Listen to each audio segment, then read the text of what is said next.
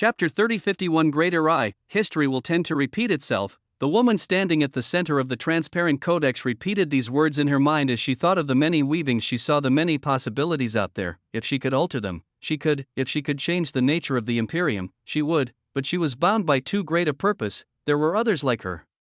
A certain Dragon Knight Emperor of the Sanctus Empress, another martial emperor similar to her.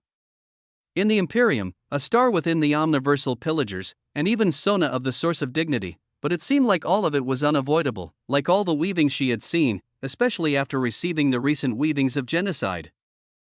Will the weavings of the Omniverse only stand as stable as they are with all our deaths? And you, the Weaver. Are you merely a tool utilized in our destruction, or do our actions enrage you so much to warrant this? The Weaver, one of the few clues they had on the instrument of the genocide, she had begun to see small amounts relating to this entity ever since the news of the omniversal genocide appeared, but his visage was clouded. This either meant he was under the influence and protection of multiple greater omniversal authorities, or he belonged to an unknown force that was protecting his weavings. Who are you? As the drums of war began to beat, a martial empress wondered. Martial Empress Yelena wondered just what the Weaver could be, and how it all came together. In her musings, Yelena, this culprit for the deaths of Alderaan and Rapiriel. This Noah Osmont, a voice cut through the calls of war and came straight to Martial Empress Yelena as she turned in a certain direction that held the manifestation of an entity who seemed to be in his teens.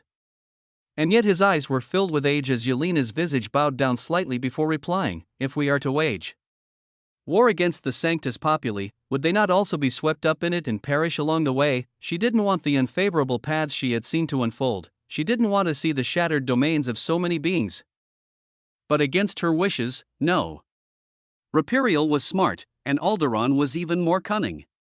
They must have not underestimated this enemy, and yet they still perished. This needs to be addressed by itself in the highest order. You. Will lead the legions of 10,000 martial kings to ensure the complete erasure and eradication of this problem.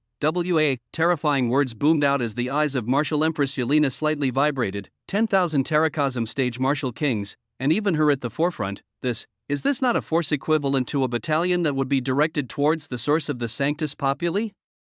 It was entirely overkill, especially if she were to lead, but against her wishes.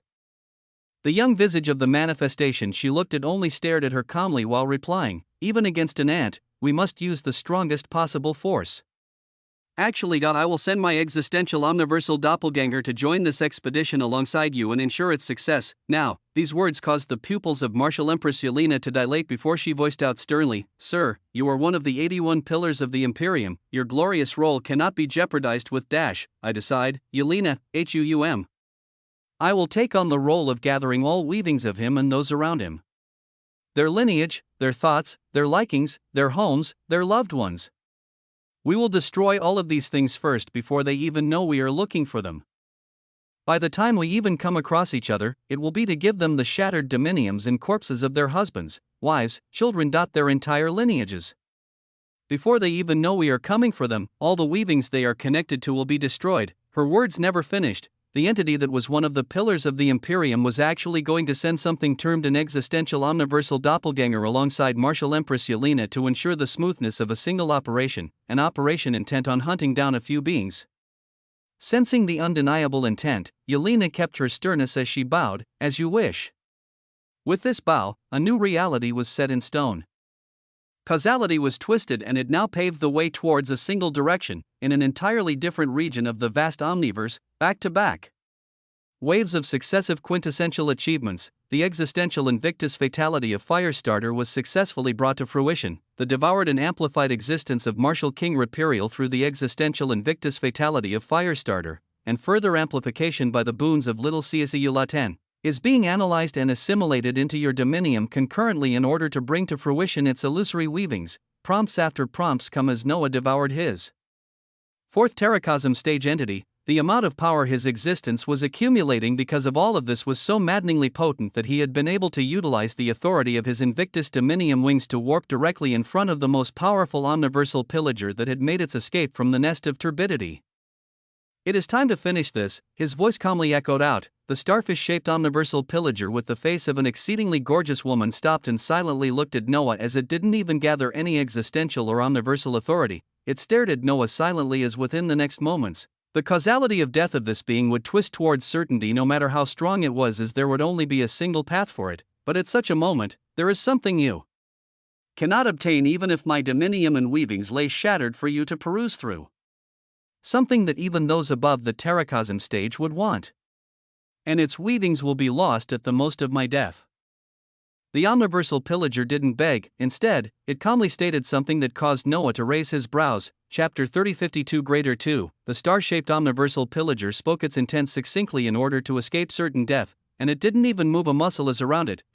Illusory figures appeared one after another to surround it. The sparkling visage of Sona also arriving here as she looked around between Noah and the omniversal pillager, her eyes eventually coming to land on the illusory weavings. She could barely grasp the existence of nearby. They included the Rincactus, Archon Basilius Alderon, the Cephalopoda Prima, and Martial King Rapirial, for terracosm stage entities radiating tremendous waves of power.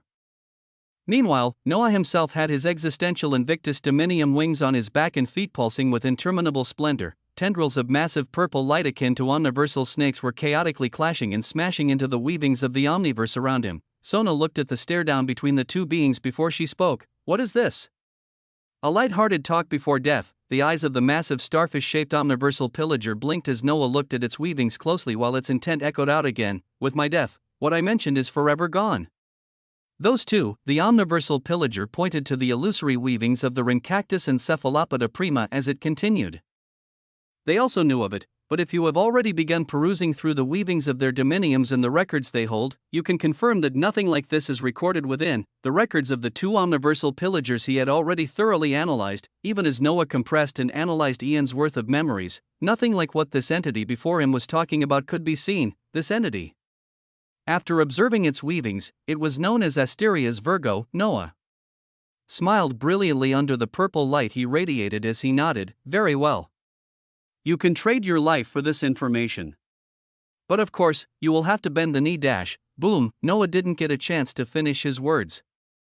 His Invictus Dominium wings that were feeding on so much potent existence instantly exploded with trillions of thin tendrils of purple light. As the moment they did, the surrounding omniverse shuddered, as if these trillions of tendrils of light were coursing through the omniverse and spreading a message. They crossed this region and the nest of turbidity, and spread even further for an unknown number of light years, and not too long after, above Noah, space trembled as the complex weavings of lesser omniversal authorities in the surroundings made way, authorities made up of the curling of data of a few hundred or a few thousand existential extremity authorities made way for something even grander.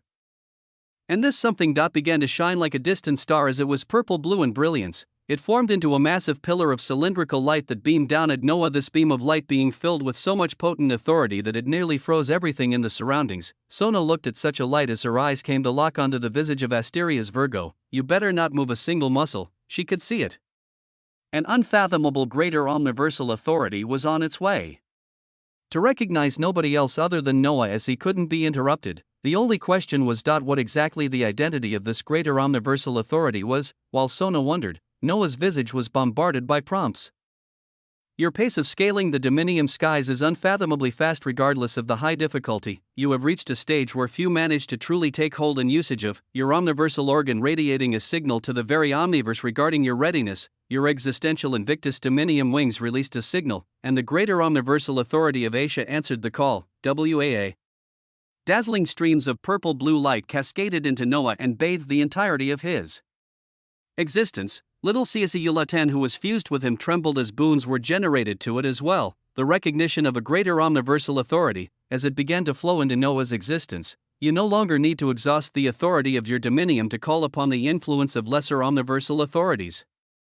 After the recognition of the greater omniversal authority of Asia, a small glimmer of your omniversal organ is enough to bring down the influence of its authority instantly. For the sake of recognition, the musings of the greater omniversal authority of Asia will flow through you and mold your existence towards a grander extreme. Boom, the inflow of the purple-blue authority felt like an endless sea. A sea of what could have been tens of thousands or even millions upon millions of thousands of weavings of existential extremity authorities. This was how terrifying this omniversal authority was, as it was a wonder for it to have recognized Noah. As for the reason why his Invictus wings may have pulled and gained this specific recognition, You smoothly and efficiently carried out one of the aspects of the greater omniversal authority of Asia, its baptism of your existence being even more quintessential due to this, Asia, as the dense weavings of what seemed like countless existential extremity authorities flowed across him. Noah understood a semblance of what this authority meant. Its definition was not at all that clear, as Noah could best make out that it related to cause, or reason, or explanation. Something that dealt closely with causality, and he had been playing with causality a great deal in the past hour, and as such an authority overflowed across his existence. Your dominiums and omniversal organ are undergoing a change as they absorb the pure authority of a greater omniversal authority. Your distinctions as the weaver of existence and weaver of extremity are undergoing a change as they absorb the pure authority of a greater omniversal authority. Your distinctions as the weaver of existence and weaver of extremity are moving past the stages of infancy and are currently scaling to adulthood. Your existential omniversal emperor lineage bathes in the greater omniversal authority of Asia and begins to burn with brilliance. Fundamental changes began within his existence. In addition to everything that was being granted to Noah from devouring 4 terracosm stage entities, but as this began, his will vibrated as immense droves of weavings came to him, your distinctions of the weaver. Supported by the brilliance of the greater omniversal authority of Asia, are pulling musings across the omniverse that are related to you. A large number of authorities are reaching out to seek to grasp your weavings and the weavings of those around you. Chapter 30:53 Greater 3. A large number of authorities were reaching out to grasp his weavings, and not just his alone, they sought to grasp the weavings of even those around him. For what purpose? Surely, it could be nothing else but nefarious. His records were his own. His weavings were hard to grasp. But the weavings of his people? They may just be somewhat more accessible, but now, there was the recognition of the greater omniversal authority of Asia.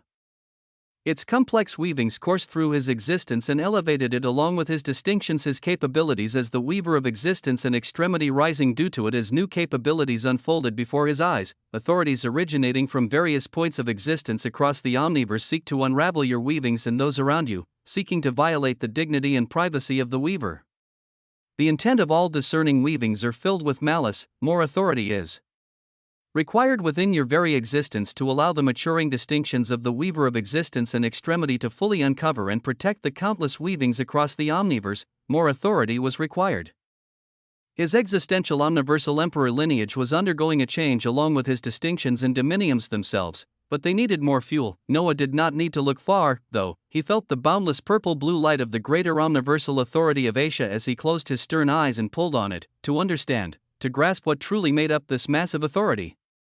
He could see the countless complex weavings that looked like tens of thousands of lines intersecting and resonating with each other, all of them following set pathways amidst the chaos. From among these complex lines, some were bigger than others as he pulled on their weavings, and the massive beam of light that was the greater omniversal authority of Asia seemed to focus even more on him.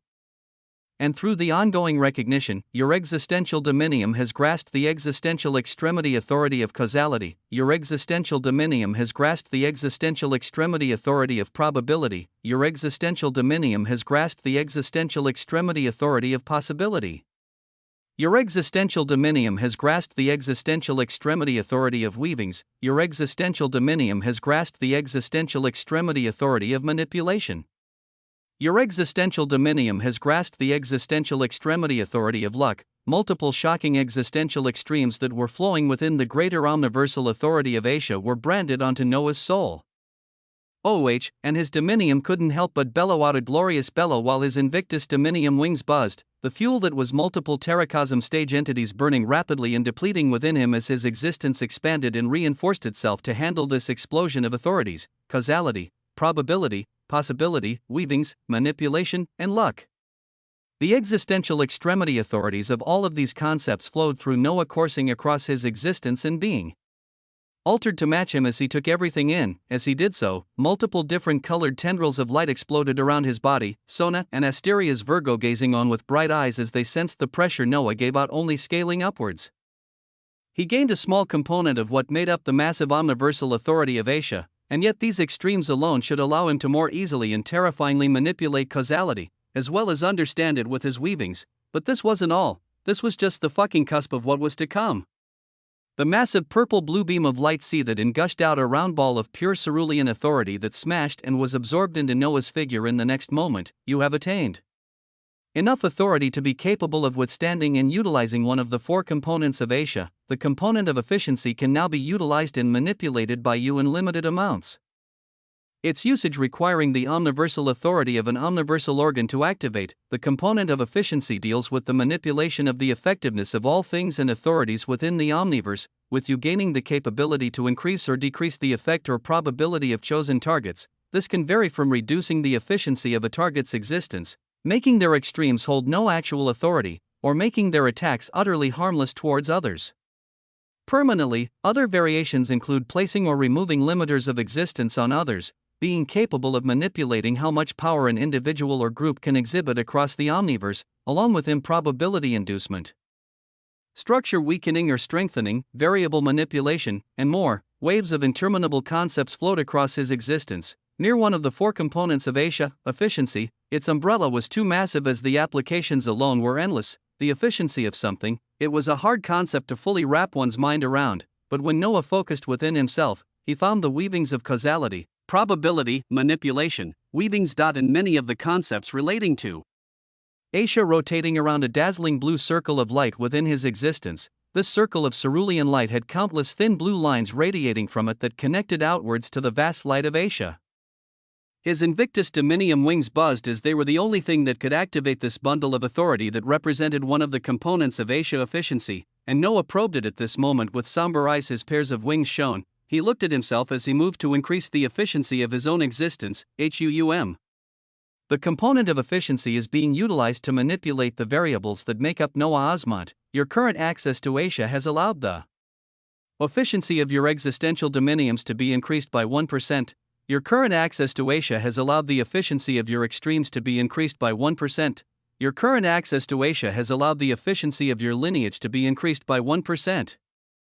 Everything regarding the efficiency of Noah Osmont has been increased by 1%. 1%, a relatively small percentage when everything was considered, but it applied very, very differently when it came to the efficiency of an existence. Just this seemingly small 1%, BOM, caused Noah's visage to explode with so much potent existential light that an erupting volcanic sea of authority bloomed all around him, Sona and Asteria's Virgo bringing their limbs in front of their bodies to protect themselves as everything in this region was blown backward. Chapter 3054 Greater 4. The existential extremity authority of quintessence has its efficiency increased by 1%. The existential extremity authority of tyranny has its efficiency increased by 1%. The existential extremity authority of infinity has its efficiency increased by 1%. Amidst an incredible volcanic eruption of authority surrounding him, Noah saw dozens of prompts flashing over his eyes as all parts of his existence had their efficiency increased by a single percentage. But why was the change so profound? This answer could only truly be answered after one gained a better understanding of what one of the four components of Asia meant. The component of efficiency. Noah had first tested it on himself as the results were currently unfolding, but there was so much else to think about that it was maddening. What if he altered the variables of existence of the infinite existential omniversal seed? What if he removed any variables of limitations on the existence of his people? Have their efficiency increased? What if the variable of fruits of existence or other existential treasures could be altered? There were so many terrifying applications that before any of them were even tested, the results of what Noah had just done to himself had to be ascertained. The breadth of all three aspects of your existential dominiums has increased by 50%. The distinction of your existential omniversal emperor lineage has been elevated in an unquantifiable direction. The distinctions of the weaver of existence and extremity have been elevated in an unquantifiable direction. As the initial eruption he had caused calmed down, his body was left behind showing interminable splendor. Weavings of his extremes seemed to be dancing with exuberance and newfound might as among all of them. The colors of blue and gold were spreading around madly. The weavings of infinity latch onto unfathomable weavings of the greater omniversal authority of Asia. The existential extremity authority of infinity with an increased efficiency has begun to expand its extreme towards an unknown direction. The weavings of fables latch on to unfathomable weavings of the greater omniversal authority of Asia. All possibilities and causalities are ultimately recorded in possible unrecorded fables. The weavings of the existential extremity authority of fables tightly flow to the heavy authority of Asia. Golden splendor raged around him, and in the midst of all of this, dazzling flames too radiant in color began to burn around him as his distinctions of the weaver of existence and extremity finally attained a sufficient power. At the same time, his very lineage began to boil. Those daring to peek at you and those around you have earned the ire of your very bloodline. Reddish-pink flames began to burn, hues of purple and blue glaringly gushing out from it due to the influence of Asia, as the weaver of existence and extremity, veils and machinations of weavings surrounding you become immeasurably clear. The source of the spread of your weavings to the omniverse that has led to others seeking to unravel who you are and the weavings of those around you has been located. The source of the spread of your weavings to the omniverse originated from a prophecy that initially unfolded from you, but was later misdirected and influenced by an unknown influence that latched on to greater omniversal authorities, HUUM. Incandescent brilliance bloomed from Noah as this time, it was filled with boundlessly rising wrath. In the distance, the visage of Sona had just returned to her old position while staring at Noah with some eyes, her will locked onto Asteria's Virgo, who didn't run during this chaotic time as this starfish-shaped omniversal pillager also watched carefully. As if he knew he couldn't run, both of them returned to their old positions as they thought that the eruption of authority should now be calming down as the entity ahead of them consolidated whatever gains he had made, but in the next moment, who? Boom! Sona covered her ears while smacking her lips as the shout of this intent alone may have been able to shatter the eardrums of a weak terracosm stage entity. It was filled with boundless anger of existential extremity authority as it would make one wonder what the who in the single question was referring to, just who had earned the wrath of this terrifying being before them? Noah was the only one who had the answer as his existence was currently burning with controlled rage. The existential extremity authority of the protagonist blooming upwards at this moment to contribute to this intent, it had produced the prophecy, and all of Noah's weavings had seen how threads of an omniversal authority had come down as a part of the prophecy had changed after this influence, twist and turn again, all existence and non-existence shall bend all the same, twist and turn again, serfs and kings shall feel the same pain, twist and turn again.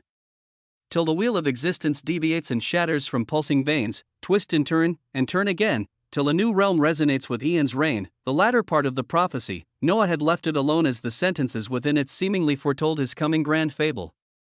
Where even if the words couldn't be clearly understood with something like the wheel of existence deviating and shattering from pulsing veins, they still seemed to pertain to him, especially the last sentence, but for it to not be a mere influence that only made his prophecy better, but for it to actually be a sense of misdirection? Something purposeful done by something else, something that had latched onto not one, but multiple greater omniversal authorities to misdirect weavings of his prophecy and also utilize this to spread weavings about him across the omniverse. For what purpose? Why were malicious intents and wills across the omniverse currently looking for him and the weavings of those around him? Your distinctions uncover an intricately veiled plot to force you to take on the path of an omniversal destroyer. Chapter 3055 Conspiracy. In the midst of heavy flows of authority, with the breadth of his existence greatly expanded and a large number of existential extremity authorities added, his distinctions uncovered veiled weavings that sought to push him on the path of an omniversal destroyer. What was an omniversal destroyer? Something that brought damnation and apocalypse onto the very omniverse itself. Before Noah even received the weavings of what was uncovered, his gloriously buzzing will already put many things together, many parties and intents seeking to uncover his weavings and the weavings of his people.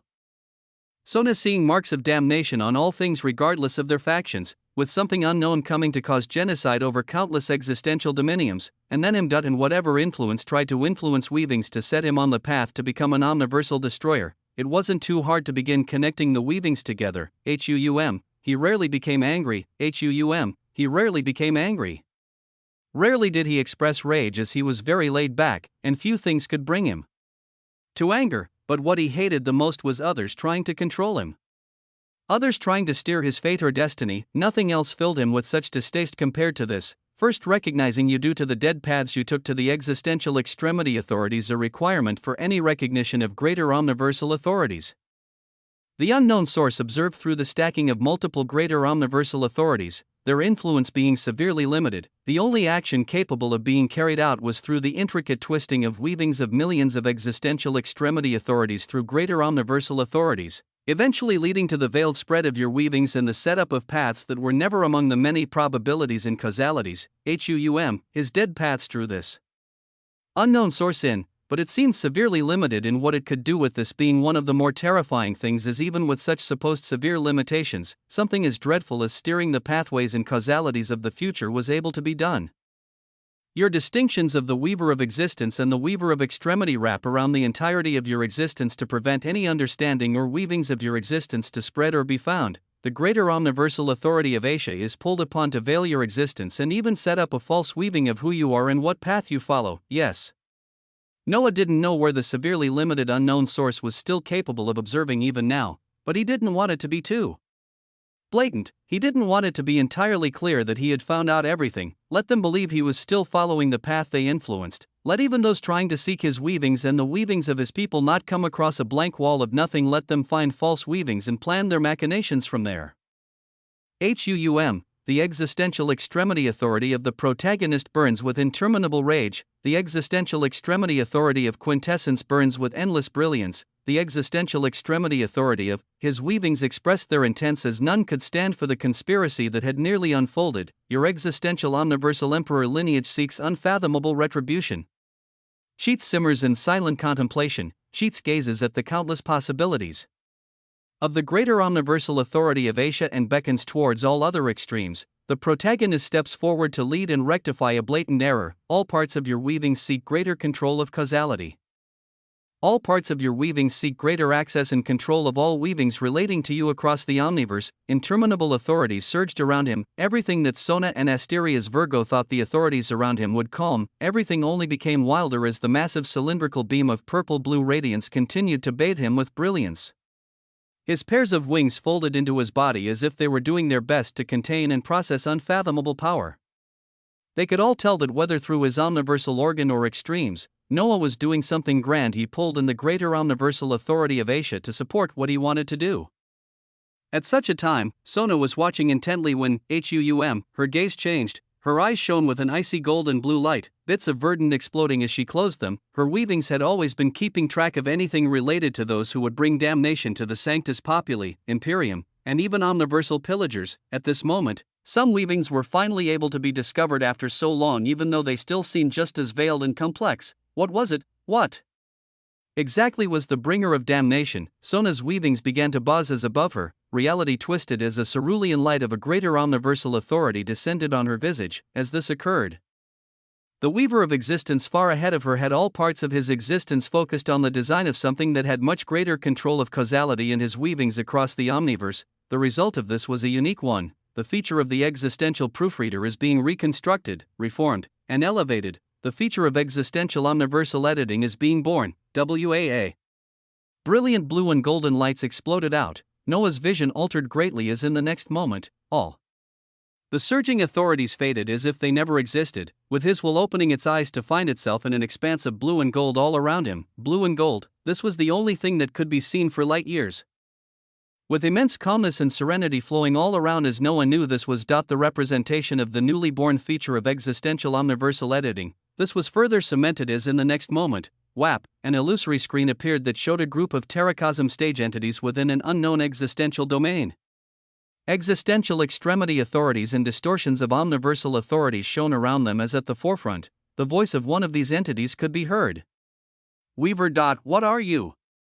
Where are you? Whap. As the events of this illusory screen appeared, another illusory screen also came to be as this process continued one after another. It was the advent of a feature too terrifying to even comprehend.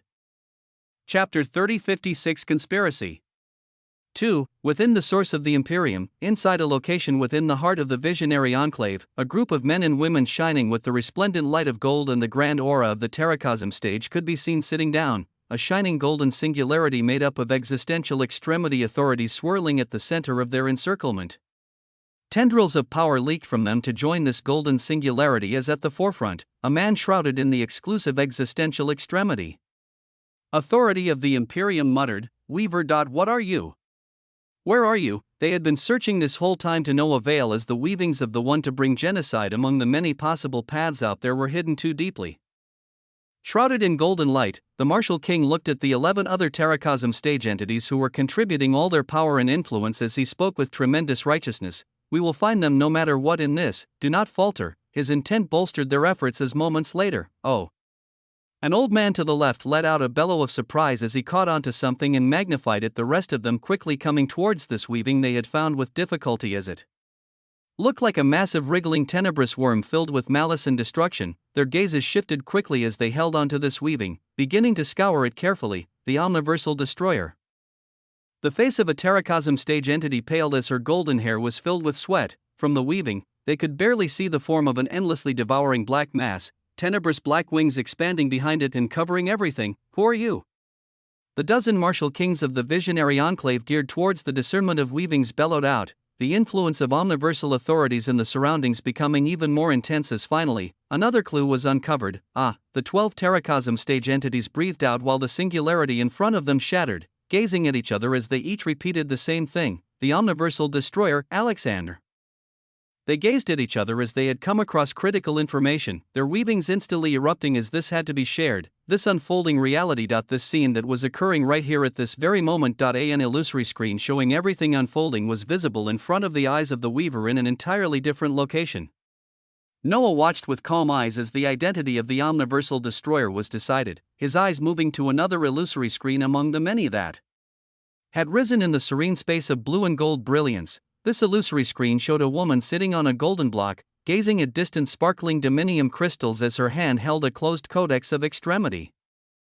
Her voice could be heard clearly from the illusory screen as if Noah was right there. I've seen the possible paths where you and others died, but this is the first time that I will be the one responsible for your death, Sona. Her gaze was no longer filled with reluctance as her mind was made up, everything else aside, she had her duty. A duty that was much too heavy to cause it to falter for an entity she only knew of from possibilities. Through you, I will get this, Noah Osmont.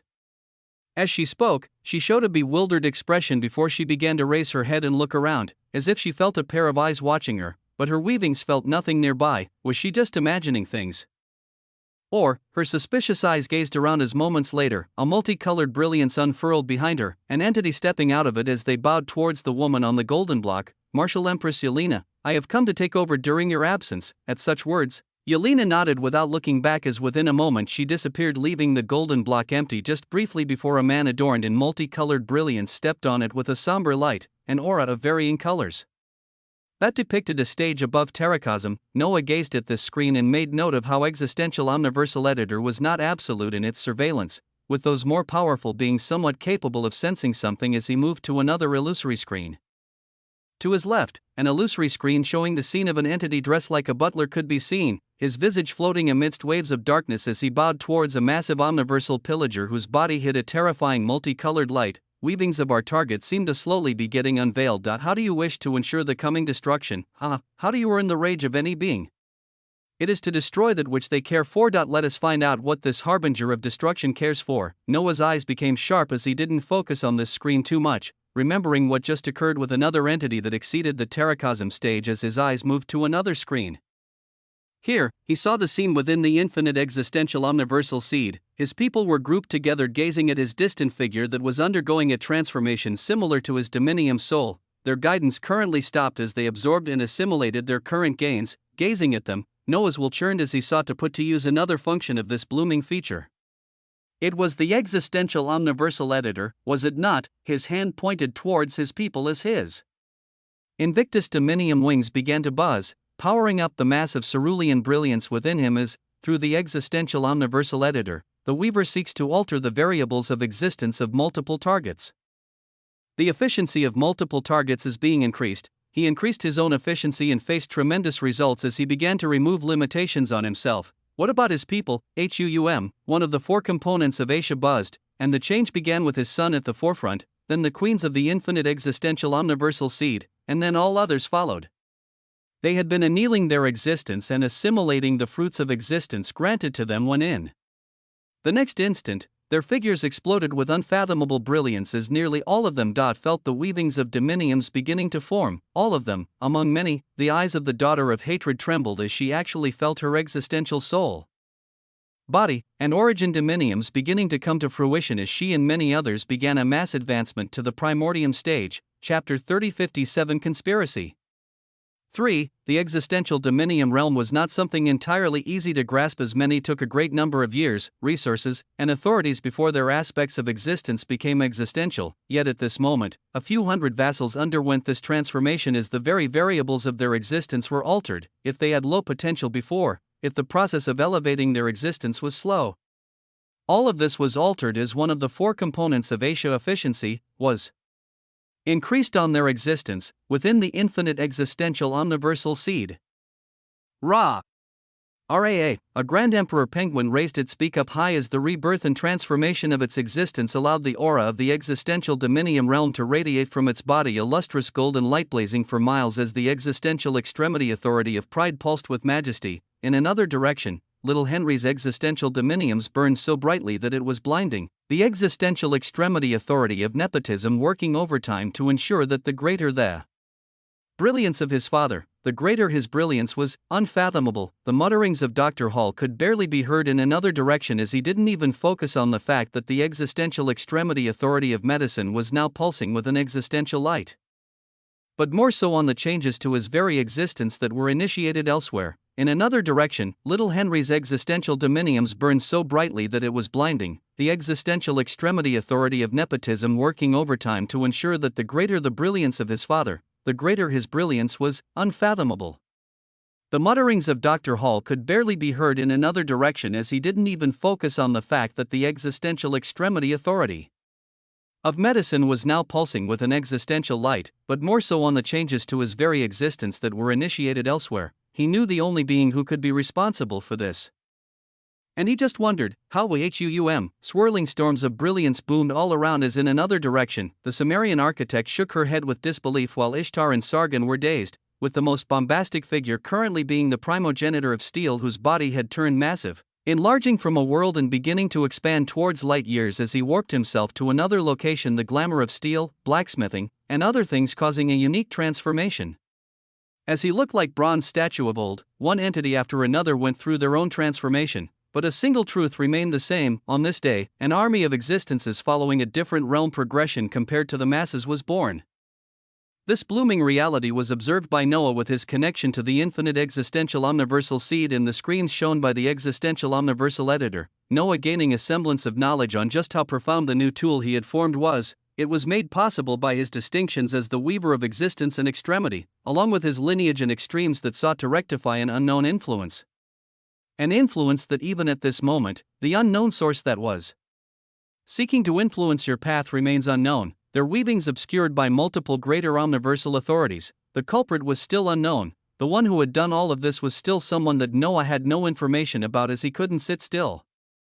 He had to continue exploding ever upwards in power as at this moment, the path of extremes led towards more and more existential extremity authorities, and since one's dominiums could not entirely contain millions of such authorities, the answer was the influence of omniversal authorities, just like the unknown source that was hiding its weavings behind multiple greater omniversal authorities. Noah had to attain the recognition of just as many, if not more, but herein lay a terrifying truth. Just the greater omniversal authority of Asia alone felt so massive, he felt like he had only just touched the cusp of what this omniversal authority held, with him barely gaining access to one of its four components. And even this component of efficiency alone, he had only just begun playing with it. A unique weaving of emotions swirled within him as he felt like he had all the time in the world, since it took others millions or eons to achieve what he was achieving, but he also felt like it was moving so slowly. He achieved within minutes and hours what others needed eons for, and yet even this seemed too slow. Faster. His intent burst out, and his Invictus Dominium wings began to buzz. Causality was twisted, his transformation was massive and impressive, and it would take some time to complete as surely. There was a high probability of its grand completion, so Noah simply sent his will out and let it be known that causality can be twisted to achieve the end result of this transformation. The end result of all the terracosm stage entities he had devoured and assimilated, the end result of the transformation of little Caesulatan merged with him, brilliance unfolded. Because at this moment, when it came to causality, Noah had even more tools under his banner. The existential extremity authority of luck was triggered towards the ongoing existential causality. The existential extremity authority of manipulation was triggered towards the ongoing existential causality. The most optimum and profound end result has been set forth from all the possible paths of this existential causality. the existential extremity authority of luck has triggered quintessential ascension during the transformation of this causality. Weavings of fortune and destiny overlap and amplify, probability being distorted in a quintessential fashion as the efficiency of this altered existential causality has been increased by 1%. Causality was distorted, what was bound to happen was forced to happen and finish in an instant, and the manner in which it happened was amplified and elevated multiple times over. The result, boom! An illusory flash of purple wings radiated outwards for light years as an instant later, all surging authorities faded. In the distance, Sona opened her eyes. The humanoid face of the starfish-shaped omniversal pillager that was Asteria's Virgo gazed forward with scrutiny. Their eyes were locked onto the visage of an entity adorned with garments made up of existential extremity authorities. His fair skin sparkling with radiance as on his feet and back. Iridescent pairs of wings could be seen pulsing brightly. Their makeup still remained a powerful purple aurora of royalty, but at this moment, fantastical golden feathers gracefully flowed in intricate parts of these wings. It was a mixture of purple and golden radiance. Purple represented the Telios stage while gold represented Terracosm. Noah was traversing in neither of these stages as his Invictus Dominium stage now showed. Hues of purple and gold, Chapter 3058 Entropic Fervor. Causality was distorted as everything finished all at once. Noah's body was shrouded in existential extremity authorities that came together to form an emperor's robe. With his Invictus Dominium wings pulsing to release a swirling aurora of authority that circled around him and made him look so supremely unique, if one looked even closer to him with piercing eyes, they may be able to see a series of colorful auroras rising up and burning around his body akin to hockey, but they were invisible to the naked eye. Your existential Invictus Dominium wings radiate an innate existential causality defense. Any attacks sent your way will have to go through a series of constantly regenerating shields of causality that reduce and lower any probability of damage reaching you. This innate existential causality defense costs no resources to keep active and will be with you until your existence deems it unnecessary. Noah raised his hands up to observe the invisible auroras of authority, his right hand wiggling at this moment as a creature came out of it. A furry ball of black and white that had gained stripes of gold formed as its wide eyes blinked with a sense of loss and sadness for leaving Noah, yet its own body was shaking with interminable power as the gains it had made were immeasurable. Prompts continued to rise before Noah's eyes as he ascertained the changes. Your distinctions as the Weaver of Existence and Weaver have entered the adult stage. Past the adult Weaver stage, the weavings of the Elder Weaver and Ancient Weaver have been observed ahead, an adult Weaver of Existence and Extremity. It allowed him to grasp weavings about himself and others at a shocking pace and control, all the while hiding his own weavings and controlling what others knew about him. Ahead, there were the stages of the Elder Weaver and Ancient Weaver to look out for, with there being many unknowns for what these stages would bring. Your existential Omniversal Emperor lineage has become a greater Omniversal lineage. Being more intertwined with the Omniverse and existence, the breadth of your existence will be supported and expanded passively to accommodate more existential extremity authorities, with certain lesser omniversal authorities passively applying their influence on your existence to increase your advancement across the Dominium skies. All those of your lineage in the existential Dominium realm will be capable of gaining the influence of a lesser omniversal authority, with those reaching the Invictus Dominium stage capable of gaining the recognition of a lesser omniversal authority right away. You can choose when to apply the advancements of your lineage to your vassals at any time. His lineage was bringing in shocking authority, and whenever he so chose, the benefits and boons would flow down to his forces as they experienced something only those who had moved for eons had the chance to. By the time they all finished their transformations into the existential Dominium realm and Noah applied the benefits of his lineage to even give them the influence of lesser omniversal authorities, he could send this army out for the conquest of existential Dominium. And when speaking about armies, the illusory weavings of your defeated enemies were born from your analysis and weavings, and they now carry a trace of your brilliance as the blood of the existential Omniversal Emperor flows through them.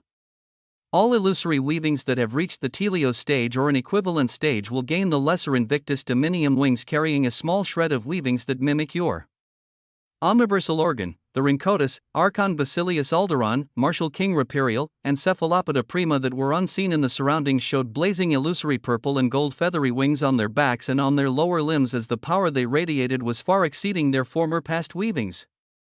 Noah's brilliance was astounding, but he never kept it all to himself, it was always shared, and as he was still determining just how profound his power had risen, especially the offensive capabilities of causality that the Invictus Dominium wings now had, the visage of Sona appeared before him. your strength seems to be catching up. Maybe even exceeding mine at this point. Her utterly gorgeous visage that was now without her heart spoke just as confidently as before. The icy blue light of a greater omniversal authority still lingered around her as she came to Noah and gazed at him up and down, her bright eyes taking everything in as she even sniffed him as if she were confirming something. Her voice then rang out as it held a trace of seriousness. More of the weavings about our enemy are becoming available. The omniversal devourer Alexandr.it feels off though. My senses even say that it's bullshit, but I don't have any weavings to support it. The unique thing is that there were many paths of destruction, but a great deal of them have faded as of right now. But damnation is still the majority. Noah looked at her closely as she spoke, with there not even being a debate in his mind on whether he would let this entity before him know about the fact that he was the enemy she was looking for and forming this whole initiative about. It wasn't even a matter of trust or what his own weavings were telling him. It was the fact that this entity had literally given him her heart, her omniversal organ that could break with a little pressure. So he spoke calmly as behind him, the image of the omniversal devourer Alexandr, that he released for anyone seeking information regarding these possible weavings of damnation could see. I put out the weavings of Alexandr since I realized the omniversal destroyer was planned to be me. Sona's pupils dilated, the icy blue beam of cylindrical light that represented a greater omniversal authority brightened and nearly solidified. She was inches away from Noah as within an instant, her right hand snaked out and grasped his neck tightly. The innate existential causality defense didn't stop the hand whatsoever as this wasn't an attack. An instant later, Sona came even closer to Noah and wrapped her legs around his body, her left hand grabbing his vibrant hair as with her right hand still grasping his neck, she pushed her red lips onto his. It was an action that caused little Cici Yulatan on the side to blink and turn around as if he was seeing something he shouldn't see, with Sona breaking from the kiss after a second as her intent rang out. My guy, what a fucking relief. Chapter 3059 Entropic Fervor. 2. It was a shocking turn of events. Most would expect a feeling of betrayal if they were told the enemy they were looking for this whole time was right in front of them. A fight may have broken out with things turning extremely sour.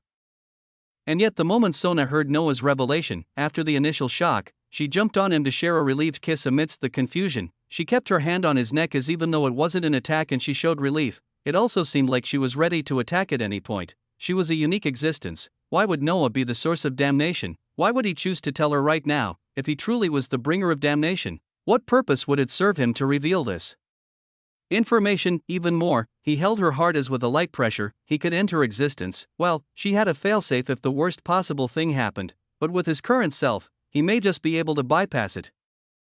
And it was also the way he phrased his words. I put out the weavings of Alexandr since I realized the omniversal destroyer was planned to be me. Since he realized that the omniversal destroyer was planned to be him, he realized it, planned. These words were crucial. She didn't jump straight to conclusions as with their faces an inch away. Her lips came to his ear as she looked behind him at the disappearing visage of the omniversal destroyer she had seen in her weavings. Explain.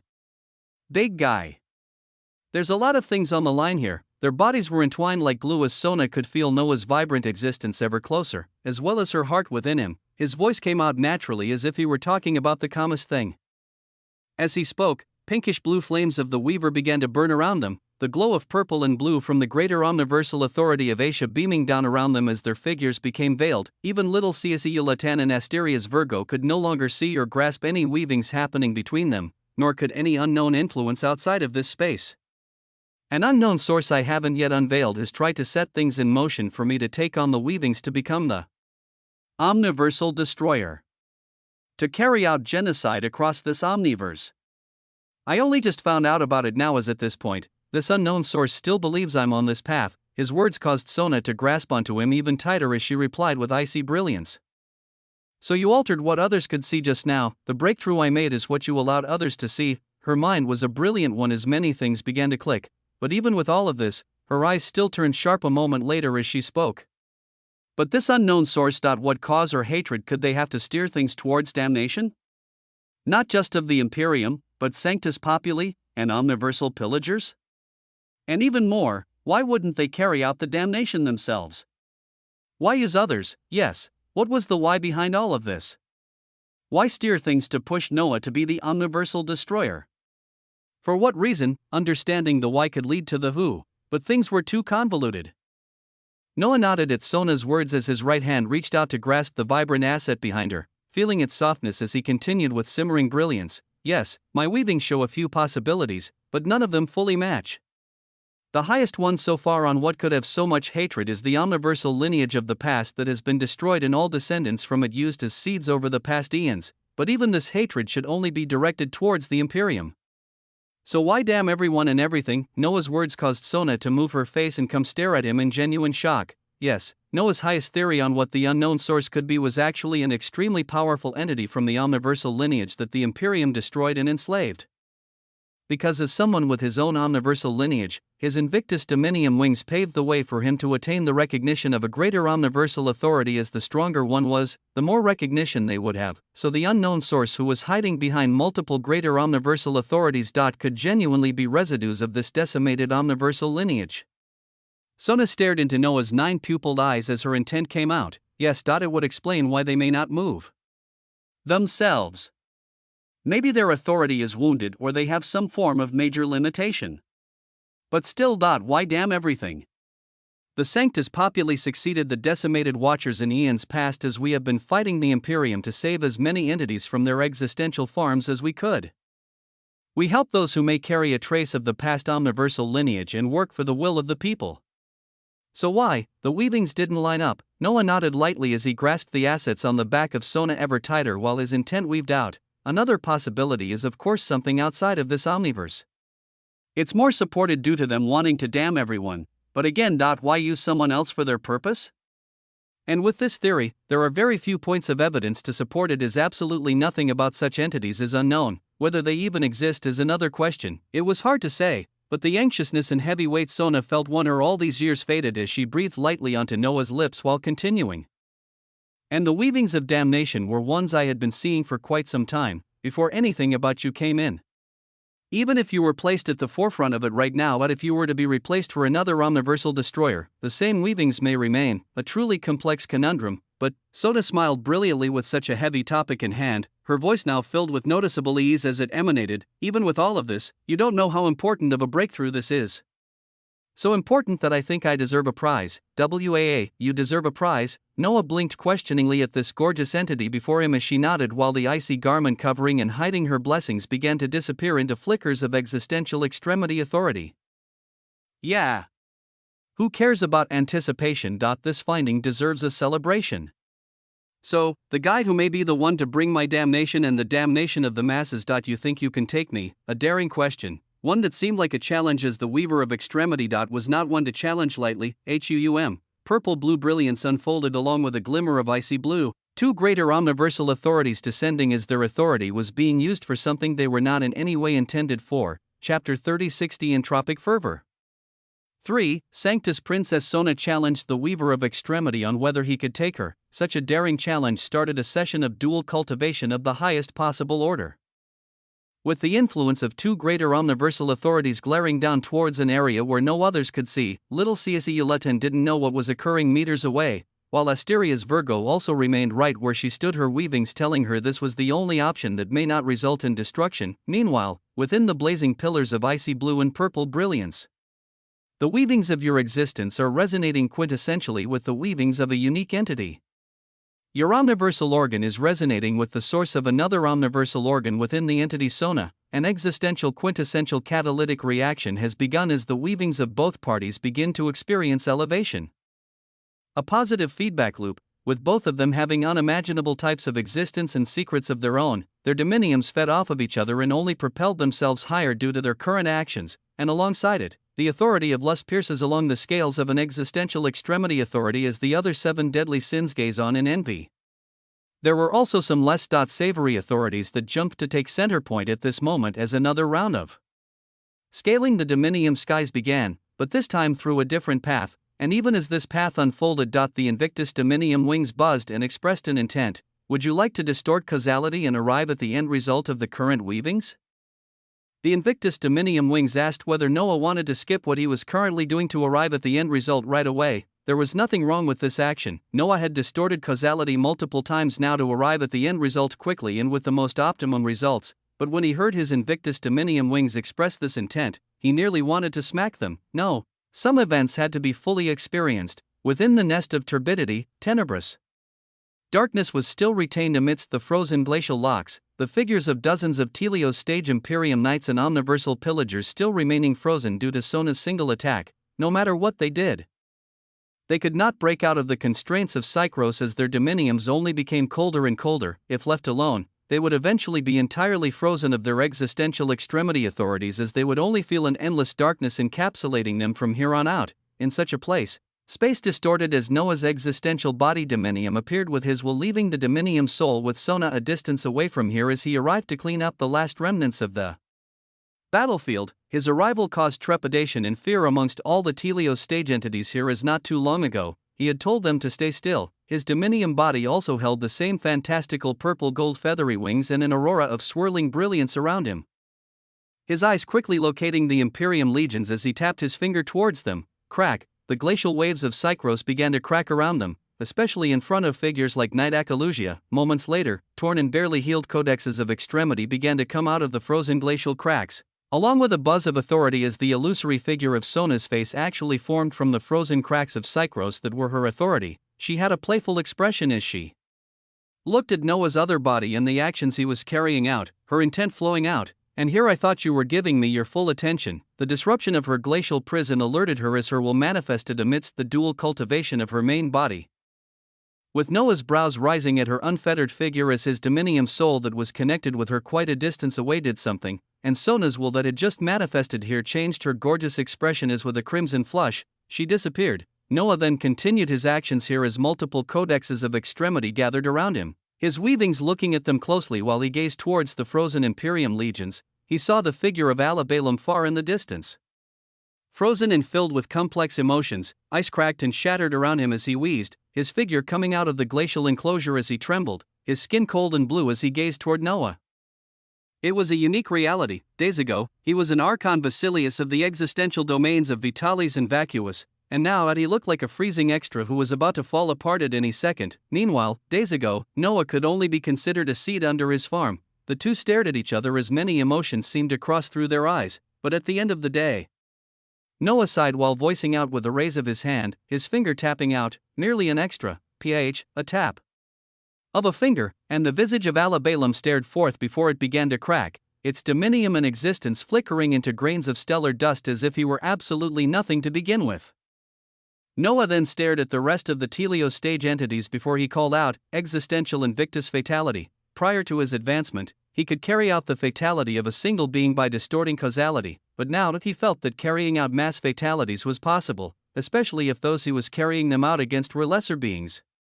The authority of his glorious wings began to buzz while in the distance, the frozen bodies of Telios stage entities beginning to tremble.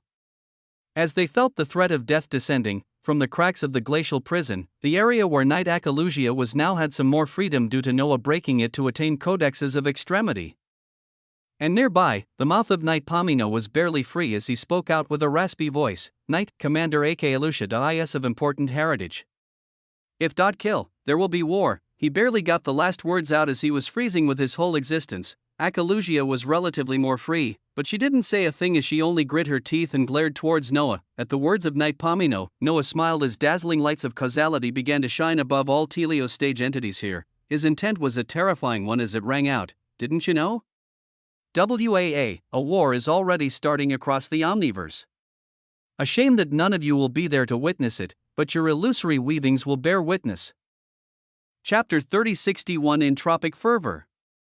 For Knight Pomino tried to dissuade Noah just a little bit from what he was about to do. He stated how Knight Akalusia stemmed from a grand heritage within the Imperium, and that killing her may just start a war. But Pomino and the others didn't know. Noah had already seen the weavings of war as they related directly to him, along with the decision of the Imperium to proceed along this destructive path similar to what they had done before. It was a shame that these Knight Legions didn't even get the chance to join, as they would be among the first sacrificial lambs. The existential Invictus Fatality was laid down in the glacial prison of Psychros. Fiery golden light rose as above every Telios stage entity. The gorgeous visage of a saintess bathed in golden flames manifested. All her manifestations smiled with a devilish charm while turning the heads of those below to face them, a slender finger floating right above their mouths or upper orifices of the omniversal pillagers as moments later, the pristine landscape of frozen blue glaciers began to melt.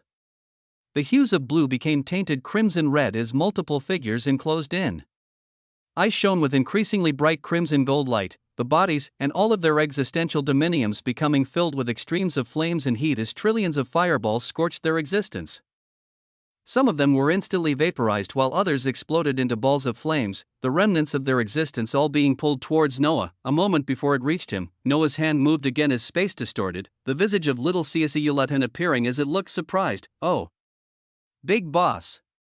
Is this another shell?"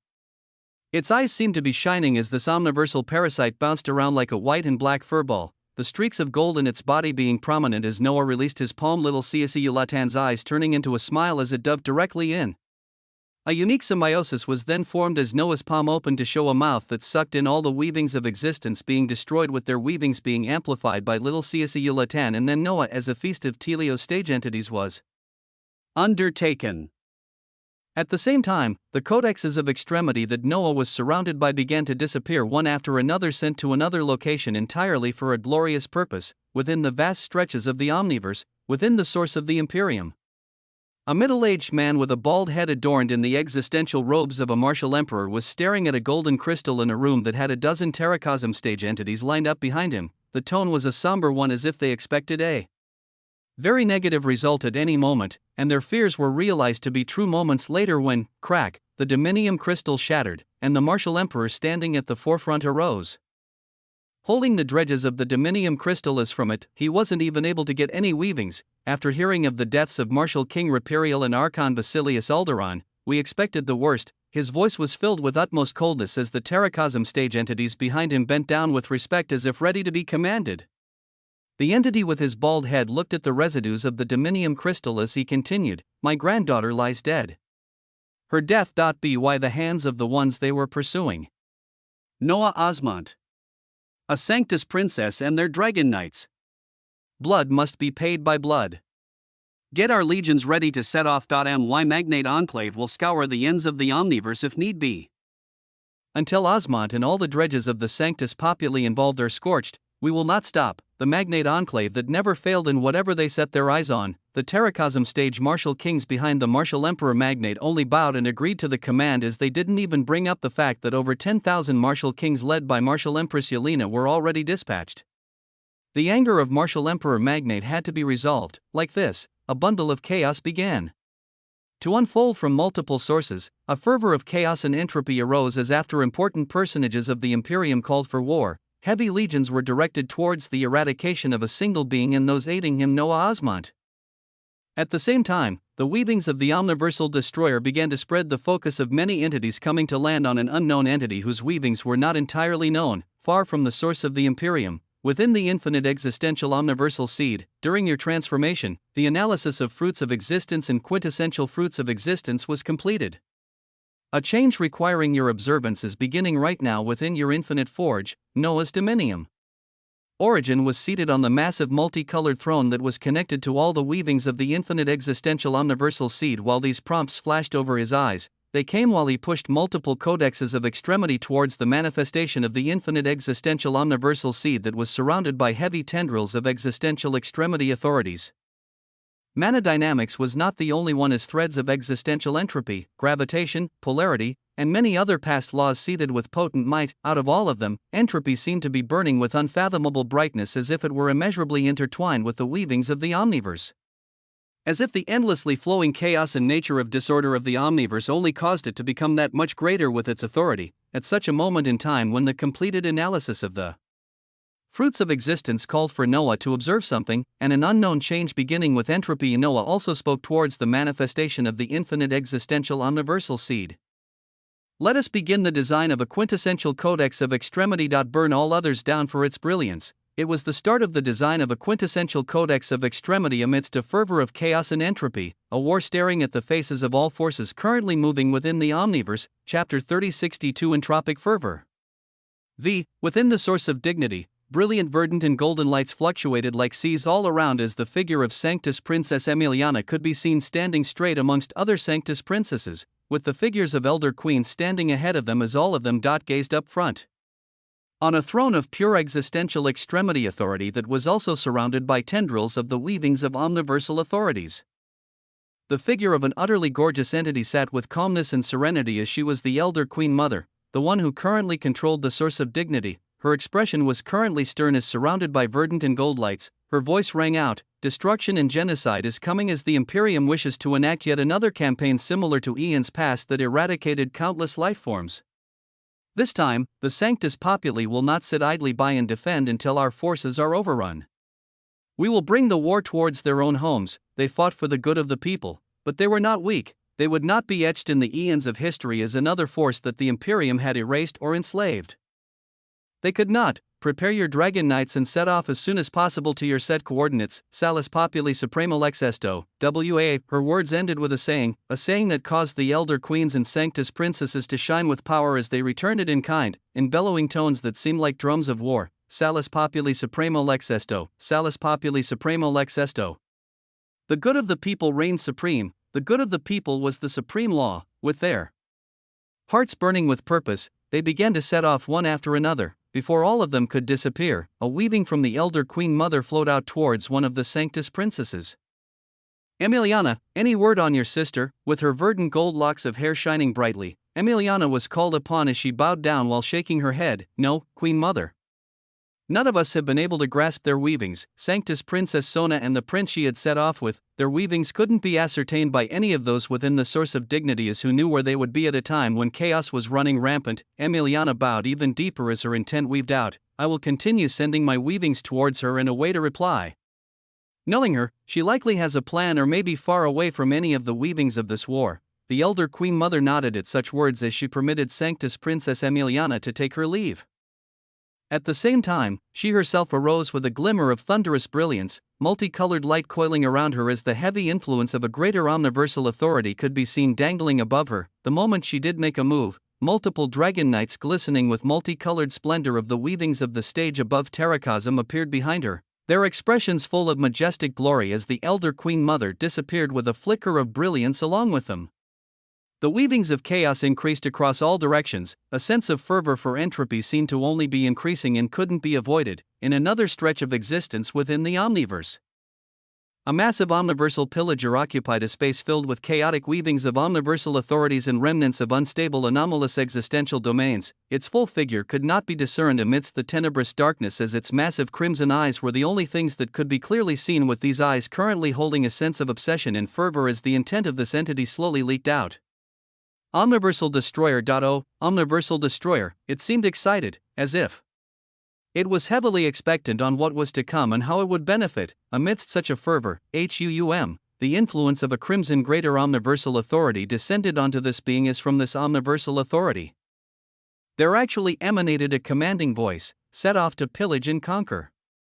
No reservations or restraints from here on out. The voice carried a commanding tone that the massive omniversal pillager radiating a dim multicolored light could not ignore. Countless tentacles beginning to rise at this moment as this entity began to move across the omniverse. Many wondered about the mystery of omniversal pillagers, whether they moved only to pillage and destroy, and why there would be times of silence and inaction, and times of chaos. They wondered whether there was a structure of power amongst the omniversal pillagers, whether they were being led by or listening to the order of any entity.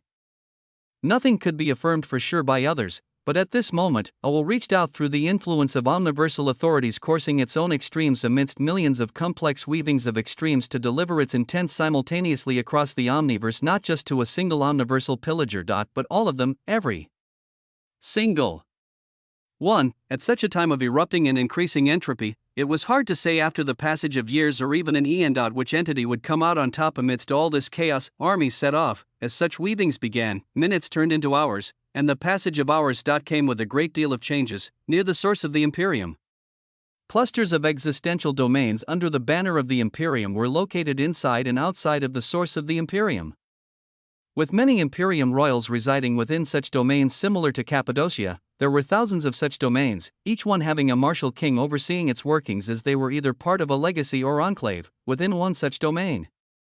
News had begun to spread among some Imperium royals of unique new products within the existential Imperium exchange automatons that could manage their domains and do exploration tasks with shocking efficiency. This caused many of them to be purchased. across different existential domains, especially so when the news of the tides of war came. With war came opportunities, with war came many costs, as countless products would exchange hands within the existential Imperium exchange as everyone sought to anneal and strengthen their own dominiums. So weavings of the infernal enclave spread along with the automaton workers they sold, inside a domain where automaton workers were lined up and ready to be deployed. Their blue-gold radiance and dull eyes instantly came to life without being activated by those who purchased them, with the space in front of them distorting and forming a rift in space. From this rift, the figure of a handsome young man stepped out as he was followed by the visage of an emperor penguin, a man with a glistening, tenebrous katana, and multiple others that stepped out. It was the arrival of the quintessential Commander Henry among many others within the domains of the Imperium as a war truly began. Chapter 3063 Entropic Fervor 6. The moment little Henry and a few others arrived in the existential domain that had a few dozen existential automatons bought and stationed before they were deployed, little Henry raised his hand to release a glistening singularity, a seed, one that radiated a devouring light of power and brilliance. As the moment it was released, the surrounding weavings of the existential domain began to be sucked into it. Our job is a simple one, WAA, Henry's voice rang out amidst other renowned figures of the infinite existential omniversal seed, all of them spreading out and circling around the seed, devouring everything. We defend until everything is devoured. RA, the fearsome cries echoed out in response to Henry's words as quintessential soldiers who had the variables of their existence altered were sent to the forefront of the war, into the homes of the Imperium where currently, their martial kings and Telios stage knights were greatly reduced in number, in another existential domain. A group of Sequor and Neonate stage young masters were leading a group of automaton workers into a golden floating ship, one that was setting off towards a region filled with anomalous existential domains under the control of the Imperium. Yet in the next moment, whap, space twisted above the automaton workers as the figures of multiple entities with unique auras appeared. At the forefront was a woman filled with devilish charm and adorned with a crimson dress, the horns of a demoness present on her head, as it was none other than the daughter of hatred, Lilith. Beside her, the fiery gold figure of Iam could be seen shining with a light of infinity, as alongside them, the figure of a tan muscular man with shorts and an unbuttoned white shirt could be seen holding slippers in his hands, this entity being none other than Erickson. Their bodies emanated a unique glow and power of existential dominium as the Imperium royals stared at them in a stupor, and before anybody could fully react, it's a good day to distort some probabilities. A powerful light shone from him, far exceeding even Lilith and Iam, as he was one of the few who greatly benefited from the elevation of Noah's existential omniversal emperor lineage with its capabilities of distorting reality along with what the Invictus Dominium stage promised. As someone who had long since played with probabilities before, the glow of the existential extremity authority of probability linked to the Weaver of Extremity buzzed around Erickson with a royal purple light as he spoke out. There's a high probability of an ass whooping coming up for you all, WAA. Along with his words, his right hand holding a slipper swung down, a massive illusory slipper appearing above as it came down akin to swatting flies. Only now did the Sequor and Neonate stage young masters react, as by this time, a devilish light had already unfolded from Lilith, while Iam carefully released a devouring seed behind them, in another Imperium existential domain on the periphery of the source of the Imperium. A rift opened behind an assembled row of automaton workers, the figures of Commander Phone, the primogenitor of Steel, the Bard of Quintessence, the Sumerian Architect, the Seer of Sema, Ishtar, Sargon, and a dozen other beings appeared at this moment. But the moment they did so, fuck me, the Sumerian Architect cursed as they found themselves on the back of assembled legions, ahead of them, with a dozen Telios stage Imperium knights in the lead, the eyes and wills of such beings in 9 legions made up of hundreds of Sequor and Neonate stage Imperium royals that were about to set off landed on them. The two sides gazed at each other in a stupor briefly as the Imperium legions within this domain reacted quickly. Many tendrils of weavings erupting out. Not to worry, in such a situation where they came across overwhelmingly powerful legions, little fish wouldn't send you all to your deaths. The voice of Barbados rang out as she stepped out of the rift with the figures of terrifying existential omniversal undead in tow, her devilishly small visage stroking the skull of a dragon as she sat on the head of an existential omniversal Lich King burning with deathly black flames. As a member of the harem, the extremity authority of harems granted a terrific amount of power to Barbados, and she wasn't alone. Alongside her, Adelaide, Athena, Caitlin, and multiple others flooded out while burning with tremendous power, meeting the 9 legions of the Imperium within this existential domain head-on. Within one existential domain, and another existential domain, and another, the forces of the Weaver of Existence began to make their way even before the main armies of the Omniverse clashed. These vassals were not run-of-the-mill Dragon Knights or Imperium Knights, they held an entirely different realm progression. And altered existences with their efficiency increased, along with the benefits of the existential Omniversal Emperor flowing through their blood, the moment all of them began their battles. Shockingly, the Imperium Knights and Royals they faced found out a shocking fact. In the existential domain where Barbados and others were, the Telios stage Imperium Knights opened their eyes wide as they observed a dark distortion of space and influence of a lesser omniversal authority. But it didn't just occur around Barbados, it also occurred around Athena, around the Sumerian architect, around the primogenitor of steel, a glow of influence that mainly knight commanders held as they utilized the codexes of extremity to gain the influence of omniversal authorities. At this moment it radiated from every single one of Noah's vassals as he unleashed a terrifying army. And even this was a single army, he still had an invisible army of illusory weavings that had its own glorious purpose to achieve, and they patiently lay waiting. As for Noah himself, a storm of existential extremity authorities blazed near a multicolored throne at the center of the infinite existential omniversal seed at the center of it all. Being a colorless crystalline book, a Codex of Extremity, Chapter 3060 for the Codex. Colorless, transparent, it seemed like an extremely delicate piece of work, but also something too exquisite to even be touched by ordinary hands. The manifestation of the infinite existential omniversal seed was standing in front of this delicate book as her intent weaved out, a tool not just to act as a guide to extremity, but as something that will take extremes to an unfathomable level. To allow one to tap into and gain access not to just a few existential extremity authorities, but millions. The purpose of the Codex of Extremity was to give one access to existential extremes that they would normally not have access to. An entity was limited, their dominiums were limited, but a tool could expand this as from the designs and hard work of the Imperium, Noah, and the infinite existential omniversal seed constructed their own tool, their own Codex of Extremity, constructed from the purest essence of hundreds of thousands of broken down quintessential fruits of existence, quintessence itself, infinity, mana dynamics. The ingredients of the quintessential Codex of Extremity were listed one after another as wondrously, it was born from the back of fruits of existence. The only question was, how did Noah attain such large numbers of fruits of existence? First was through the infinite existential omniversal itself. And then there was the fact that he had finished analyzing the quintessential fruits of existence and the normal fruits of existence. A prompt told him he had to observe something within his forge. This observation continued to be astounding even now. Within his dominium, surrounded by weavings of loot, causality, destin, fortune, probability, and many others, there was the infinite forge. It was existential.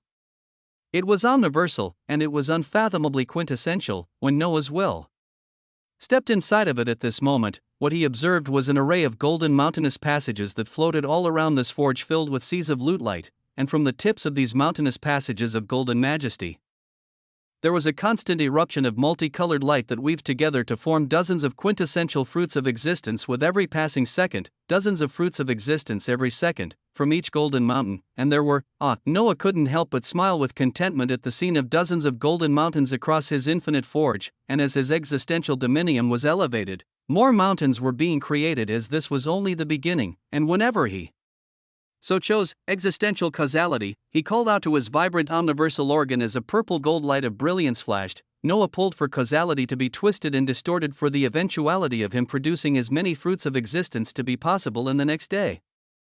And the existential extremity authority of luck was triggered towards the ongoing and future existential causality. The existential extremity authority of manipulation was triggered towards the ongoing and future existential causality. The most optimum and profound end result has been set forth from all the possible paths of this existential causality, the existential extremity authority of luck.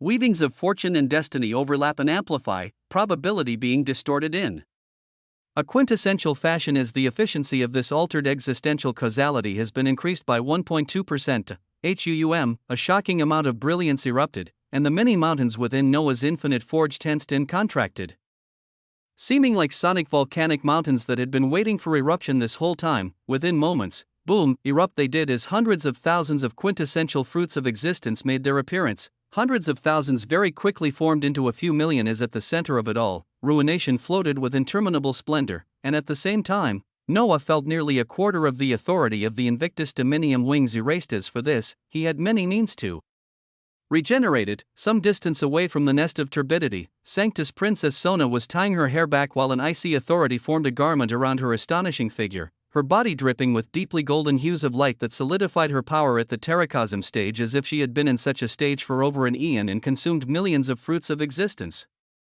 At such a moment, she felt the fluctuations of causality behind her as the immeasurably bright wings behind the back and feet of a certain being lost some of their luster, and Sona rolled her eyes as her intent weaved out right after. How many more times will you play with causality and say we need to do it again to get you back to full power? The 112th time really was the last. We have to get a move on right now. The most optimum time to come across the twins of the Imperium is coming up, and they'll still be needed. Her eyes seemed to be filled with staunch determination to stick to her current position, even though her will nearly betrayed her. Noah smiled as an emperor's robe of golden existential extremity authority wrapped around him. His figure coming beside Sona, who playfully put up her fists as if she would throw hands right away if he tried anything. You've made me realize my willpower needs to be much more powerful. I'll fix it along the way. Let's deal with that little starfish and Her brows quickly rose as she felt something. She wasn't the only one, as moments later, Noah's figure disappeared amidst their concealed weavings to appear in front of Asteria's Virgo, the omniversal pillager, who stated there was something utterly crucial, that even those above the terracosm stage would fight for, something that would disappear within its dominium if ever it perished. It had been waiting patiently as its weavings told it death was very likely were it to leave in the last few hours. But Noah could see its body currently shaking and convulsing as if there were something it was revisiting heavily. His eyes pulsed with tendrils of purple-blue light as the greater omniversal authority of Asia bloomed right away, his vision seeing thick tendrils of authority in the form of a command coming down and wrapping around Asteria's Virgo, commands that it was resisting right now. Ho? Sona soon appeared beside him to observe this scene herself as Noah gazed at the many possibilities, and moments later, his shining eyes reached out to a newly forged codex quite a distance away from here. Chapter 3065, the Codex. 2. He knew his power had greatly surged upwards once more since he finished the assimilation of the terracosm stage entities. The boons of dual cultivation were terrifying, especially when both sides were immensely powerful, as the feedback only became that much greater. Of great consequence was the weaving of a prompt that came both to him and Sona. The resonance of your existential omniversal organs has been deemed capable of forming an accessory omniversal organ that has the possibility of becoming a genuine omniversal organ. The more times the resonance of your omniversal organs is experienced, the more accumulation and change of an accessory omniversal organ forming, the formation of an accessory omniversal organ. Chances of forming it increased every time they performed dual cultivation as during the many dozen tries prior. Such an organ didn't arise for either of them, but their dominiums still experienced a great upscale of means. Both he and Sona's power had been elevated greatly from this, as there were a few possible ways they could handle the scene in front of them. The omniversal pillager seemed to be resisting an inviolable call that commanded it to do something, and this call was now twisted within an omniversal authority that was deeply tenebrous in color. Among the many methods that he or Sona could utilize, he reached out across the weavings of spacetime to pull out the newly made quintessential Codex of Extremity. He wanted to have its usage verified, as it would deal with one of the greatest components it made possible. Whap! A clear and transparent colorless codex appeared within Noah's right hand in the next moment as Sona only raised her brows towards this. He had already exposed something as terrifying as being the proposed omniversal destroyer, as showing something like this right now was far too minimal. Noah grasped the quintessential Codex of Extremity in his hands as more of its details rose before him. Quintessential Codex of Extremity: an existential omniversal constructive complex making and design. Born from the backbone of the very fruits of existence and mixed in with complex weavings of authorities, it is capable of allowing one to call upon the influence of up to 10 lesser omniversal authorities and up to a single greater omniversal authority without the need for recognition. But its usages don't just stop here. As a tool to utilize and bring everything to its utmost extreme, this codex is capable of analyzing, recording, and breaking down all authorities it comes across. All omniversal authorities it comes across will be analyzed and recorded. All the thousands or millions of existential extremity authorities within an omniversal authority will be analyzed and recorded. Within the records of the quintessential Codex of Extremity, many weavings and possibilities become possible for anyone with a strong enough existence to utilize it to its full potential, an utterly unique construct. Grasping it, Noah's existential dominium, whose authority had rarely been used, as he replied mainly on his Invictus dominium wings to distort causality. began to be utilized now, and the colorless quintessential codex of extremity shone and illuminated the reality ahead as its pages began to flutter, words rapidly being written within it as they also rang out in Noah's mind. A new greater omniversal authority has begun to be analyzed. The greater omniversal authority of Diorkness has been recorded in the quintessential codex of extremity. Approximately 3,333,333 existential extremity authorities flow with complex weavings to make up the greater omniversal authority of Diorkness, HUUM. Noah felt his dominium buzz akin to an engine. More and more existential extremity authority was required to continue doing what the Codex of Extremity sought to do. And Noah injected more of his will on exactly what he wanted to do at this moment. The complex weavings and computations of the few million existential authorities within the greater omniversal authority of Diorkness are being studied for gaps to disentangle and disrupt its immovable weaving. A complementary and opposing omniversal authority is capable of disrupting the weavings of the greater omniversal authority of Diorkness with much greater efficiency than any other random omniversal authority. The greater omniversal authority of Lux has been recognized. The greater omniversal authority of Lux has been recorded in the quintessential codex of extremity. Approximately 3,000,000 existential extremity authorities flow with complex weavings to make up the greater omniversal authority of Lux. The greater omniversal authority of Lux is capable of being called upon with a sufficient enough cost. A great deal of weavings unfolded before Noah's eyes as amidst the tendrils of darkness wrapping around the Asteria's Virgo, Noah called out lightly, "O Lux!" The colorless quintessential codex of extremity shone with a bright white gold color above Noah. Swirling white gold feathers swirled down with immense fervor as they were directed by the codex of extremity that had taken on the same shade, about a tenth of Noah's existential extremity authority being eaten up at this moment. But the result was feathery white gold light raining down like an endless river that crashed into the Asteria's Virgo, immense sparks of authorities exploding out in the next moment. Boom, heavy weavings of greater omniversal authorities were disrupted. Hoo-hoo, the rough breaths of the Asteria's Virgo could be heard as it gazed towards Noah and Sona, bowing its head slightly as its voice echoed out. Erasing the influence and command of the Ionic Utera is not a feat I can yet achieve. So I thank you. Terrifying words echoed out of the omniversal pillager as Sona's eyes turned sharp, her intent leaking out. Ionic Utera, the words alone seemed to have power, the moment they were uttered by her in Asteria's Virgo. The surrounding reality buzzed as tendrils of tenebrous light burned with intensity. The starfish-shaped omniversal pillager gazed around with a sense of unveiled awe and respect, and she spoke out with a sense of reverence. Yes.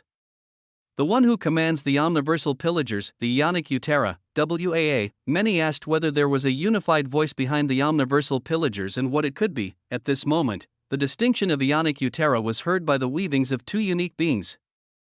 Chapter 3066, The Codex. 3. An entity behind the terrifying movements of the omniversal pillagers. Sona's face soured at hearing such a thing as Noah gazed at the dispersing greater omniversal authority of Diorkness and the authority of Lux he had utilized to disperse it. This was all due to the terrifying tool in his hands, the Codex of Extremity. This was only the first constructed one, as what would happen if he equipped his quintessential commanders with a tool like this, if every one of his people held a codex capable of allowing them to influence greater omniversal authorities. A flourishing of extremes is what Noah saw, to the extent that even the terrifying weavings of entities like the Ionic Utera did not seem so unfathomable and fearful. Noah hadn't even noticed the weavings of its command when it related to little Cesiulaten, who was fused with his dominium body, the influence of a greater omniversal authority hanging above him, dispersing the weavings of a command that was sent down to all omniversal pillagers. But all of this aside, Noah looked at the visage of the Asteria's Virgo as a glimmer of the brilliance of his lineage erupted out. For you to see the paths of death and even resist the influence of this Ionic Utera. It is best for you to come under my banner. Kneel, HUUM, a sentence followed by a single command, one that the massive starfish-shaped omniversal pillager and the splendid humanoid face at its center blinked at before in the next moment. RIP, its skin began to tear as the humanoid face became pushed out and miniaturized, its starfish body becoming enfolded and bent as it pointed down, while a humanoid upper body with a blessed chest rose to support the rising head. Reality twisted and distorted as within a moment, the miniaturized visage of an entity with a humanoid upper body and the lower body of a starfish appeared. The ends of the starfish of its low body pointed down and acted like limbs as this entity came before Noah and Sona to kneel, its appearance causing a sense of horror as it contrasted the beautiful upper half of a human with a gorgeous face and a head full dark hair. and a monstrous lower half that pulsed with terrors of old. Asteria's Virgo pledges her allegiance. The golden light of her dominium already opened wide as from Noah's figure, tendrils of royal purple tyranny erupted and flowed into her, the glimmer of purple and blue also coming in as he used the backing of the greater omniversal authority of Asia to bind the dominium of this terracosm stage omniversal pillager. After this was done, alright, what is this thing that even those above the terracosm stage would want? His intent flowed out. Powerfully white, the eyes of Asteria's Virgo were buzzing at feeling the new existential extremity authorities flowing into her along with the boons that came with being a vassal of the weaver of existence. She nearly stumbled on her answer as she straightened herself before replying, Rincactus, cephalopoda prima, and I discovered a point of omniversal singularity that initially seemed like a normal unstable anomalous existential domain. But it was too big, and the pressure it released was suffocating even for us. When we delved past the instability, we saw the weavings of over 9 million different existential extremity authorities moving together and coming apart as towards the depths of this singularity, there was actually a seed of a greater omniversal authority budding. One so powerful that even we couldn't get too close, a seed of a greater omniversal authority, one that held an approximate weaving of 9 million existential authorities as just the greater omniversal authority of Lux held their million. And the greater omniversal authority of Diorkness held a little bit more. Even Sona's pupils dilated at these weavings as her expression turned thoughtful. A seed of a greater omniversal authority, yet if we can obtain it before the omniversal authority fully forms, we gain more than just recognition. We gain a level of control over an omniversal authority that can greatly affect the omniverse, especially if its weavings are this complex. Asteria's Virgo nodded at Sona's words and continued. The Ionic Utera showed interest in it and sent those familiar with greater omniversal authorities there, with Rincactus, and Cephalopoda prima not being capable of delving closer or any deeper into the depths of this area as we were stationed within the nest of turbidity. Information about it was masked under the influence of greater omniversal authorities as nothing about its weavings would be left behind even if we were to fall to enemies. Sona looked towards Noah with a difficult gaze as she debated on this opportunity and continuing their path of obtaining more members of the initiative. Their enemy was still just an unknown source right now, but they at least had a target as she still believed it could be overcome with the weavings of terrifying anomalies. Before the choice could be made though, Noah asked Asteria's Virgo, what are the coordinates of this unique anomaly? Towards Noah's question, Asteria's Virgo looked around as if she expected thunderous lightning of the greater omniversal authority of Diorkness to descend. But it seemed to be held at bay as she waved her hands to release a cluster of dark light that Noah absorbed and broke down. He then turned towards the figure of Sona beside him as he asked her, and what are the coordinates of your Imperium twins? His face showed a bright devilish smile, and as if she could understand its meaning, Sona's pupils dilated. The extremity of plot laughs with wonder as it spreads its weavings into causality, luck, possibility, manipulation, and probability. Noah's extremes buzzed. Sona shared weavings of what she had uncovered and seen since a while ago as she muttered out with shining eyes, the twins should be following legions of the Imperium spreading out towards nests of omniversal pillagers. If things really flowed in the direction that this man before her intended, then just, damn. This was the only word she could say as she saw the weavings of causality begin to be distorted around them. Chapter 3067 The Codex. For causality, cause and effect, probabilities of what could happen or may not happen depending on the actions one took. More often than not, those who could manipulate causality were masterminds behind the countless weavings occurring across the eons. At this moment in time, somewhere within the omniverse, standing in front of entire Imperium legions, a man shrouded in multicolored light holding a crimson spear looked straight ahead with interminable splendor.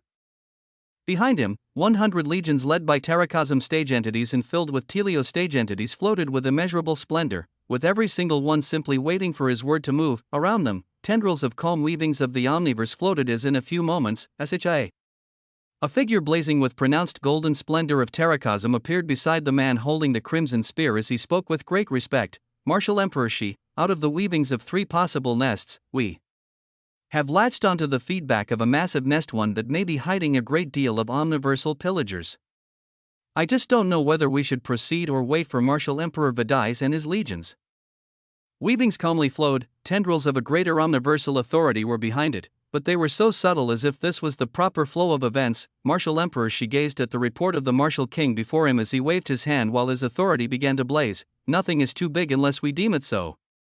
Let's go. A glimmer of brilliance. and one legion after another began to disappear as they followed the instructions of the weavings of martial emperor Shi. Among these legions, there was one that had in the lead two entities with eerie similarities, a male and a female with nearly the same mannerisms and looks, each with their own grace and beauty. It was a pair of twins that also calmly followed the weavings laid out moments later. All of these weavings were seeking to flow toward a place filled with heavy swirls of darkness. In such a place, multiple crimson eyes opened at the same time and gazed at each other. Each one was filled with heavy intensity as intense flowed amongst each other. Vile intents come our way. We are not ready. We have just made headway into the center. They cannot come close. Nobody can interfere.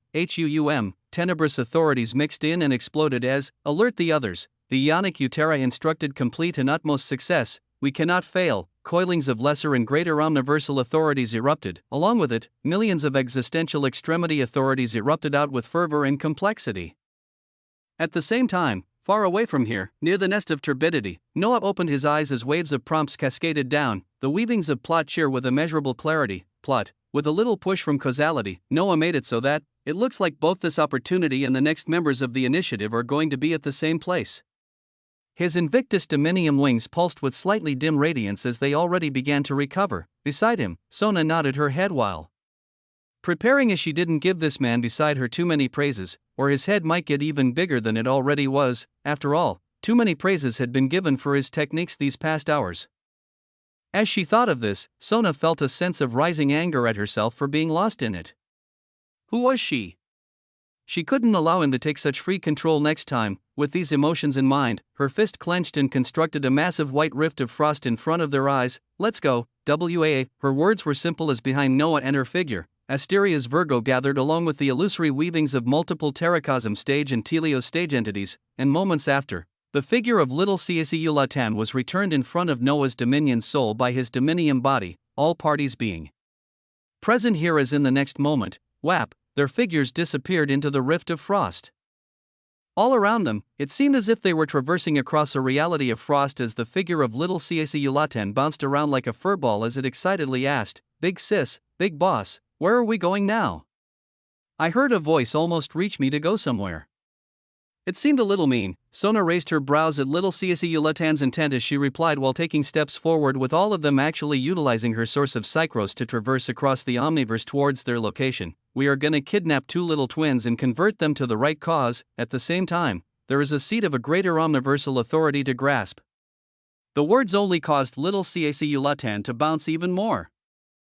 As if excited and wondering exactly how a seed of an omniversal authority tasted. At the same time, Noah with his transparent quintessential codex of extremity in hand looked like a missionary that was ready to convert all entities into his cause. Their weavings pulsed and attained their optimum states as their bodies traversed across the omniverse, and after minutes passed, whap! Reality twisted and distorted one final time as they stepped out of the path of glacial frost and appeared on the fringes of dark space. On the fringes, it had to be the fringes when they gazed toward the very center, a wondrous scene could be observed. For vast stretches of reality, everything seemed torn and unveiled as storms of multicolored existential extremity authorities by the millions could be seen chaotically moving around.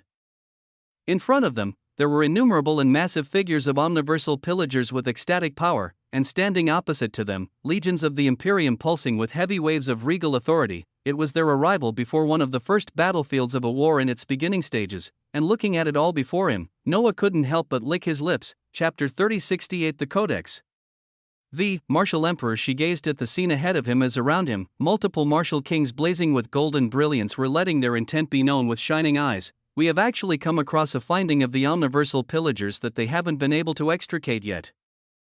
Gazing at the chaotic weavings of those millions of existential extremity authorities they protect behind them. We have likely come across a budding seed, WAA. The words caused a sense of wonder and glory to rise as Martial Emperor. She nodded, his spear beginning to vibrate as his commands came out, a chilling smile creeping on his lips. Other legions are on their way. Meanwhile, we shall see if we can pierce through their defenses and enter this anomalous space ourselves to take a look at this budding seed. As of this moment, our task is not the eradication of these omniversal pillagers but the securing and ownership of this seed of a greater omniversal authority ahead of us. Shouts of affirmation bellowed out as the legions of entities behind him let out a resonant bellow of power. the exclusive existential extremity authority of the Imperium burned with golden radiance all around them as it only illuminated everything ahead of them, showing the titanic figures of omniversal pillagers in rows and rows stretching out all around, in circle, HUUM. The command of Martial Emperor Shi boomed out as the legions behind him parted and spread out like a golden tide. Their existential armaments glinted in the dark space as the martial kings leading them began to glow with the wondrous light of none other than the influence of omniversal authorities. Some greater, a few lesser, but their power was airtight as they moved with terrifying precision. Against them, monstrosities were lined up as everything about them seemed haphazard, and yet 5 rainbow-colored titans shrouded in tenebrous darkness seemed immovable at this moment as at the forefront. There was an entity with a massive humanoid visage, its limbs being massive squid-like tentacles while a crimson eye burned brightly on its chest. "O great Oneiros, HUUM," his voice was deep and booming. The legions of the Imperium that were bathed in golden light and spreading out felt a heavy sense of suffocation thereafter as in the next moment, WU. Woo! WU, a violet beam of a greater omniversal authority so immeasurably massive cascaded down. The humanoid omniversal pillager spread its tentacles out wide as its eye received the massive beam of light and basked in it. The weavings of millions upon millions of existential extremity authorities seethed with this greater omniversal authority of Oneiros as it held far more than many other greater omniversal authorities. And the person calling upon it was utterly dreadful as the massive eye of the omniversal pillagers began to bleed while its intent rang out, "O great Oneiros, turn everything into an endless apocalyptic dream, WAA, a single intent," and in the next moment, clouds of pulsing violet brilliance bloomed with it at the center and only spread outwards from there.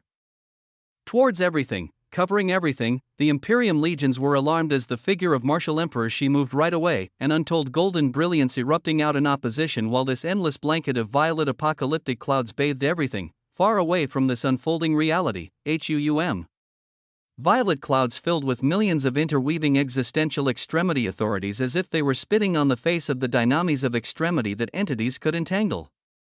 With very few numbers spread out even towards this direction, Noah's visage could be seen shrouded with Sona, Asteria's Virgo, little Ciusulatan, and the many illusory weavings in this space as the blanketing of an apocalyptic dream arrived even here unfathomably quickly.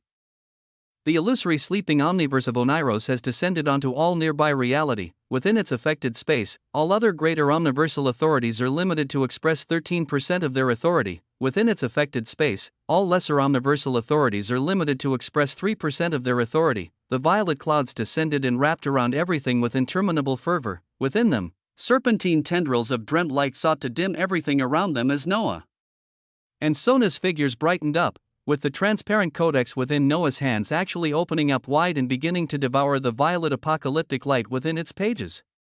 All those under the expanse of the illusory sleeping omniverse of Oneiros will constantly have the debuff effect of omniversal slumbering applied to them and their existential extremity authorities, their very records and existence being pushed towards an endless slumber. With this effect only being more pronounced the closer one is to the source of Oneiros, all those under the expanse of the illusory sleeping omniverse of Oneiros will take 1000% more damage from those given the mark of Oneiros, while they can only deal 1% damage to those with the mark of Oneiros, WAA. Layers and layers of extremely detrimental debuffs were erupting out and being applied to everyone as even the gaze of Sona changed, her body brimming with an icy blue light as she called for a greater omniversal authority. Up above, Space Torah's majesty descended, but when its beam of bright light was coming down unto her, the violet clouds of Oneiros interfered as very little of this light reached her. It was a heavy predicament. It was a show of power on just how powerful some entities were out there. Sona clicked her teeth while looking towards Noah, who at this moment held a singular codex shining with brilliant light, a codex that at this moment seemed to be the singular glorious saving grace as a new greater omniversal authority has begun to be analyzed. It worked without being affected. Its wonders. Even Noah was only at the cusp of understanding them. The greater omniversal authority of Oneiros has been recorded in the quintessential Codex of Extremity. Approximately 9,999,999 existential extremity authorities flow with complex weavings to make up the greater omniversal authority of Oneiros. Chapter 3069 Pompeii.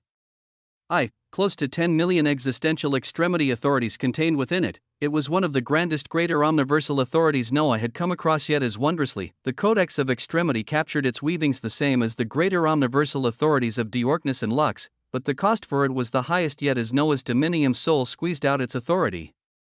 The complex weavings and computations of the 9,999,999 existential authorities within the greater omniversal authority of Oneiros are being studied for gaps to disentangle and disrupt its immovable weaving. The sheer glory of the greater omniversal authority of Oneiros is unfathomably high. Glory, it was something distinguished constructs emanated as even Noah himself emanated waves of profound glory, something that would make it hard for others with lesser presence and glory to even gaze up at him. Yet now, the greater omniversal authority of Oneiros held such a high level of glory that Noah felt the quintessential codex of extremity in his hands buzzing while it drew more and more of his reserves of power. Your authority is capable of withstanding the cost. The quintessential codex of extremity is capable of accepting the responsibility and carrying out its established uses, a complementary and opposing omniversal authority capable of disrupting the weavings of the greater omniversal authority of Oneiros is being sought after. The quintessential codex of extremity is capable of accepting the responsibility and carrying out its established uses, a complementary and opposing omniversal authority capable of disrupting the weavings of the greater omniversal authority of Oneiros is being sought after. The greater omniversal authority of Release has been recognized. The greater omniversal authority of Release has been recorded in the quintessential codex of extremity. Release, the moment the codex of extremity found an opposing omniversal authority and began to call out to it, its colorless light faded and was instead replaced by terrifying multicolored brightness, the opposite of dreams, the opposite of Oneiros. The greater omniversal authority of Release appeared as akin to a beam of blazing multicolored light came down and burned the violet brilliance of Oneiros and the surroundings above Noah and others. Approximately 11,111,111 existential extremity authorities flow with complex weavings to make up the greater omniversal authority of Release. The greater omniversal authority of Release has a tremendously high cost of influencing through the quintessential codex of extremity, but it remains possible. The multicolored light thundered down until it reached Noah, Sona, and the others. The influence of Oneiros and the debuffs that were beginning to wrap around them like endless tendrils of slumbering dreams rebounding at this moment.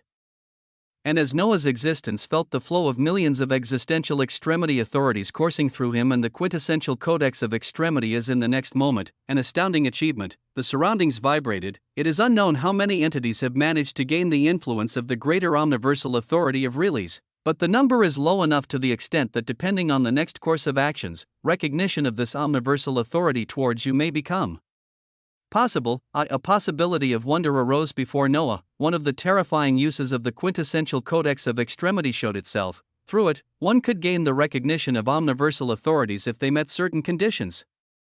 How hard was it to gain recognition of an omniversal authority? One of the more accessible and yet terrifying one was an advanced omniversal organ generating this possibility. But with this codex of extremity in Noah's hands, his terrifying thoughts were disrupted as the multicolored light of the greater omniversal authority of Release wrapped around him and all those around him. Sona's body buzzing as the icy blue light of an omniversal authority was finally able to course over her tightly, the glow of Release also wrapping around it as wondrously. She began to control the flow of one to move the other and penetrate deeper into the violet clouds that had descended around them. Such a concept meant that tendrils of icy multicolored glacial lights began to form multiple paths into the violet clouds ahead, with Sona's voice echoing out as if she could see which pathway may be best. I'll illuminate the way. Noah controlled the flow of Release through the codex of extremity as all the negative effects of the violet weavings of Oneiros were disrupted. At the same time, Sona's visage pointed forward and caused an icy path of multicolored frost formed their figures. Coursing through it at this moment as they delved towards the chaotic battlefield, everything around them seemed to be covered by waves of endless apocalyptic dreams, and the closer they went, ROAR, the violet light of Oneiros seemed to get ever so concentrated as even more of Noah's dominium had to be drawn out to keep the bright brilliance of Release protecting them, and as they delved deeper, part of Noah's will was looking at the records of both the greater omniversal authority of Release and of Oneiros that were being analyzed and recorded in real time. His gains from knowing the records and identities of millions of existential extremity authorities. Was going to be insurmountable. BZZT. At this moment, the reality around them seemed to change as the clashing and weaving of multiple extremes arched around like serpents, and the quintessential codex of extremity buzzed as if it had encountered something grand. You have stepped into the domain of something filled with interminable glory. Weavings of the periphery of this domain are being discerned. HUUM. The seemingly simple book in Noah's hands pulsed. His dominium and even Invictus Dominium wings buzzed as they were pulled in with a semblance of their authority. and his eyes became immeasurably bright as if he could finally see. You have stepped into the greater omniversal domain of Pompeii. In the greater omniversal domain of Pompeii, unknown weavings and possibilities lie within. Such wondrous prompts arose as in the next moment, the flowing path of ice they followed crashed and illuminated a massive figure of an omniversal pillager. Its limbs were shaped like massive crimson axes as its ox-like body burned with a bright golden authority, and it was clashing against two legions of the Imperium that all simultaneously turned to lock onto their newly arriving figures, these legions looking a little bloodied as the exclusive existential extremity authority of the Imperium tried to fight off the heavy influence of Oneiros. Chapter 3070 Pompeii. 2. Within the bounds of the greater omniversal domain of Pompeii, first, one had to have a semblance of understanding regarding an omniversal domain to truly understand where the legions of the Imperium and omniversal pillagers were currently in a greater omniversal domain. Its root cause or source was the greater omniversal domain of Pompeii, which meant that this was the authority of the seat of the omniversal authority that was currently budding within this space. Its complex weavings were many. Millions of existential extremity authorities float as Pompeii. Seem to either be at the same level, if not more majestic, that the greater omniversal authorities of Oneiros and Riles that Noah had just come across, and all of them were being analyzed by the terrifying quintessential codex of extremity in his hands, while within his dominium, mana dynamics seethed with cerulean splendor to freely give out the resources required to allow him to influence the greater omniversal authority of Riles to protect them. Yes, mana was still his forte, he still had an infinite amount of it, and as he acclimated to the new realm of existential dominium, this truth was becoming re-established more and more as the tools that got him here gained free reign, none more so than entropy and mana dynamics, none more so than infinity, since even before the construct of the Codex of Extremity, the fervor of the existential extremity authority of entropy was only rising within the infinite existential omniversal seed. As it seemed to resonate with the larger omniverse itself, and it still wasn't done, but along with his endless mana that could power up his dominium, his omniversal organ that could distort causality, quintessential codex of extremity, and the innate existential causality defense wrapped around him, Noah moved with confidence. When they came across the massive visage of an ox-like omniversal pillager and a battered legion of the Imperium, Noah's body continued to freely move forward. The omniversal pillager was the most dangerous as it could deal 1000% more damage to others under the illusory sleeping omniverse of Oneiros, but Noah didn't stop his momentum and came directly in front of it. While holding the bow multicolored codex of extremity in his hands, a bellow was heard as at this stage, moves occurred within the span of an instant, a massive limb formed like a crimson axe was before Noah's small figure right away. And yet he looked immensely calm and did not retaliate in any way, bzzt, inches away from smashing into him. Auroras of tendrils of light buzzed as his innate existential causality defense flourished with brilliance. Causality was passively twisted and distorted. Noah didn't face the debuffs of the greater omniversal domain of Oneiros as the weavings of Riles surrounded him, so this terracosm stage entity was only that to him, seeing the baffling situation where its massive limbs were supposed to smash onto this being, and yet they didn't go any further. The omniversal pillager was about to make another move while the Imperium legions opposite it got a chance to breathe, yet in the next moment, "There is a high probability of your death," the intent of Noah weaved out as on the oxen head of the omniversal pillager. Its pupils vibrated. Noah wanted to see how powerful he had gotten without utilizing the complete causality effect of the Invictus Dominium wings, so weavings of his extremes moved alone as the extremity of probability shone with a deep purple hue. And since nothing on you is quintessential, how can your authorities even operate? A simple question, yet the body of the massive omniversal pillager further trembled as a colorless light of quintessence came to surround it. Alongside it, the weavings of the greater omniversal authority of Riles surged around it and dismembered the buffs of one Rios. This being received the full effects of Noah's extremes landing on it. Its circulation of extremes began to waver and slow. The defenses of its dominium slowly came to a halt in a shocking show of power, its crimson eyes buzzing as it stared at the small being before it, shrouded in a multicolored emperor's robe with multicolored rivers of light swirling around him, a pair of purple gold wings on his back and feet, and at the end, the oxen omniversal pillagers looked at this being's eyes. His eyes were innumerably bright, they were currently shining with an endless blue hue of wonder. You dare to stare straight into the eyes of infinity, an eruption of cerulean light bloomed. How powerful was Noah now, after devouring multiple terracosm stage entities and even the dual cultivation with someone as unique as Sona?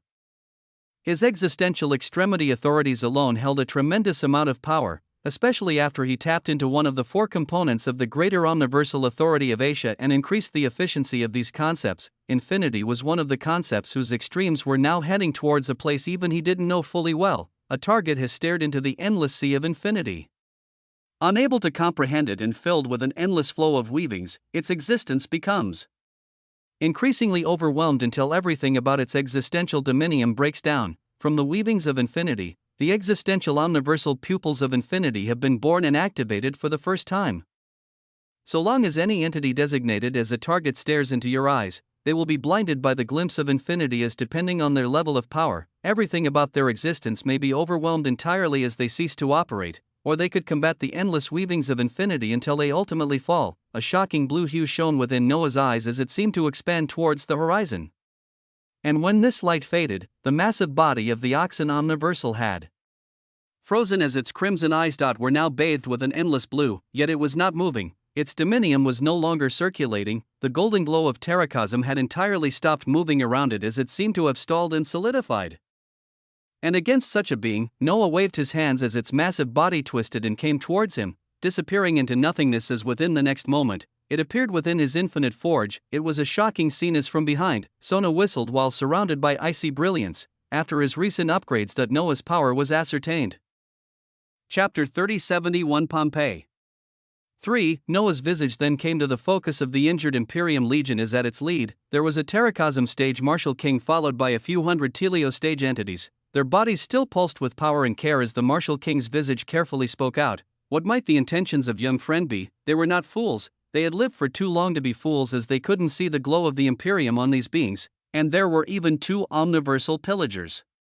Behind the cold beauty behind this man who had killed an omniversal pillager that was wiping the floor with them, at their words, Noah turned and smiled devilishly at the first targets that had appeared before him. My intentions, are destructive ones, old friend, W.U. The gazes of the Imperium Knights shifted as golden brilliance erupted from them an instant later. The martial king who was acting as a commander held an existential armament in the form of a golden sword, swinging it towards Noah's visage as the weavings of an omniversal authority sought to gather. But how could it freely gather under the influence of the sleeping omniverse of Oneiros, and opposite it, an endlessly blue light emerged. With just as much intensity as the existential omniversal emperor appeared within the tug of war at the fringes of the greater omniversal domain of Pompeii with a bang, his gaze was far-reaching as within the span of an instant. The teleo stage entities within the legions became frozen with their authorities no longer moving, blue brilliance shone in their eyes as if they were mesmerized, their existential dominiums no longer moving as the martial king ahead of them bellowed out, "Do not stare at his visage." His eyes were pointed down as he evaded the brilliant blue pupils, giving a command to his legion that really wouldn't help them at this point in time. He was going to dash, whap, the figure of Noah teleported across the space filled with violet clouds and appeared right in front of the martial king. His hand forcefully reached out and broke past the exclusive existential extremity authority around this man as he grasped his head. Raising this head forcefully while ignoring the golden blade that was swinging towards him, the voice of the martial king leaked out as his eyes now reflected seas of blue light. He trembled as he felt his own dominium no longer listen to him, everything slowing down and disappearing as they only saw an expanse of blue, an expanse of infinity, and moments later, his pupils became glazed with a sparkling blue light as all movements ceased. It was never this easy to bring down a terracosm stage entity, especially any of their powerful martial kings, but Noah's power was great, and the effects of the greater omniversal authority of Oneiros were even greater. Noah looked at the frozen figure of the martial king that was no longer moving, waving his hand as this frozen terracosm martial king disappeared into his infinite forge soon after. He then gazed towards the rolling violet clouds all around as Sona appeared beside him along with Asteria's Virgo and little Ciesi Yulatan. The twins we need to convert her deeper in, but the focus seems like it has to be shifted. This greater omniversal domain of Pompeii seems to be bigger than initially thought. Her eyes were piercing and gazing at the path ahead as from behind. Asteria's Virgo's starfish tentacles wiggled for her lower body while she interjected, "I was going to say that the pillagers sent here are all like me or greater. The one who released this apocalyptic domain of Oneiros is known as a greater omniversal pillager. Their authority is boundlessly vast as they can easily control the influence of multiple powerful omniversal authorities. And they weren't the only ones from the little I got a chance to observe. enemies all around in a terrible domain, enemies ahead, and even more legions of the Imperium had to be coming from behind, and the greater omniversal domain of Pompeii itself seemed to hold big secrets. All of it just made Noah smile with a light of interest in what it could be as he made his choice. Let's delve into the depths of Pompeii and see what the fuss is. The twins can come after. Sona nodded at his words as she brought her palms together and performed quick hand motion, the frozen path they were walking on twisting and beginning to change its weavings as it pointed elsewhere, the most optimum path into the depths of the greater omniversal domain of Pompeii, with the least amount of distractions. The glow of a greater omniversal authority burned in her eyes as with Noah in the lead, they continued. As if Noah didn't just pause briefly and decimate a few hundred Telios stage entities and 2 Terracosm stage entities, SHA, they crossed deeper into the chaotic weavings of thousands of existential extremity authorities all around them, and tens of thousands more the deeper they went as they didn't come across any Imperium legions or omniversal pillager. And after a few minutes, boom, Noah, who was at the forefront, smashed into and pierced some sort of a veil, the chaotic weavings of existential extremity authorities instantly ceasing in this region as they became more complex and stable. Space seemed to be a hue of silver-gray stellar light mixed in with the violet taint of Oniros, with fantastical taut pillars of silver brilliance spinning ahead of them in all directions as it seemed like a gauntlet. Mangled bodies of Telios and Terracosm stage omniversal pillagers could be seen in the region outside and inside these countless spinning silver pillars of light, some of them seeming drenched in blood. Uniquely, the bodies of all mangled omniversal pillagers had taken on a hue of ash silver as they seemed to almost be similar to stone, as if they were eventually petrified. Noah and Sona appeared in such a space as the quintessential codex of extremity gathered the weavings of the details in the surroundings, which along with Noah's own distinction as the weaver allowed for unique prompts to rise before his eyes. You have left the outer domain of Pompeii and entered the inner domain of Pompeii. With every passing nanosecond, the omniversal weavings of an unknown influence will force any form of existence to undergo existential petrification. Chapter 3072. Pompeii. For, as Noah made his entry into the depths of a unique domain filled with dangers, weavings somewhat relating to him continued to unfold elsewhere, in another region of the Omniverse. Within the bounds of Cappadocia that used to belong to Martial King Rapirial, auroras of blue and gold flowed as at this moment. The weavings of the Imperium had to continue. Even a pristine existential domain like this could not remain without a leader, as with war breaking out, most of the renowned martial kings were delegated to join it one after another. Those who could be spared were not the strongest nor highest quality of martial kings. At this moment in time, deep within Cappadocia, within the mines of Cappadocia, the figures of a dozen entities were roaming around while gazing at the stellar progress of mining all around them. At the forefront was a chubby man who looked at the stellar rising crimson and blue mountains holding dense resources.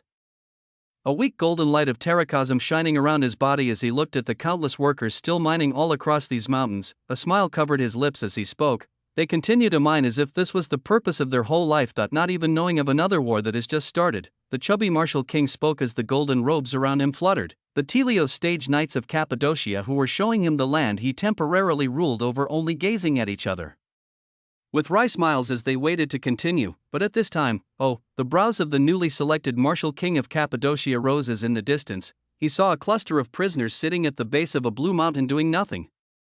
Even more so, they seemed to be lounging around while staring around freely, one of them even gazing up at them with wild disrespect. Such a scene caused the chubby martial king to squint his eyes as he began to float down towards this mountain. Where is the warden for this region? Why are prisoners lounging around freely as if they own the palace? The words deserved an answer as the Telios stage knights of Cappadocia gazed at the unique scene with slight confusion as one replied. Some wardens had to be recalled and moved out to the war, Martial King Adonis, but there should still be wardens covering the vast mines of Cappadocia. This was what the Knight of Cappadocia wanted to say. But when Iswell gazed around, he came to a stark realization that he actually couldn't see any of the wardens of the mines of Cappadocia. What was this? Amidst the confusion, their figures arrived at the bottom of the mountain shining with cerulean light, crystalline material strewn out all around them as Martial King Adonis held his nose in contempt while speaking out towards the ragtag group of prisoners just lounging around. You utter wastes of existence think it's okay to just lounge around? Do you truly think you can keep your status as prisoners unless you do work? His words were sharp as they were directed to all prisoners here, but especially so towards an old-looking man who was sitting down at the very center of this group. His dark hair was sprawled out behind his back messily as his dark eyes seemed disoriented, Martial King Adonis gazing at him with distaste as this was a captured dragon knight of the Sanctum Populi. He was a really high tier one at that, as if his dominium wasn't sealed. One would be able to see a powerful glow of gold to signify terracosm, and yet here he was, simply as a prisoner to mine within Cappadocia.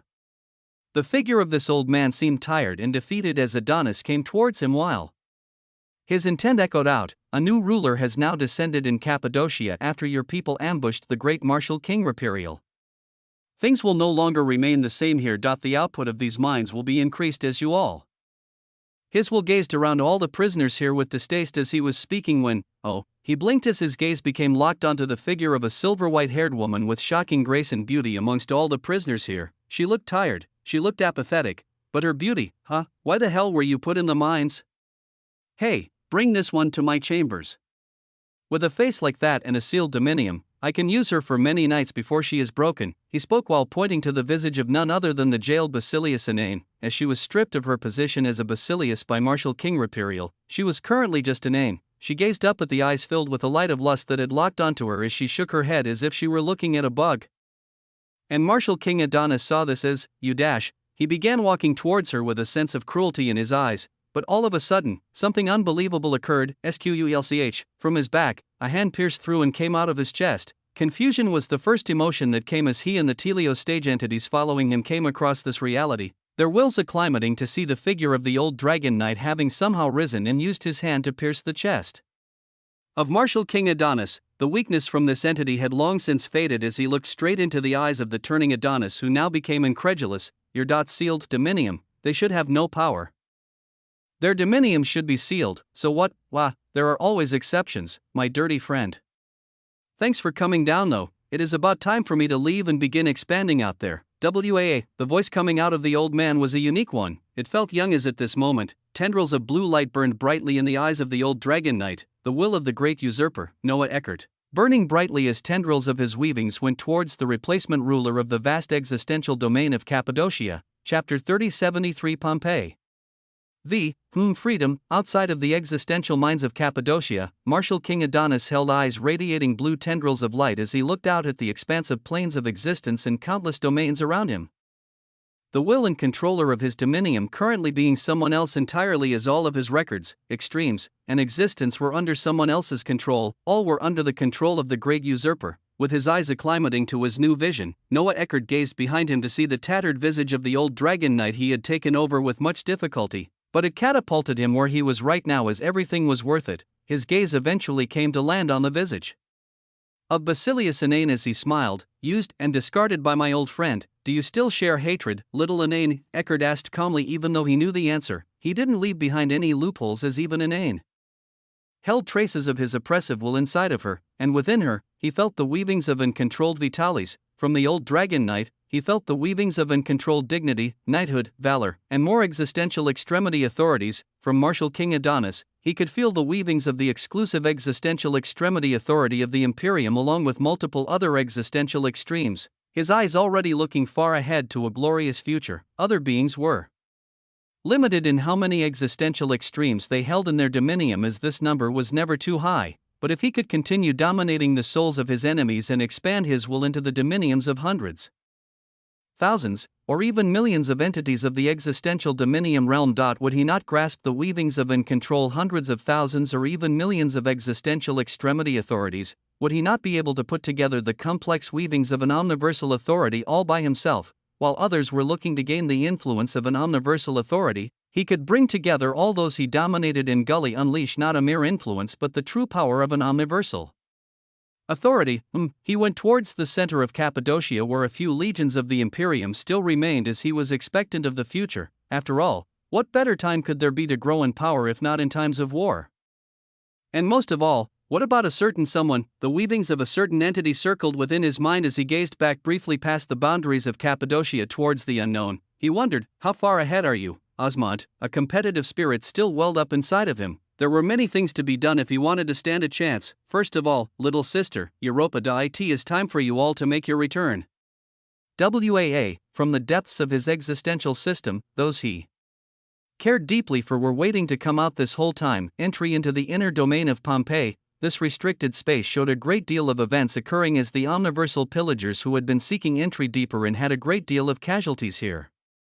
The spilling pillars of ash silver light rotated like stanchions of celestial light, covering everything from top to bottom and stretching out on all sides without end. One had to cross these dangerous spinning pillars of light if they wanted to make any headway, and the omniversal pillagers showed that they were relentless in this pursuit, as even after all this time, dozens of omniversal pillagers could be seen right outside the region of this dangerous place as a few moved forward and entered the gauntlet every now and then. Beside him, Sona clicked her lips as they all gazed at this while feeling the oppressive authority in the surroundings that if one didn't spend a great deal of resources, their existence may just begin to petrify. The deeper one goes in, the more concentrated the wonders of the seat of a greater omniversal authority are.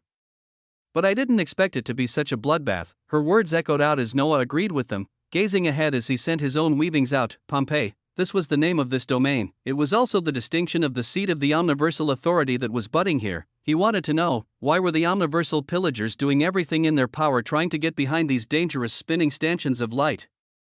Just what lay behind all this danger that even those above Terracosm would wish to get their hands on it? Show me, he spoke out with a booming voice as causality began to twist and distort. There were possibilities of realities where he would make it past these spinning stanchions of light. What would he find once he did so? His Invictus Dominium wings buzzed as in front of him, a singular massive illusory screen of light arose. It pulled the gazes of everyone here as on this screen. The endless spinning stanchions of light were shown and then bypassed, through trenches of danger and wonder, and what was shown to lie behind the stanchions of light, past the judgment pillars of Pompeii, the sacred natal omniversal sea formed naturally by the omniverse during the birth of an omniversal authority can be accessed. Within the sacred natal omniversal sea, profound effects can be experienced by those who would normally not have access to it. Some of these effects have been deduced on the weavings of the greater omniversal authority of Asia. A glow of purple and blue shone with Noah at the center as the illusory screen began to show a tantalizing silver sea. A base effect while within the sacred natal omniversal sea is the passive devouring of its waters that allow the advanced growth of existential dominiums, omniversal constructs, omniversal organs, existential extremes, and the base existential omniversal glory of an entity that allows one to be recognized by omniversal authorities if they have a high enough value. Little nuggets of what lay behind the stanchions of silver light showed themselves, and they were enough to make Noah understand he absolutely had to step deeper into this domain. Chapter 3074 Pompeii. 6. Let's go. Noah's gaze was firm as he turned into a streak of light towards the spinning stanchions of light. Sona and the others followed as their figures and powerful auras were quickly captured by the omniversal pillagers clustered in the distance. But even these entities turned around and delved towards the silver stanchions of light as if what was behind it was much greater than even enemies coming over. At the same time that Noah and his party arrived at the judgment pillars of Pompeii, behind them from another region of the outer domain of Pompeii, a huge tear could be heard as in the next moment, brilliant golden light supported by the glow of the influence of multiple greater omniversal authorities bloomed. Along with it, the terrifying auras of thousands began to blaze as in the lead. The glorious visage of martial emperor she could be seen, his flaming golden armament burning the blood of who knew how many omniversal pillagers before he arrived as this entity. Exceeding the Terracosm stage was filled with endless power. His will instantly passed through and observed the figures of Noah and others, along with the groups of omniversal pillagers surging into the judgment pillars of Pompeii to try and get past it. And with a thundering command, "Proceed," he and his legions continued to move forward, even more Imperium knights flowing out from the rift. At this time, Noah and his party already arrived before the spinning stanchions of silver light that could destroy any level of dominium, with Noah delving into it right away as his extremes began to vibrate, and above him, the glow of causality intensified as Asia flowed serenely around his existence. The existential extremity authority of probability burns to make it so that no pillar of Pompeii has a high enough probability to hit you. The existential extremity authority of possibility. The existential extremity authority of manipulation. One extreme after another flowed around him, and this made way for a fantastical scene, as if he had trillions of eyes all around. Shearing, he passed through the field of spinning stanchions. At the moment he did so, he was closed and drawn in as his visage seemed to move like water. The moment a stanchion spun from any direction and swung where he was, say, his body moved sideways, turned, bent, or a variety of motions as he began crossing through the judgment pillars of Pompeii with ease. Behind him, Sona simply walked in as terrifying frost and dignity wrapped around her, her reality distorting as the stanchions slowed down the closer they neared her, allowing her figure to change directions while evading the massive swinging pillars of brilliance. Little CSE Yulatan bounced around as if he was entering somewhere unique, the moment his furball figure stepped in, making a stanchion smash into it as the ping. He was pushed sideways like a bouncy object that instantly smashed into another stanchion, his figure being smashed and bounced again as his bright eyes and smile were apparent on his face whenever he was getting zapped around, his black and white fur filled with traces of gold now only looking like a small ball that was constantly being bounced across different stanchions. Asteria's Virgo stayed behind and swallowed her reservations before sighing and stepping in right away, legions of the Imperium barreling in not far behind them. Like water, this was Noah's figure as the swinging stanchions filled with an ash-silver authority that could petrify someone only ever breathes beside his body. The flow of your extremes has reached an unprecedented level, exceeding the effects that a simple dynamis of extremity could have provided, weavings of causality, probability, possibility, weavings, manipulation, infinity. And more mix and meld together to usher forth an existential effect unmatched in brilliance. His body felt like an engine with countless streams coursing through him, each one working together to make countless possible futures disappear as only a single one remained, a single future. A few minutes passed. There was silence all around Noah as he opened his eyes, seeing no stanchions around him anymore. As when he came to from the euphoria of authorities, he realized he had arrived with his body half submerged in a dazzling silver sea. Behind him, the judgment pillars of Pompeii spun heavily and with a profound power as the silver sea dipped into an endless waterfall right before it. Opposite the judgment pillars of Pompeii, the sacred natal omniversal sea of Pompeii stretched out into the distances not too far from where Noah was. The sea swirled around the massive figure of an omniversal pillager as they radiated waves of terrific authority. A distance further, another titanic omniversal pillager could be seen, the silver waters swirling like the body of a galaxy, with it at the very center as its body absorbed everything and only seemed to become terrifyingly stronger. Multiple terrifying figures of powerful omniversal pillagers that had crossed the judgment pillars of Pompeii enjoyed the enrichment of these wondrous waters, with Noah's own domain not being capable of taking another step before. BZZT. His Invictus Dominium wings and his Dominium buzzed, his body turning into a hungry black hole as he began to devour everything around him. Even before the unique natal omniversal source of authority flowed into him, his extremes already cheered, his existence was already buzzing, and when it arrived, it was akin to a drug. As one of the most phenomenal things this sacred natal omniversal sea of Pompeii granted. Was the expansion of one's existential omniversal glory. Noah already had a high level of such a value when comparing him even to terracosm stage entities, and now that he stepped into such a place, boom, utmost brilliance and majesty unfolded, far away from the source of the Imperium or any of the sources belonging to the Sanctus Popul, far from any sources belonging to the omniversal pillagers, in a region filled with immense and endless darkness. Weavings of the greater omniversal authority of Diorknus swirled heavily, its millions of existential extremity authorities twisting in complex ways that formed into a unique greater omniversal domain of Diorknus. In such a place, a unique existence woke up at this moment and raised its body, worm-like in nature, extremely small, tenebrous in color as truly, it seemed like a small black worm. The moment it awoke, it let out a miserable wail as if its very existence was a painful thing, this wail being so uniquely heavy and piercing that a nearby tendril of the greater omniversal authority of Diorknus shot out to smash into the small worm as if telling it to shut up. But, BZZT, from the small tendril of Diorknus that contained a few thousand weavings existential extremity authorities, a light even darker than Diorknus itself flashed as this tendril disappeared the moment it came in contact with the small worm. And the small black worm raised its head as if it were hurt, its wail becoming angry and more pronounced as its small body glowed. The blazing weavings of the existential extremity authorities contained in a tendril right before this briefly shone within its body, and then a moment later, whap, as if it cloned itself, another similarly sized black worm appeared, and another, and another. They propagated rapidly until 27 small black worms appeared. They held no aura or sense of power, looking at each other with curiosity before a moment later, they all turned towards the distance where countless tendrils of Diorknus were swirling, and their wail was heard as these small black worms flashed at a shocking speed, instantly appearing in front of these complex weavings of millions of existential extremity authorities as shockingly, poof, the weavings were disrupted before disappearing, seemingly devoured by the small black worms. Thereafter, chaotic weavings began to unfold as a silent roar of Diorknus was heard, but it didn't seem to matter to the small black worms. As if this greater omniversal authority meant nothing to them whatsoever. Chapter 3075 Pompeii.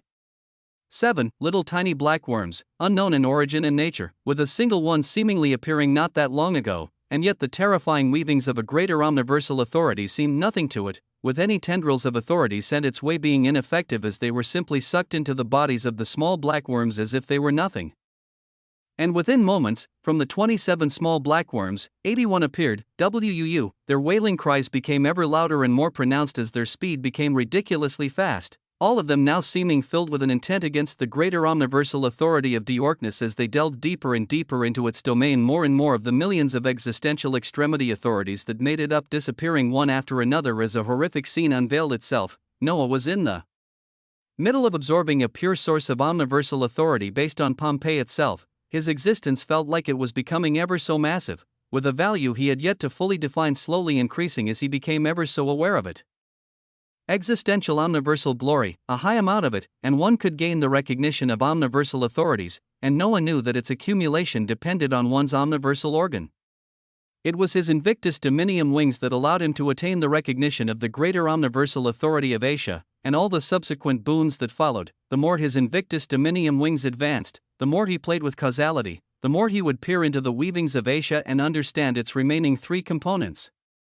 If he had the recognition and full understanding of the omniversal authority along with everything it contained, what would happen if his thoughts were stopped?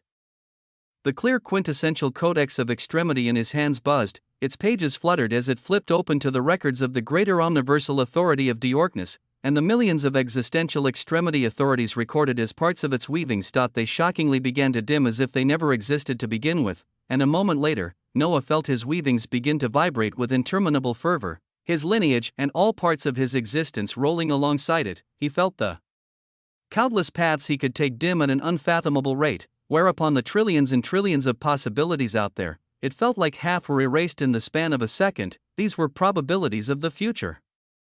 Of his future, their weavings were instantly erased as if they never existed, and even more weavings were closed off as an unknown influence is negating many possible weavings of the future.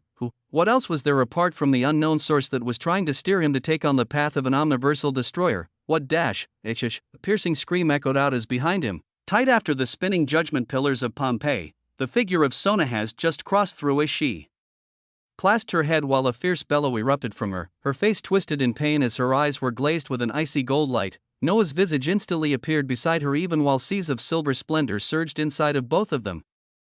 His hand grasping hers as her voice echoed out in pained and exasperated tones, all possible weavings are disappearing, weaving of damnation, weavings of greatness, weavings of pain, not every one of them. Her voice was pained as if she didn't understand. She had seen the weavings of damnation as with Noah, more possibilities opened as she even discovered the workings of what was to come. They had a clear enemy.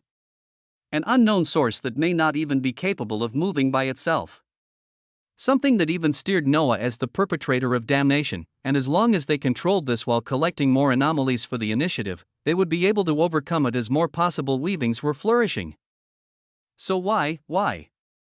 Even though Noah held her right hand, she clutched her chest with her left as the area where her heart should be ached. She held no heart, and yet it ached so much. She felt like she was coming so close to overcoming something that she had been shouldering all these years, only for something even more obscene to show itself. She didn't understand why. It's okay, HUUM.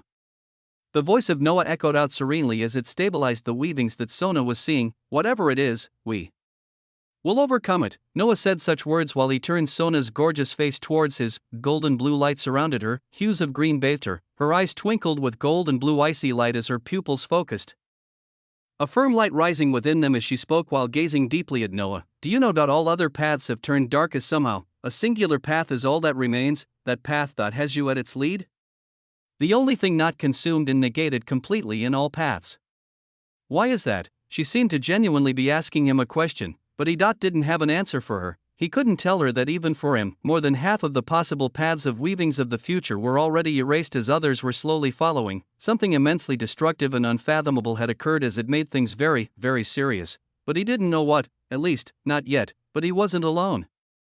In the distance, figures of the all-omniversal pillagers that were devouring the source of the sacred natal omniversal sea of Pompeii all trembled while shocked looks spread in their eyes, some of them even letting out bellows that could be heard in the distance. What, impossible, they weren't the only ones. Behind, legions of the Imperium that had begun to enter the judgment pillars of Pompeii clutched their heads in shock as they received new weavings of their future paths. This moment coming at a very inopportune time as for some of them, shining stanchions of light smashed into them soon after, far from the greater omniversal domain of Pompeii, from the source of the Imperium to the sources of dignity, valor, freedom, and many others of the Sanctus Populi, weavings descended as they were all enough to turn things upside down.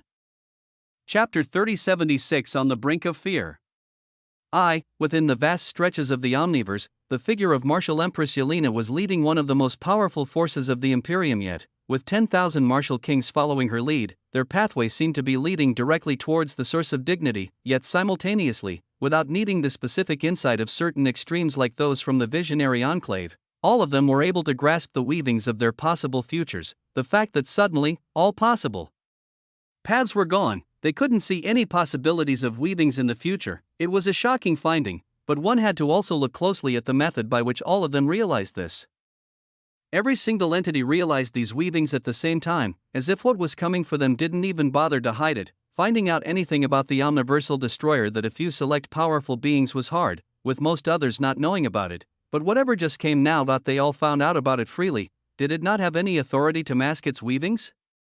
Could they find out more about it? These were just some of the questions running through Empress Yelena's mind as she kept her calm and didn't panic entirely, even as the martial kings behind her looked shocked, astonished, and in disbelief at what their own weavings told them. None of it seemed real. In their shock and disbelief, they had been continuing on the same path towards the source of dignity as within moments, Martial Empress Yelena felt the pulsing of weavings as her figure instantly roused to attention to look ahead, seeing legions gloating opposite her as they seemed to be experiencing the same shock and disbelief. 10-11, in their shock and disbelief, they had been continuing on the same path towards the source of dignity as within moments, Martial Empress Yelena felt the pulsing of weavings as her figure instantly roused to attention to look ahead, seeing legions gloating opposite her as they seemed to be experiencing the same shock and disbelief. It was the legions of the Sanctus Populi led by Elder Queens and the Elder Queen Mother who would not let the battle be dictated by their enemies.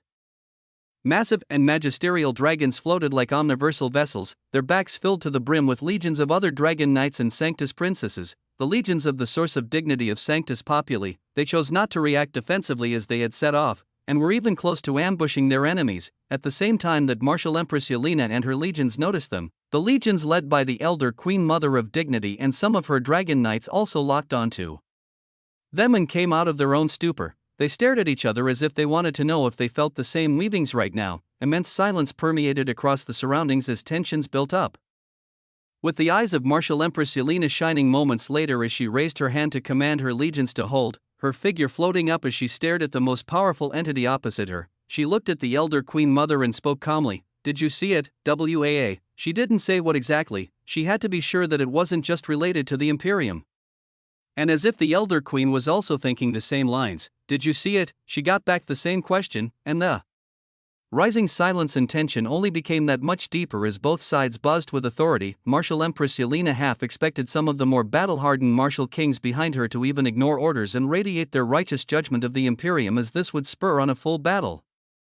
But nobody moved. When she looked back, she saw that their eyes were still filled with the same blackness and disbelief, as it didn't seem like any of them were up for a battle. After all, their own weavings told them that all their possible futures were just erased. Across the eons, those in the existential dominium realm always felt threads of the possibilities of their weavings in future.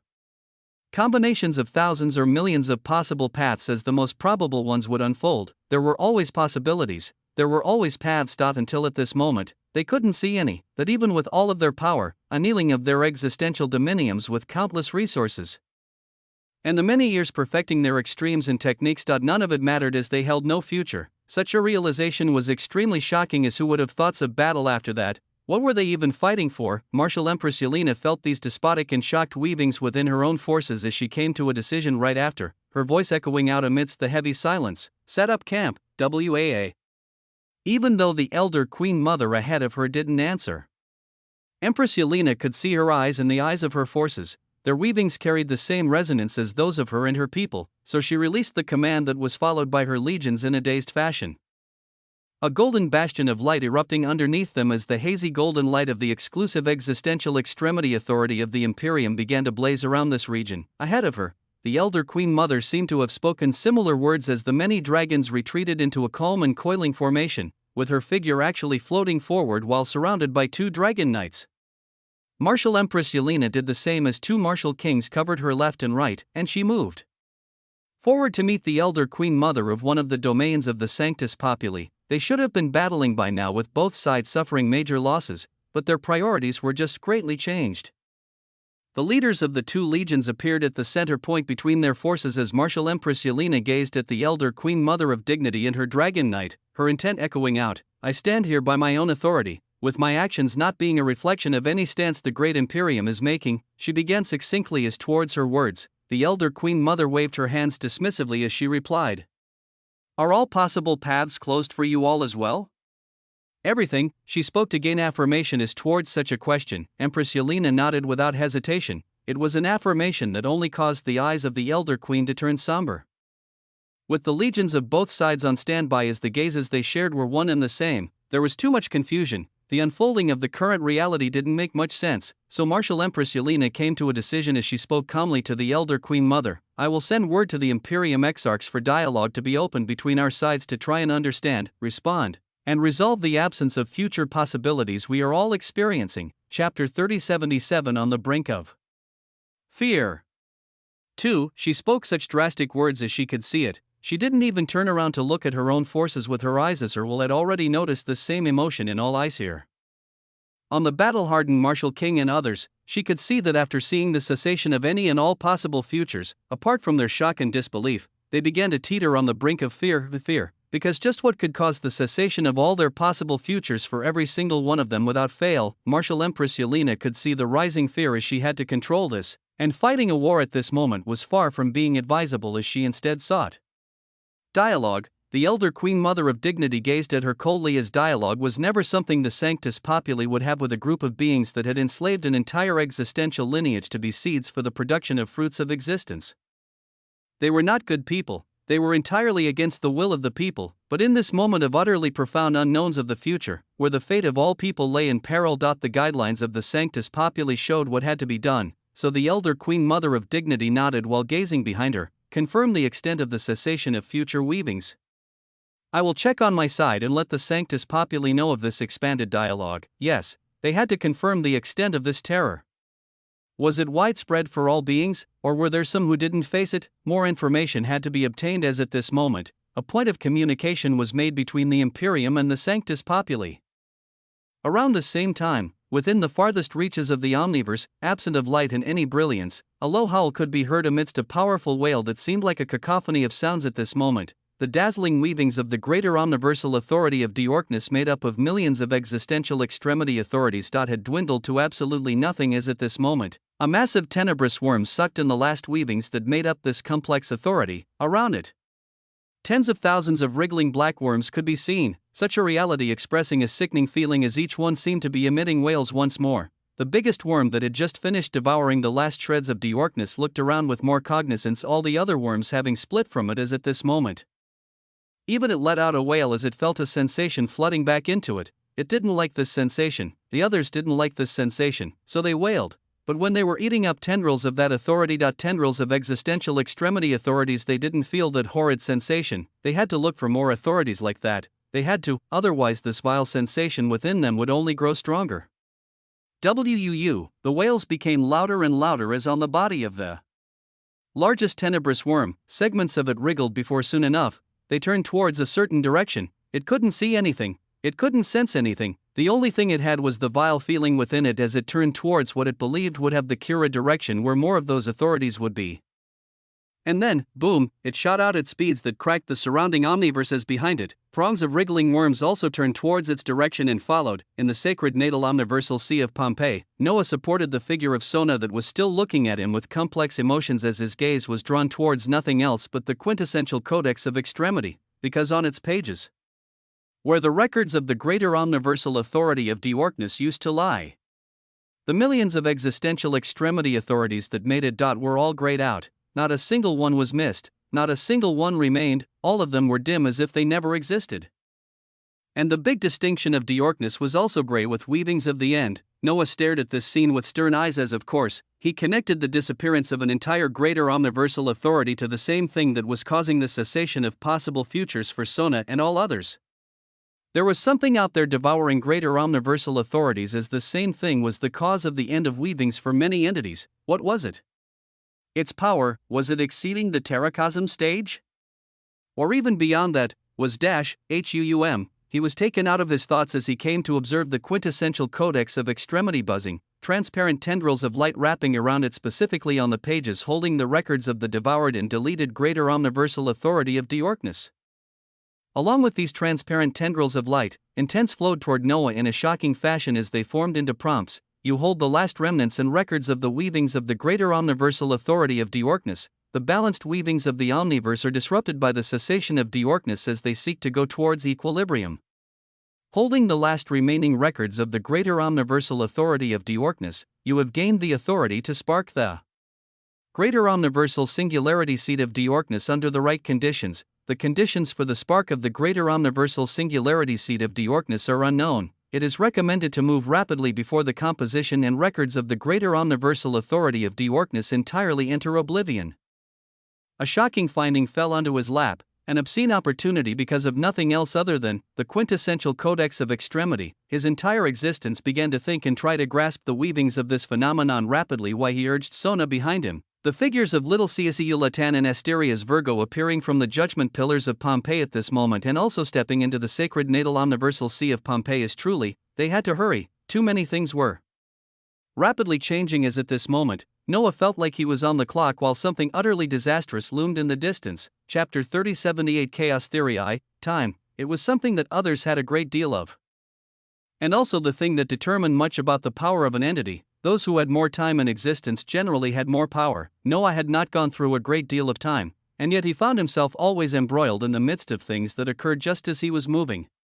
The existential extremity authority of the protagonist ponders on why wars and apocalypses break out the moment of your arrival into a new dominium. Eons passed and went, and millions of years came as of course, there were wars prior against the Imperium, Sanctus Populi, omniversal pillagers, and other defeated forces, but it seemed that the moment Noah arrived on the stage of the Omniverse, many more things were suddenly spurred on as he wasn't given time.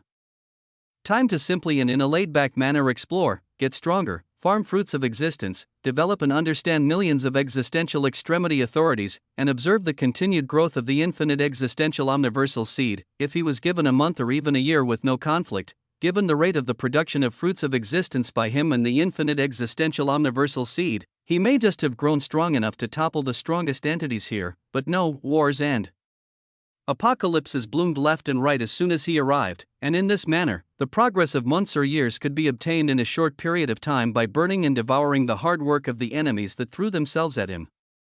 The existential extremity authority of the protagonist affirms that this reality only further proves its distinction. Plot ponders on whether it has been directly influencing things without its knowledge. The weavings of the existential extremity authority of entropy make themselves prevalent. All of a sudden, Noah's visage began to leak out murky purple radiance that visibly stretched out around him. Entropy states that everywhere you go, chaos follows. Any sense of equilibrium is destroyed as events follow the most uncertain and chaotic outcomes. Countless lives are lost, whether through your hands or others. You are not a blessing to the order of any system, but a disruptor and instigator that always leads everything towards destruction. Noah's figure came to a stop, the brightness in his eyes pulsed as they stared at the prompts that had just risen before him as if he were frozen. Around him, streams of the source of the sacred natal omniversal sea of Pompeii continued to flow into him while the chaotic weavings of the purple murky black light of entropy formed into a swirling storm around him that only grew stronger. You've destroyed worlds, realms, galaxies, universes, cosmos, entire realities and dimensions, planes of existence, and existential domains. You are a thorough bringer of chaos even if you are not conscious of it. With rivers of blood lying behind your throne too vast to grasp, the weavings were hard to read, but they held truth within them that was irrefutable. With many scenes crossing Noah's mind as the memories of countless entities he had devoured rose to the surface of his mind, Noah, beside him, the visage of Sona was pushed away as she called out with worry, seeing a shocking annealing of the chaotic purple-black brilliance of entropy around him only get more intense as the silver waters around them seemed to be getting rapidly devoured by it, the existential light around it only becoming more intense. the weavings of chaos have attained existential extremity authority. The weavings of destruction have attained existential extremity authority. The weavings of the villain have attained existential extremity authority. The weavings of apocalypse have attained existential extremity authority. Concepts rose and swirled around Noah with such shocking intensity as he remained frozen and gazing forward, reflecting on all the things he had done so far as the weavings of entropy only became stronger. You are a chaos attractor that subtly conducts actions that lead to even greater unfolding chaos, plunging entire systems into wars for your benefit. The weavings of entropy applaud your grand calculations, from the moment of the destruction of the vitales and vacuous existential domains. You've continued conducting a series of chaotic events that ultimately led one of the major forces of the omniverse to seek you out, and on the guise of defense, you unleashed enough chaos to kill the martial kings that acted as the spark to a war. You purposefully released false weavings of an omniversal destroyer to the countless masses seeking you, further pulling on them to come seek you where thereafter they would become more fuel to the endless bloody river of your ascension. Entropy applauds you with the highest honors and lets you know that you have unveiled weavings of profound chaos across the omniverse, spreading across it in such a potent fashion that now it is capable of collecting the product of your achievements. Noah was silent. His figure sat down on the submerged silver waters that were getting devoured by him endlessly as he looked ahead. Who was he? Someone who simply moved to destroy and plunder, just to elevate himself up. He destroyed everything else. Entropy is gathering the products of your chaotic and disordered achievements and begins enacting a seat of an omniversal authority over it. The dark purple light of chaos became a shockingly deep hue. It began to form into the shape of a pillar of light that shot upwards, up past the inner domain of Pompeii, into the vast omniverse. Your widespread chaos has affected enough of the weavings of the omniverse to allow for enough natal omniversal source to be gathered and utilized for the formation of an omniversal singularity seed. Above him, the pillar of murky dark purple light only became more and more brilliant as the heads of many entities rose and came to gaze in this direction. Sona's eyes were cloudy as she was bathed in a brilliant icy light while trying to reach Noah to no avail, his figure currently seeming filled with countless thoughts and weavings as he looked up, unfathomable weavings of chaos exploding outwards as it seemed they were only just getting started. Chapter 3079 Chaos Theory 2. He looked up. He was looking up, and yet it seemed as if he couldn't see the endless skies. All he could see were the dark pulsing waves of entropy that crashed down all around him. When did he begin to think the way he currently thought? When did his reality distort in such a way that he could kill millions of entities, shatter entire worlds, realms, universes, cosmos, and entire realities and planes of existence as if it were nothing? When did life hold such little value to him that he considered life forms mere particles of loot to be on his chopping board as mere fuel for his progression? The chaos around him only became more intense as above, a dazzling point of singularity began to form alongside it. The prompts of the weavings of entropy that seemed to have been building up authority ever since it became existential continued, with a construct that requires the devouring of all things as fuel for its own growth. Entropy applauds you for the chaos it causes, devouring and plundering every aspect of existence it appears in. Your construct contains boundless hunger and greed for life that will never be satiated, its apathy undoubtedly greater than even yours with how voracious its hunger is. Your actions appear random or simply following the progression of events, with you reacting to external stimuli. An entity attacks you, and you defend yourself and kill them. But the methodology you took to get to that point is surrounded by weavings of chaos that you construct within the apparent randomness and disorder of the realities, planes of existence, and omniverse you are currently in. There seem to be many fractals and interconnectedness of weavings that all lead to your cataclysmic benefits. Small and insignificant actions you take initially seem to cause a butterfly effect that propagates to create numerous diverging outcomes and possibilities, causing an unfolding of deterministic chaos everywhere you go.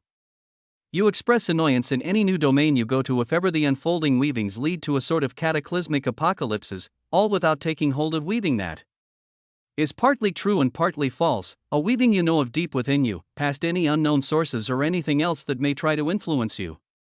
The reality that for your own benefit and power, you subtly conduct chaos and lead every domain of reality you enter toward an apocalypse. Noah's will silently buzzed. He looked at the weavings of entropy as he had no reply. Boom, above him, the blooming singularity began to pull in weavings of multiple existential extremity authorities. Noah, feeling entropy take center point as chaos, villain, destruction, and many others began to follow. As this occurred, the weavings of chaos seemed to resonate within his mind over and over again.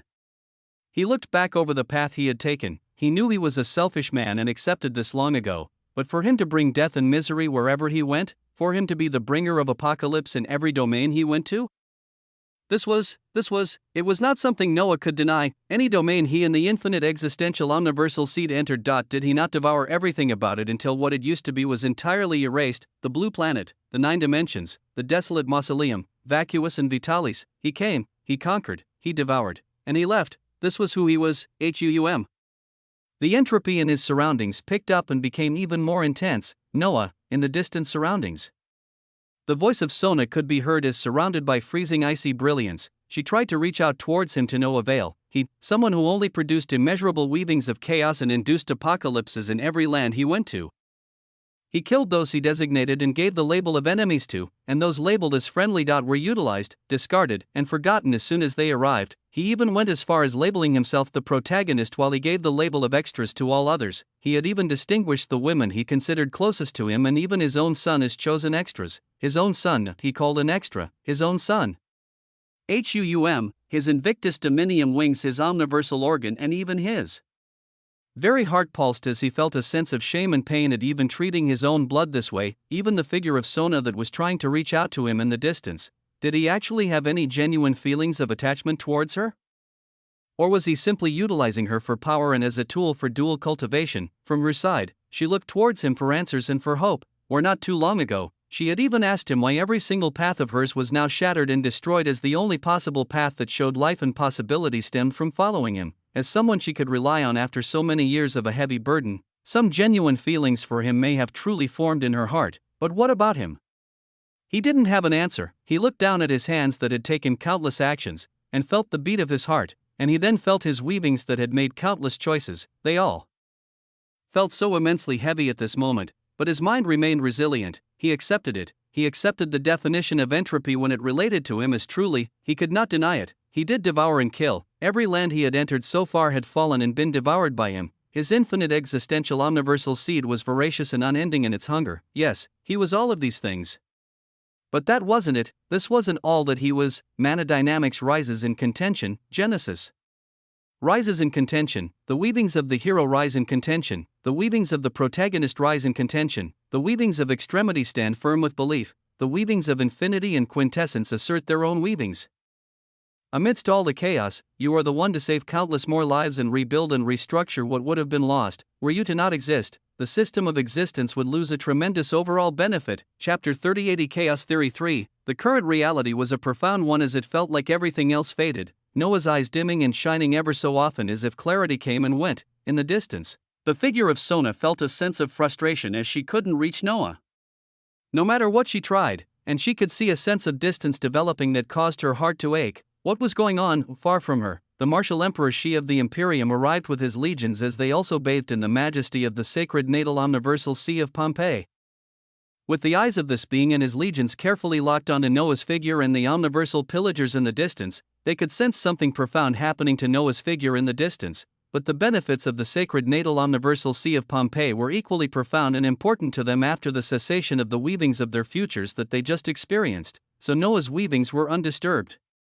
Even if others sought to disturb him, it was hard to say whether they would succeed. So the reality around him continued to unfold. A storm of murky purple entropy seethed around his figure with profound chaos, and yet within this chaos, one could see patterns. One could see repetitions. It was controlled, it was determined chaos, and at this moment, Noah's other weavings arose almost as if they were in opposition to at least some of the assertions that entropy had been making. They stated that were it not for his existence, the domains of existence he had passed through would not be better off, that his existence generated a net benefit regardless of the actions he conducted. Were he to not exist within the vitalis and vacuous existential domains, nobody would have risen against the legacies of Allah, Balaam and Ignatius. They would have continued to live as slaves for the eons to come, with anyone forming an existential extremity authority being erased by the monitoring dicasties. But eventually, Moore's apocalypsis would have not been initiated. It wouldn't have led to Noah eating up Vitalis and Vacuous with everything else becoming destroyed, but because he appeared, he eventually brought an apocalypse as in the process. Whether it was his intention or not, he saved countless lives from being enslaved for eons to come, which in turn became the spark for his conflict with the Imperium. And now here he was, destroying legacies. decimating martial kings that had lived for eons, all of it had a net benefit. Quintessence asserts that the mere premise that were you to not exist, a net benefit would be lost. Is a false and faulty premise. You do exist. You deserve to exist. There can be no hypotheticals under the banner of quintessence, as the path you have taken so far has been one where you remain true to yourself, your fable being a reflection of what you have done. WAA, the intent of quintessence reverberated as Noah pondered on them, existence and non-existence. There could be no hypotheticals and uncertainties when it came to him, as if it was so he had to control them. At such a moment Noah felt the eruption of multiple concepts now emanating the majesty of existential extremity, authority, paradox, uncertainty, fables, brilliance shone within him and around him as at this moment, mana dynamics gushed out with endless waves of mana all around him.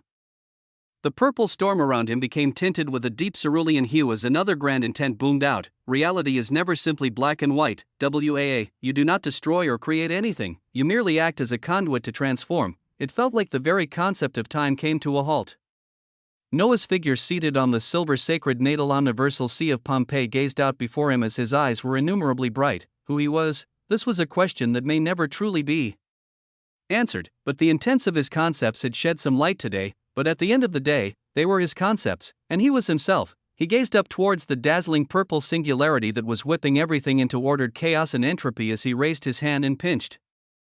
And an instant later, this blooming singularity of a seed appeared in his hands as he stared at it calmly. He stared at entropy, HUUM. The scene before him changed as he truly came to stare at the weavings of entropy, finding himself in a sea of chaotic purple brilliance as at its center stood the figure of a single man. It was an image of himself. It held a smile at this moment as Noah stared coldly at it, being thankful for the push to understand himself more, but at the same time, if you ever do something like that again, I will erase you entirely. WAA, his gaze was calm as he uttered these words. The figure of himself, the manifestation of entropy, nodded with a smile as it sat down amidst the chaos it orchestrated.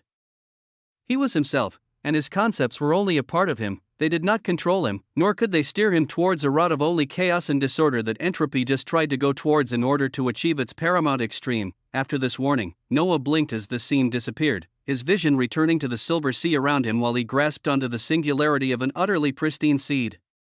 He came to understand himself a little more as both sides presented by his weavings held some truths, and he accepted them. He thought of many things as he knew what he had to change. So the first thing was, you do not create or destroy anything, but you do act as a conduit to transform all lands you arrive in.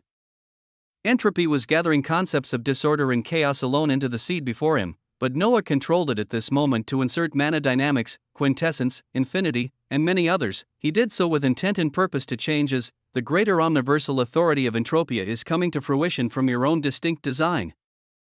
Chapter 3081 Chaos Theory 4 Entropia, derived from the weavings of entropy at its base, but taking on a somewhat different meaning. Noah felt waves of the natal omniversal source initially gathered by entropy with all the chaos Noah had already spread across the omniverse, this essence concealing into the omniversal singularity seed as it began to gain an identity, to transform. This is the meaning of entropia, transformation. He didn't destroy his home world, but he merely transformed it and assimilated it into the infinite existential omniversal seed. He didn't destroy the vitalis and vacuous existential domains for the most part anyway, and he had transformed them into something else within the infinite existential omniversal seed. Even the people he killed, Noah closed his eyes as memories and weavings of every single one flooded across his mind. They may have been designated as his enemies, some conducted actions worthy of him decimating them, but they still held life that he took away, a life that he didn't grind down to nothingness and destroy, but instead transformed it to become a part of himself. He transformed them, HUUM. Through weavings of what looked like random chaos, and yet everything playing out with great organization and order. The smallest change done initially could propagate and give a complex outcome towards the very end, Noah utilizing the concept of infinity to attain a small moment of infinity. Enacting the quintessential annals of extremity coincidentally and making it so that his elevation of a concept to the existential level would not be discovered, seemingly small actions that should only affect him, and yet they led to the devouring and assimilation of the vitalis and vacuous existential domain, randomness, entropy, destruction, genesis, life, order. In all the randomness and chaos Noah laid out, he was always there to transform it all, as this was the meaning behind the omniversal authority of entropia, and as soon as its direction was decided, concepts continued to flood into it. Not just Noah's concepts, he didn't have nearly enough, but weavings of extremes around the nearby domain containing weavings of Pompeii.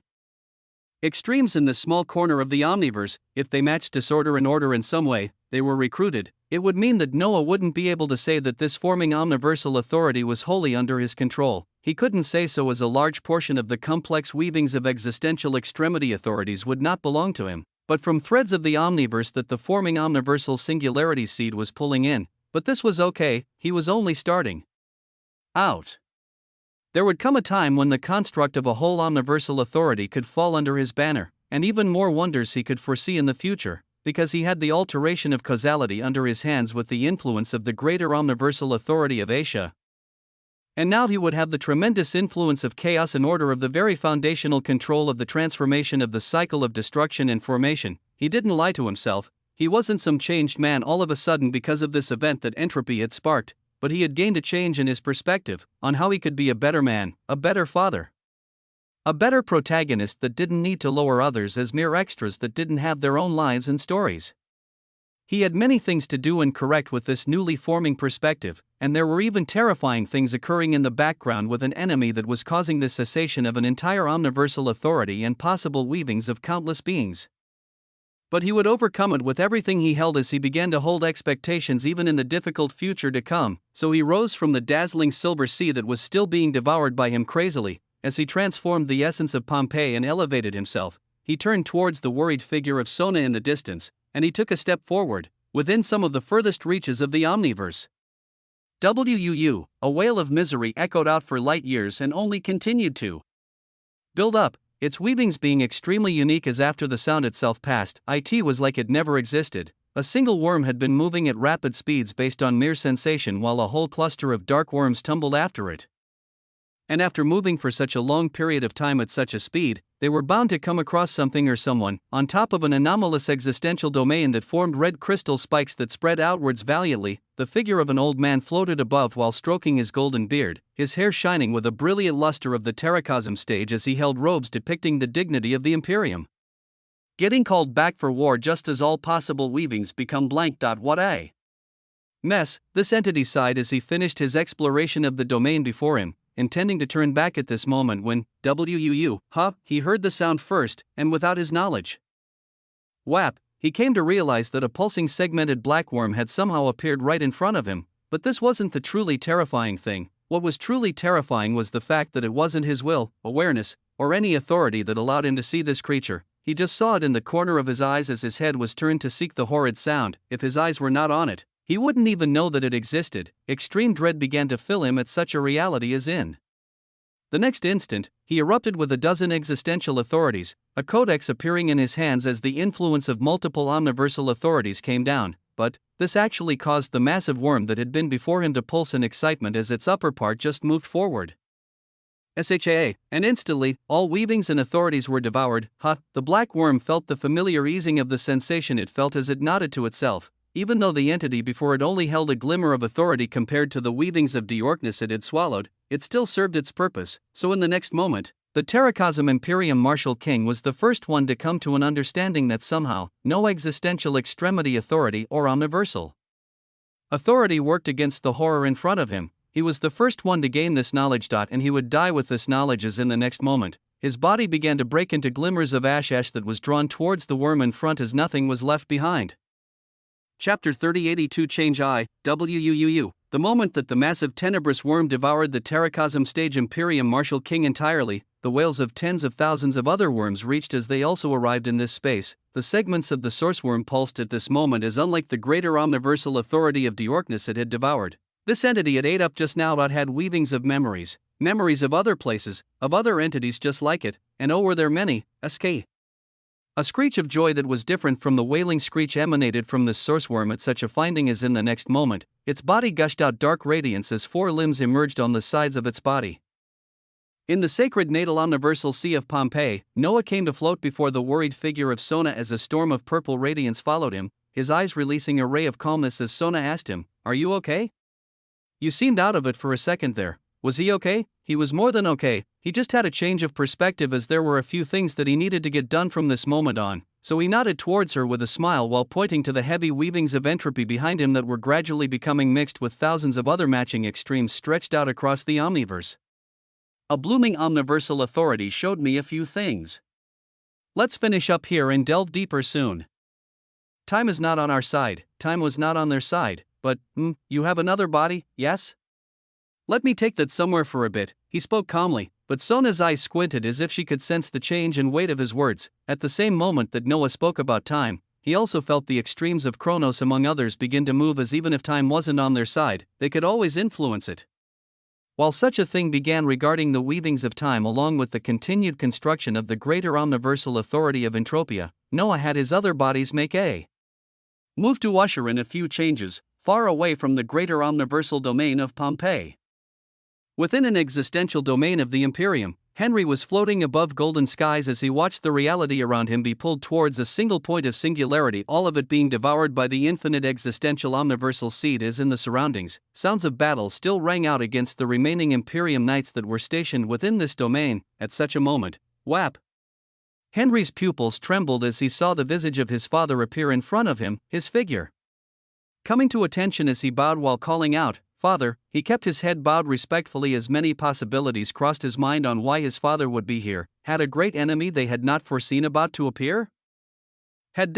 Little Henry's thoughts came to a stop as he saw his father's figure float in front of him until he was inches away, his face showing the same majesty as from the viewpoint of his will. Henry could see a sense of melancholy within his father's eyes even as he smiled. Melancholy, even traces of sadness. Had something drastic happened? Had the infinite existential omniversal seed been compromised? As he was raising his head, his thoughts truly had to come to a halt as his father opened his arms and embraced him. A simple embrace, a simple hug, but even this caused Henry's mind to buzz as he couldn't fathom what was going on. As for Noah, his mind was filled with his own thoughts as he felt a sense of sadness at the reality that his own son had to bow to him and not gaze up just because of his glory.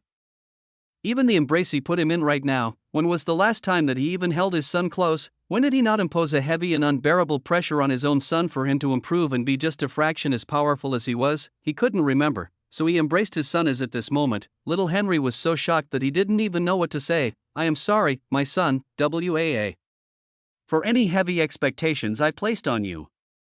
For any pressure you felt in the months you came to be.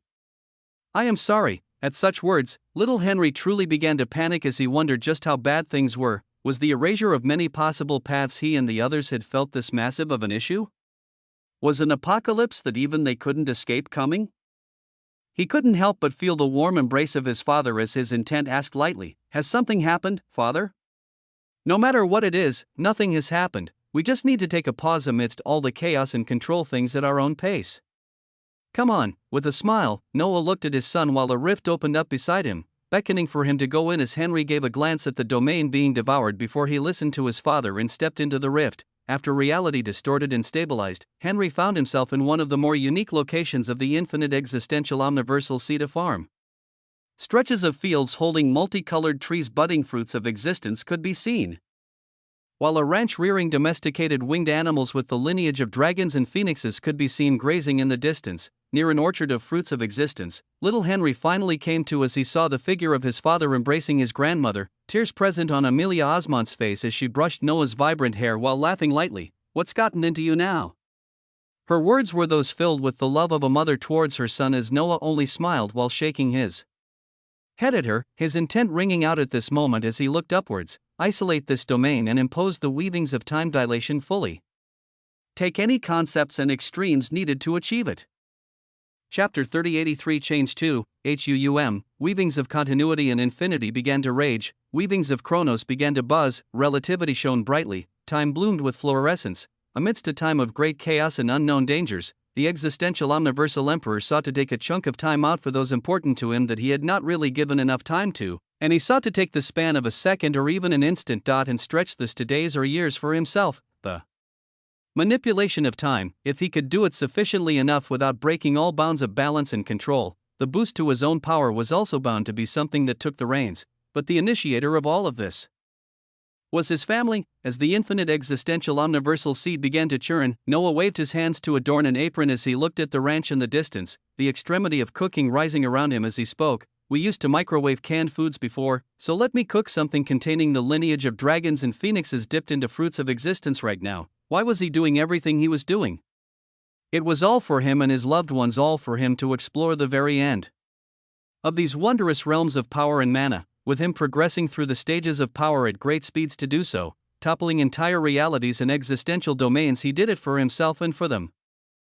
And yet, just how much time did he spend with them? So here he was, spending time, and at the same moment, going to great lengths to stretch out and dilate this time, as he adorned a white apron with an infinity symbol, HUUM. The space above him buzzed as purple-blue brilliance of the influence of the greater omniversal authority of Asia came down, causality becoming twisted and distorted as many prompts began to cascade down. The existential extremity authority of continuity is being twisted to form a space of temporary non-continuance. The weavings of vacuous, isochronism, chronos, relativity, quantum, uncertainty, paradox, quintessence, and infinity are among the first to rise and aid the establishment of a space outside of the constraints of time.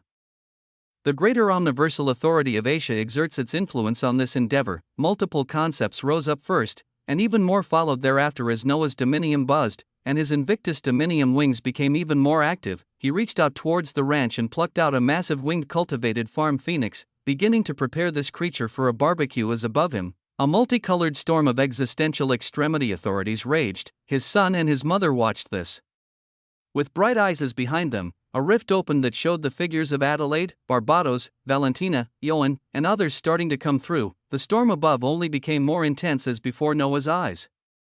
The feature of existential omniversal time dilation is coming to fruition. Existential omniversal time dilation, such a wonderful bloomed as while Noah began to prepare a mutated species of a domesticated phoenix. The space around this quintessential farm began to change ever so slightly. At the same time, heavy waves of existential extremity authorities surged as Noah attained more information, requiring heavy usage of existential extremity authority and even the active influence of a greater omniversal authority constantly. A second of time can be stretched out by a factor of 86,400. Currently, a maximum of 3 seconds can be supported within the omniversal time span of 24 hours. WAA, a terrifying boon. For 3 seconds, Noah could actively stretch out and dilate 3 seconds within the time span of a single omniversal day, a limit of his current power as it could always be changed in the future. As a single second passed across the omniverse, 86,400 seconds would pass for Noah in this designated domain.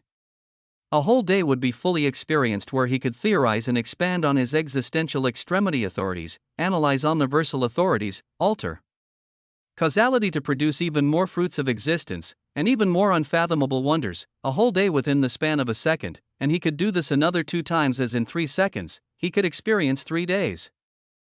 This was the active form of existential omniversal time dilation. Active. There was also another form that was entirely passive from the weavings Noah was experiencing. Under the banner of the existential omniversal time dilation, a desecrated existential chronos domain has been born. As in this domain, the active dilation factor of 1 to 3 can currently be achieved passively with the rate of regeneration of the infinite existential omniversal seed, a passive and constant time dilation supported by the infinite existential omniversal seed. 1 to 3, if a day passed across the omniverse, Noah would be able to experience 3 days. If a year passed, he would experience 3 years.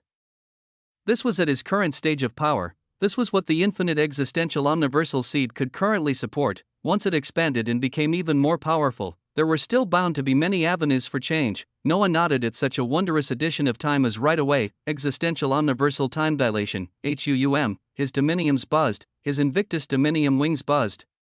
The infinite existential omniversal seed buzzed. A second dot was about to be stretched out into a day as right before it unfolded, whap, another rift bloomed with icy brilliance as the figure of none other than the second body of an icy Sanctus princess appeared in the farm that had now become the desecrated existential Chronos domain.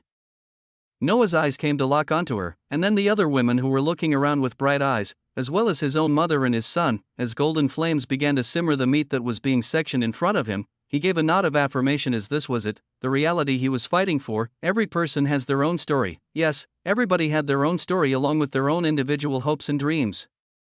You are the protagonist of your fable, but it doesn't mean all others have to be put down due to this fact. the existential extremity authority of the protagonist has advanced tremendously in its authority. Chapter 3084 Time, the protagonist. This was one of his major distinctions that warped his very existence and how it related and communicated with the outside world.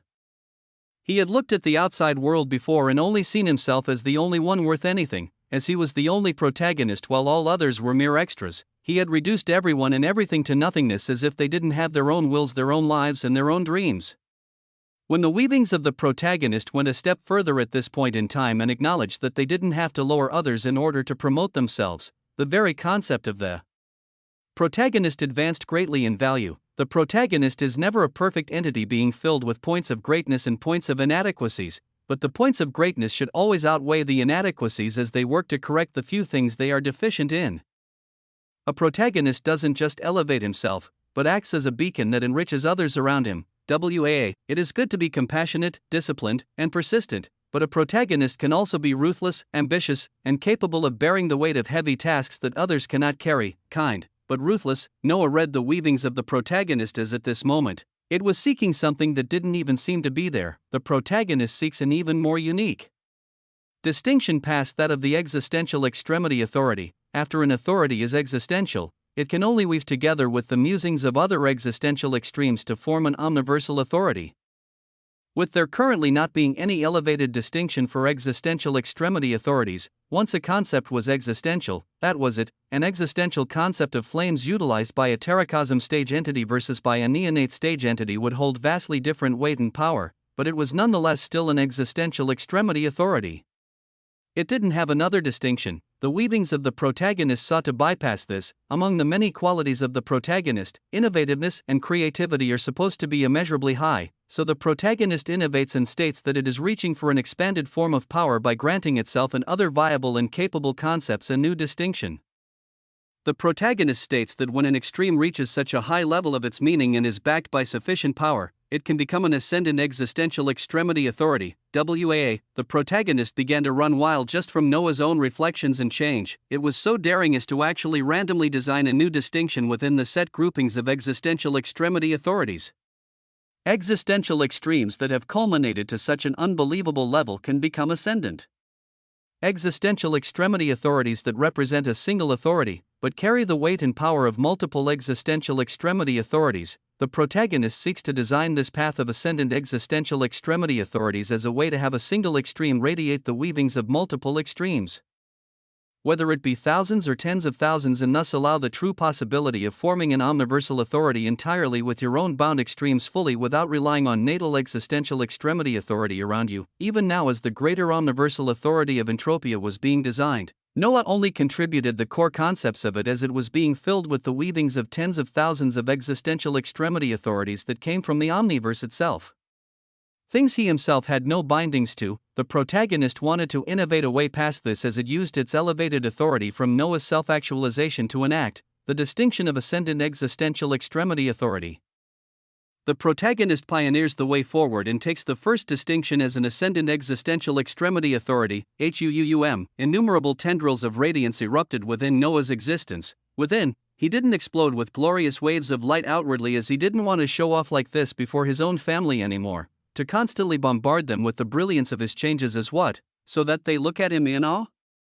So that he looks further and further out of reach for them as some great being that was no longer human. No, he had done this so much to the extent that he could feel the emotions of those he considered his women, to be mixed as some even began to feel emotions of inadequacy.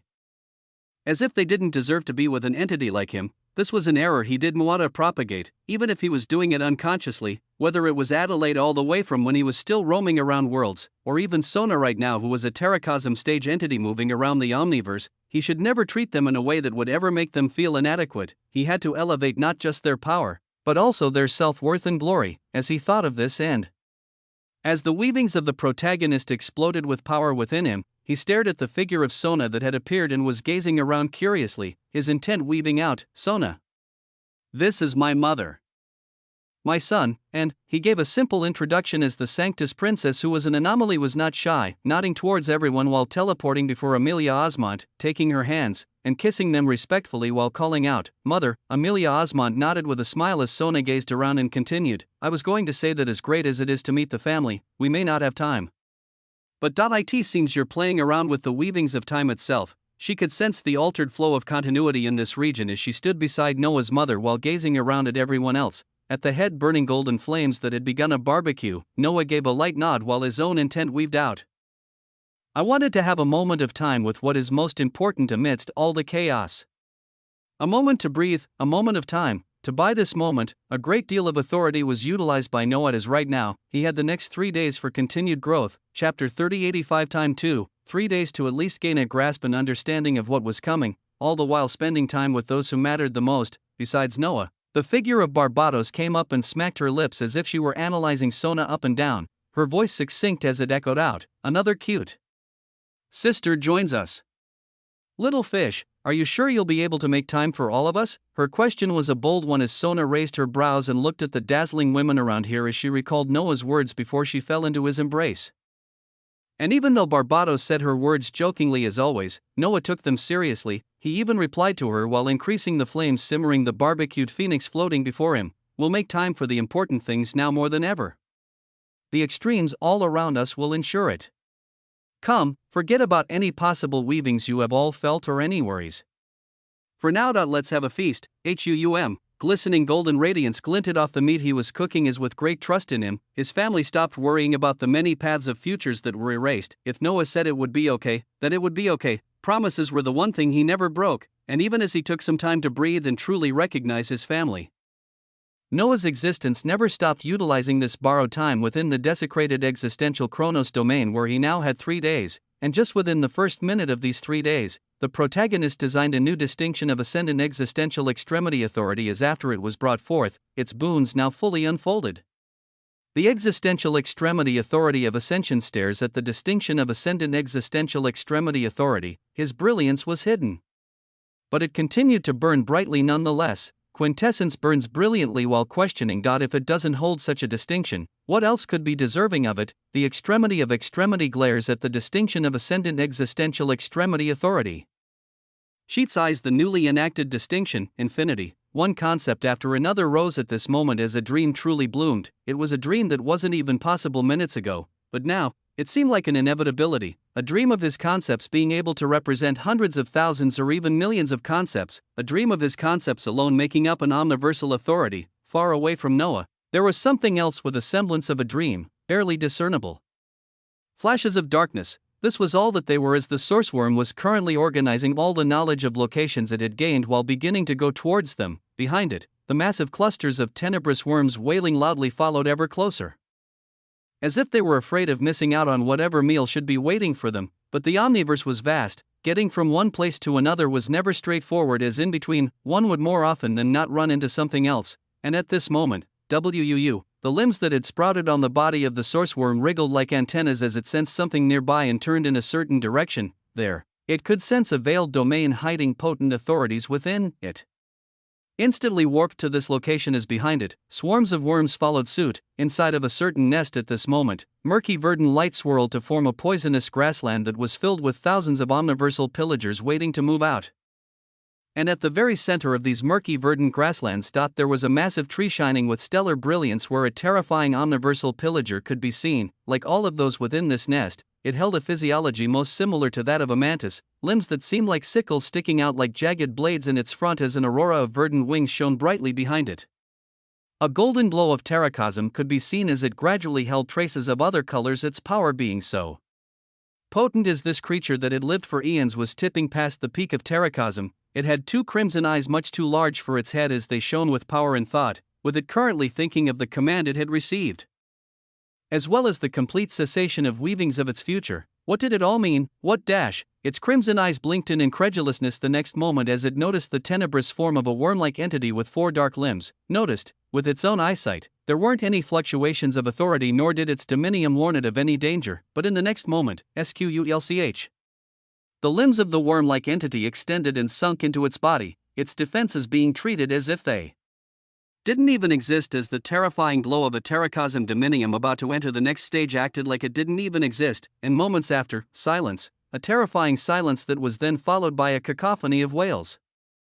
Only wails. The massive body of the mantis-like omniversal pillager cracked before becoming absorbed into the massive source worm, the physiology of this creature beginning to change as its limbs became sharp and blade-like, with even more of them protruding by its sides. The cacophony of wails continued as in this nest, there were no more signs of life or bright dominiums. The thousands of Telios and Sequor stage omniversal pillagers all decimated within a fraction of a second. As most didn't even know enemies had arrived right beside them before they perished, the bodies of the worms began to change and distort. The leading sourceworm grew even more blade-like limbs as behind it.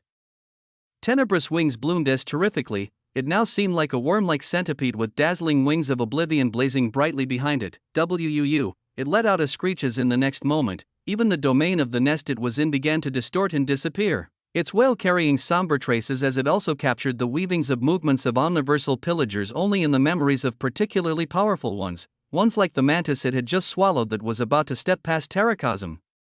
With its sharp blade-like limbs glinting with brilliance, it turned towards the other worms and screeched out, "SKE! SKE!" Indiscernible screeches echoed out as in the next moment, the multiplying worms pulsed with acknowledgement. In the next moment, swarms of them split apart and began to rush out in different directions as at this time, they began to divide and conquer. Chapter 3086 Time. It was a concept utilized very differently depending on the person. Those with resources seemed to have an inordinate amount of time to do everything they wished, while those with no resources always felt like they had no time. The rich could buy and dilate time to their wishes, spending it doing things they loved as a day for them could have the same accomplishments of multiple days for others. The poor find themselves doing mundane tasks just to come up with enough resources to live and survive as by the time the day ends, maybe they had a single hour or two for themselves. When it came to time, Noah was currently extravagantly rich, so rich that he had bought 3 days to use while only 3 seconds would pass for others. And in the desecrated existential Chronos domain right now, he was using this time to the fullest. He had a body surrounded by his family as he cooked a feast for them, allowing Sona and the other women who enriched his life to become familiar with each other as the more social Barbados was asking questions on where Sona stemmed from. The energy of these two women being on the same wavelength as Sona followed with ease. She showed much greater care to Noah's mother as while they talked, Noah called over little Henry to barbecue with him the weavings he was utilizing to burn the golden flames being taught as he would even cut a portion of the meat and show how it was still red inside. And for Henry to control the flames a bit more to thoroughly cook it while giving a succulent taste where with every bite, quintessence would gush out. As Henry learned this, Noah smiled while he asked in a lowered tone, choosing to take a little bit more interest in his son's affairs, "I've never asked you before. But is there any girl you've been looking at?" His words felt foreign even to himself as he would have never found himself saying them not too long ago, and his son even seemed embarrassed to hear them as he could only turn around his head before he replied hesitantly, "Just a girl. Living in the old region of Atlantis within the infinite existential omniversal seed. I didn't know if you'd approve, but I got a chance to know her when I went fishing with Uncle Kazuhiko and the Kraken. She doesn't know who I really am." The golden flames burning the meat nearly exploded as Noah looked in shock at his son. He had just said the question, but there was actually an answer. There was actually a girl in his son's life that he didn't know about, and his son even had fishing trips on Atlantis. He was connected to the infinite existential omniversal seed as he could know everything that happened, and yet he didn't pay enough attention to even bother to know what his own son was doing. He burned the tinge of pain as he sighed and spoke seriously. "Talk with her and bring her over soon. Be honest with who you are." It was a unique reality as the son of destiny felt like he was living in a whole new world as he nodded. At the same time, he couldn't help but smile as this new world didn't feel bad at all, a reality sectioned off in time. This was the laid-back reality that Noah was living in on this borrowed time, actually talking with and doing things with his son. But that was only within this region of the desecrated existential Chronos domain, a few thousand miles away from where Noah and his family were. A transparent golden veil that blocked off sounds and the expression of authorities was enacted. Another one of Noah's dominium bodies stationed here is around him. Multicolored brilliance overflowed, but none more so than the dazzling murky purple radiance that represented the singularity of entropia, the radiance that he had taken from the sacred natal omniversal sea of Pompeii and brought here where he had 3 full days to work with. He still left his dominium soul within the sacred natal omniversal sea of Pompeii along with Sona's other body as silver brilliance from the sea continued to gush into his body, but because it was being drawn into another one of his bodies within a space of dilated time. Where he was absorbing and assimilating this authority at a ridiculously faster dilated pace, it made it so that Noah's pace of devouring the silver sea of Pompeii erupted by thousands of times. He turned into a black hole that nearly made the sea caved in. absorbing all of this pure natal authority to feed his own concepts, and boy did he need the authority to allow his concepts to grow, as at this moment, protagonist was eating up a majority of this authority as it continued its mission to do something grand. The boons of the distinction of ascendant existential extremity authorities are becoming further defined. It was defining what this distinction would truly give even. As multiple of Noah's concepts were seeking to elevate themselves to this stage, they also devoured the remaining portion of the silver brilliance gushing in from multiple points like endless waterfalls in this enclosed area where only Noah was in. An ascendant existential extremity authority has 3 phases of ascendancy, with the first phase making it equivalent to 10,000 existential extremity authorities, the second phase increasing this equivalency to 100,000, and the third phase making this equivalency 1,000,000. Going towards the latter phases is dependent on the authority of the extreme itself and what it has been able to accomplish. A clear definition was given by the weavings of the protagonist on exactly what it meant to hold the distinction of an ascendant existential extremity authority, but this was only part of the work of the protagonist as it continued. Ascendant existential extremity authorities gain a steel of ascension within your existential dominium, allowing this steel to act as an anchor that cultivates an ascendant existential extremity clone that can move outwardly and express its authority at no cost. Chapter 3087-4. The second defined boon after understanding the phases of ascendancy. Was equally as terrifying. All this time, Noah could manifest the weavings of his existential extremity authorities, but they couldn't outwardly move around as they continued their actions within him. Now, an ascendant existential extremity authority would gain a steel of ascension that acted as an anchor, an ascendant existential extremity clone stemming out of this at no cost. This was how much more powerful an ascendant existential extremity authority was. In addition to a steel of ascension forming in your existential dominium, another will also form in the infinite existential omniversal seed as 2 anchors are provided for a single ascendant existential extremity authority. This allows for the reality that an ascendant existential extremity clone can never have its weavings disrupted or destroyed unless these 2 steels simultaneously shatter, where even if one shatters within your existential dominium from meeting an undeniably powerful force, the actual extremity clone will not be affected unless the steel within the infinite existential omniversal seed is simultaneously destroyed. An ascendant existential extremity clone can further its own extreme by moving within your existence or outside of it, increasing the versatility and range of movements it can carry out. An ascendant existential extremity clone can tap into and refine ascendant existential extremity skill trees with the support of the weavings of skill trees, becoming capable of releasing preset quintessential abilities in a shocking fashion.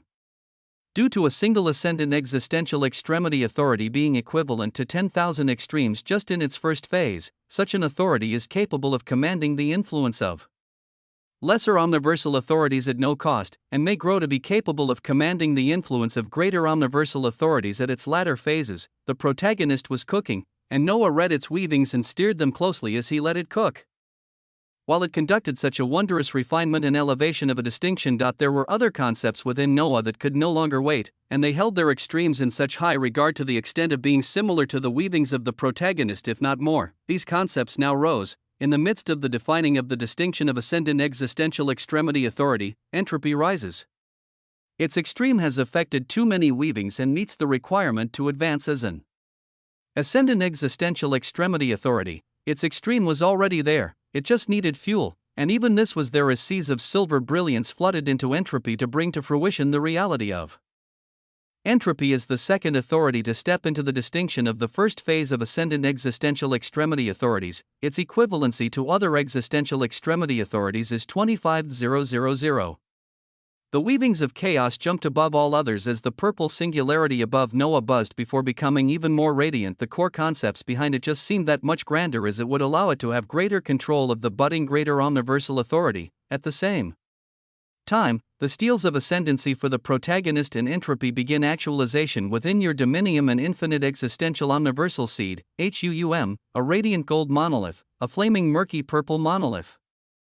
Noah felt such things bloom within the depths of his dominium as along with this, in the desecrated existential Chronos domain where only he was in, 2 massive steels began to form with an air of pristine ascendant existential extremity authority. Alongside these steels, brilliance flourished and began forming into glorious humanoid forms looking exactly like Noah but adorned in different garments, the signature wings on the back and feet being retained as 2 ascendant existential Extremity clones were coming to fruition. The ascendant existential extremity clone of the protagonist had golden hair and white gold robes, his eyes ridiculously shining like halcyon suns as the representation of the Invictus Dominium wings behind him was a pure aurora of gold.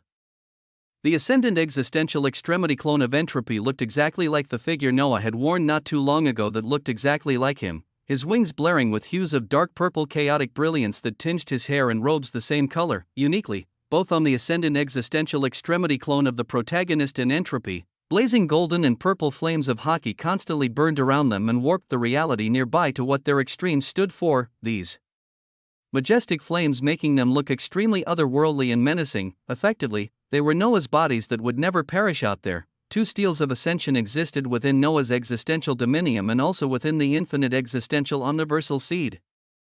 And unless both were simultaneously destroyed, Noah had just gained the perfect bodies to have running outside in this moment and age of profound unknowns. His dominium soul would be recalled and replaced as he would only have his ascendant existential extremity clones moving around outside.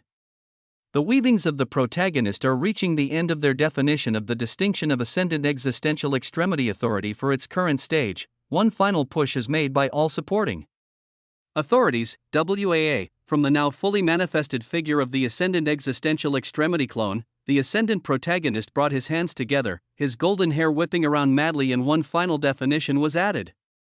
When 9 ascendant existential extremity clones are successfully produced, their weavings can flow together to mimic the complex transmutation of an omniversal authority, bringing out an ascendant existential omniversal extremity form with capabilities that are undefined and undisclosed at this moment, mimicking the weavings of the complex movements of extremes that make up omniversal authorities. In such a manner, his ascendant existential extremity clones would be capable of bringing out a fused form of themselves that would no doubt be an utterly ridiculous construct, and even this still had its parameters undefined as Noah could only nod at such a development. Good.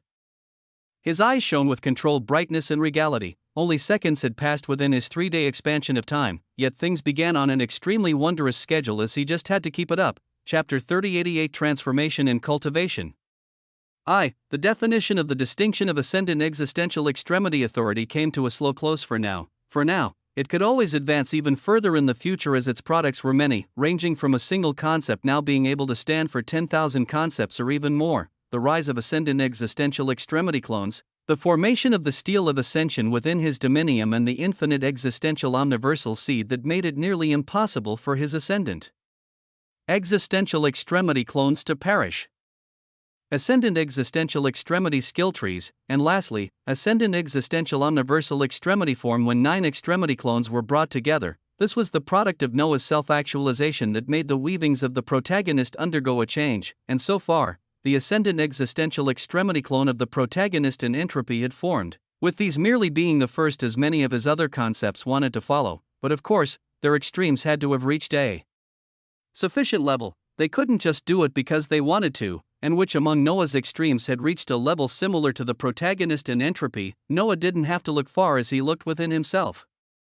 Already seeing some concepts rising and falling like stellar rivers of brilliance, they filled his existence with unique sensations that he felt sad others would never be able to experience. The sensation gave him a sense of power and confidence that he could do anything and survive anything, the weavings of his concepts being so potent that even if he didn't believe it, his existence may have naturally been warped to have this confidence, and one of the biggest sources of this confidence. All actions you have taken so far support one defining concept that makes you. Quintessence shines with brilliance, breaking past the shackles of a normal existential extremity authority. The pure natal authority from a distant silver sea was heavily devoured by a colorless brilliance. It was the current fuel for ascension as ever so subtly. Something else rose within Noah. A colorless steel of ascension began to form within his dominium and within the infinite existential omniversal seed. Quintessence claims the distinction of an ascendant existential extremity authority. A third concept that was deserving of an elevated distinction came to be, and Noah only felt his other concepts become wider after Quintessence took a step forward to enter the first phase of an ascendant existential extremity authority. The weavings of extremity brood silently as even without lifting a finger. All movements of extremes are reflected on it. Its distinction is without question. A brilliant stellar dark steel filled with unfathomable weavings bloomed right after the colorless one, and Extremity claims the distinction of an ascendant existential extremity authority. The protagonist, Entropy, Quintessence, and Extremity rose to the center stage. but they wouldn't be left alone as after them. A blazing grandeur of cerulean brilliance overtook everything. Infinity is a core concept of who you are, elevating itself and yourself with every step you take. Infinity claims the distinction of an ascendant existential extremity authority. It felt like an immeasurably endless wave had formed. And in this endlessly blue wave, mana dynamics is connected to the alteration and change of all authorities as it cannot remain without a distinction. Mana dynamics claims the distinction of an ascendant existential extremity authority, infinity, and mana dynamics rode on this wave, and it didn't seem done. Noah felt like there may still be one or two concepts that met the prerequisites to advance their extremes. Causality? Fables? Tyranny? Loot? Plot. He looked within himself for the existential extremes that had truly gone above and beyond their concepts. As the moment they began to bubble forth, something else came, something that actually took their twinkling brilliance for itself. Cheats apologizes in advance. The concept of cheats gathers a deluge of authority to go from a normal concept, skip past the distinction of an existential extremity authority, and head directly for the distinction of an ascendant existential extremity authority. A white gold brilliance rose at the depths of Noah's existence, actually taking the brilliance of some concepts that were almost at the precipice and gathering it all for itself. The weavings of Noah's other concepts rose in contention at such an action, but cheats did not even give them a chance. Your abnormality is what placed you where you are now. Your cheats and blatant disregard for the common rules of existence and reality have placed you on your current pedestal. And one concept believes this pedestal can be broken and trashed to enact something else entirely. Cheats claims the distinction of an ascendant existential extremity authority. Noah closed his eyes at this advancement and reveled in it. Cheats had taken the lead in doing a great deal of things. Even with its blatant actions of whisking away the brilliance of others, it could be accepted for what it had done so far. And whenever weavings of this concept made a move, it was normally a major one. Cheats, like all other concepts, were simply part of Noah's will with a unique autonomy. But just like entropy could weave its own intent, so could cheats and others as part of Noah's will. And the reason for cheats to finally advance at this moment from a concept that wasn't even existential to become an ascendant existential extremity authority, Noah could already feel the beginnings of its intention. They related to nothing else other than what he wanted to do in the next 3 days: growth.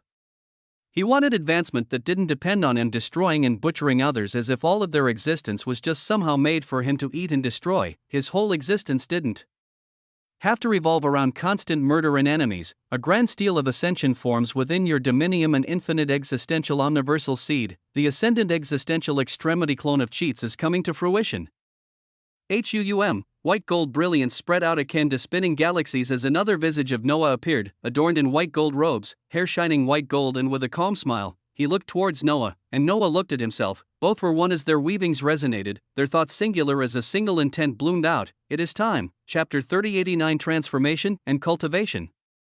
2. It was time. Time for what? A question like this was a unique one when it related to things the concept of cheats was undertaking, with every one of its projects being something heavy, and all prior projects it had taken were grand ones producing wondrous results. So what was in store now? At this moment, it was time for the completion of the weavings of the greater omniversal authority of Entropia. First. This will be a required component. Noah's voice echoed out from Cheats. More of his will left his dominium. The visage of Cheats blinking as with every blink, his eyes became brighter to show Noah's will as he gazed towards the murky purple singularity far above them. Beside this singularity, the ascendant existential extremity clone of entropy was already there, as if it didn't have to be told this. The weavings of the greater omniversal authority of Entropia have become increasingly complex. Multiple unique singular authorities representing tens of thousands of authorities have mixed into the seed of the greater omniversal authority of Entropia. An omniversal authority containing unique concepts distinguished as ascendant existential extremity authorities is coming to fruition. The composition of the greater omniversal authority of Entropia is still concentrated with normal existential extremity authorities with unbound and unclaimed sources from the weavings of the omniverse itself. The distinction of the greater omniversal authority remains the same. Due to this, Noah's will buzzed as such a pair of prompts opened a doorway for wondrous possibilities. If the composition of an omniversal authority was made up of unique existential extremity authorities, namely ascendant ones, this may very well change the distinction of the omniversal authority itself.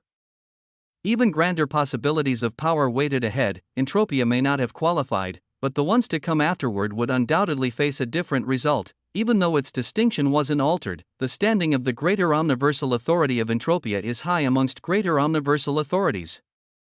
Approximately 9,999,999 existential extremity authorities flow with complex weavings to make up the greater omniversal authority of entropia, the greater omniversal authority of entropia has been recorded in the quintessential codex of extremity, as the catalyst who pushed for the design of the greater omniversal authority of entropia. You gain a unique quasi-architectural recognition of this omniversal authority that grants you a great deal of influence and control.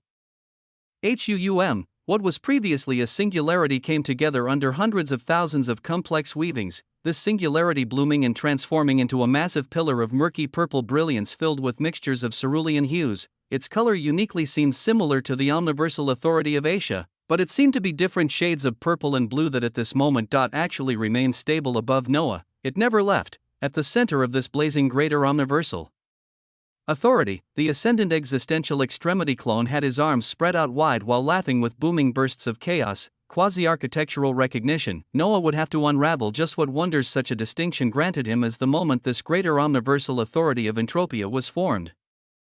The ascendant existential extremity authority of Cheats pulls upon the influence of entropia. A white gold figure made a move right away, entropia, to change, to transform amidst chaos and order. Cheats borrowed such a terrifying tool firsthand as the first thing Noah noticed was how it didn't cost him anything as of yet. No authority of his omniversal organ was taken. No authority from his dominium was taken. The distinction of quasi-architectural recognition. Just how massive were its full boons? Under the influence of a newly born greater omniversal authority, Cheats seeks to answer the question of cultivation, without needing to constantly murder others and devour them of their brilliance. What tool could there be for a rapid progression of strength? By no means was Noah turning into a saint who did not take life, but he wanted an alternative that didn't require him to distort reality to make countless enemies. He wanted to also be capable of depending on himself for great and rapid rises in power. All others normally did this by refining their existential dominiums and existential extremity authorities with fruits of existence and other treasures, but they took a single factor into account: time. They all spent a great deal of time. Noah couldn't stand cultivating for thousands or millions of years to arrive at a result, as all that he had to do was accelerate this process. So Cheats began with the very authority of transformation amidst innumerable weavings of chaos, and then he began his construct. The design of the ascendant existential engine of cultivation has begun. Your heart has been chosen as the source of the ascendant existential engine of cultivation. An engine to constantly and passively pump to refine authority at a rate that exceeds what others accomplish in millions of years. Such an engine would require unending resources to power and keep active. Yes, a construct of constant and effective cultivation by Noah's standards. As for the unending resource to power up such an idea, Noah looked deep within himself and felt the calm beat of his heart. It shone with many colors, but a single was utterly radiant, an endless cerulean radiant. Noah looked at this and uttered out calmly, "O infinite manna, his endless reserves of manna." It was time to put them in a constant use as the moment Noah called out to this source of endless brilliance. The ascendant existential extremity authority of manna dynamics throws in its full support. The ascendant existential extremity authority of the protagonist throws in its full support. The ascendant existential extremity authority of the newly risen ascendant existential extremity authorities began to flow in with fervor within Noah, as if a plug that was stopping an endless dam had just gotten pulled. A gush of blue radiance erupted out and surged toward his heart, bzzzt, and his heart shuddered as if it were about to explode. But in such a moment of profound wonder, different parts of his heart ruptured and began forming protruding stellar mountainous passages, accepting all incoming authority as minute changes began to bloom. A new omniversal organ is blooming within your existence. The newly forming organ holds the unique distinction of an ascendant omniversal organ, a stupendous surprise, a product of Noah's brilliance. He had the existential Invictus Dominium wings, and now, the ascendant existential engine of cultivation is forming in the manifestation of the omniversal organ, the ascendant existential Veritas Dominium heart. Chapter 3090 Transformation and Cultivation. 3. Veritas, an immeasurably strong word that stood for the weavings of truth or reality, an undeniable and unchanging truth of reality. Taking on such an identity, the omniversal organ sought to bend and transform this truth, this reality. To Noah's will. Thus, the ascendant existential Veritas Dominium heart was being born. His heart was selected to be the source of the ascendant existential engine of cultivation, something that passively elevated his power at a rate others couldn't even fathom. At this moment, it erupted with multiple new mountainous valves that radiated multicolored brilliance, auroras of vessels and arteries forming and gushing waves of authority is at the core of it all.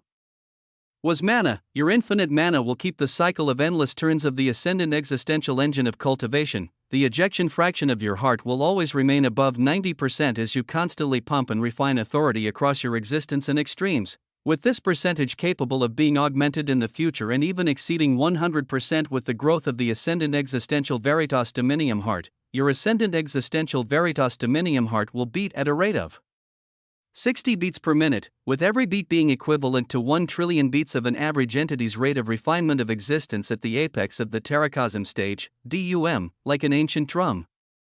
A heavy and unfathomably strong beat echoed out. Were it like before, it would have reverberated across the infinite existential omniversal seed as his own family and people would have wondered what was going on, but Noah didn't have to show off his brilliance. The heavy beat of his heart boomed out in this isolated space within the desecrated existential Chronos domain, and with a single beat within a second, HUUM. His existence felt a radiance flicker around him and his extremes felt the same thing, as if they gained a layer of empowerment that was swiftly absorbed to elevate them, and as a second passed, DUM, another booming beat echoed out as the same multicolored radiance flashed over Noah's existence and extremes. Once more, they felt their existential authority taken another notch higher as DUM, DUM, DUM. The heavy beats kept on coming. His existence kept on brimming with brilliance. The purple-gold hue of his Invictus Dominium wings only became more potent, and his concepts cheered at their core constructs becoming increasingly elevated. HUUM. Behind all of this, his infinite mana churned into the mountainous vessels surrounding his heart, and endless waves of authority were processed and transformed, the hue of the greater omniversal authority of entropia being especially potent at this moment. The ascendant existential veritas dominium heart has begun running at full capacity. Radiance unfurled all around Noah as the very loud and heavy beat became contained within him entirely. The ascendant existential engine of cultivation is now running at full capacity. With every beat of your heart, your existential dominium and extremes face an overwhelming growth and refinement. The boons of the ascendant existential engine of cultivation encompass everything under your existence. Everything under his existence, his glory, his records, his existential invictus dominium wings, and even the ascendant existential veritas dominium heart as well. Everything received a thorough elevation as while all of this occurred. The figure of the ascendant existential extremity clone of Cheats seemed to raise his head high, almost as if questioning whether that would be all.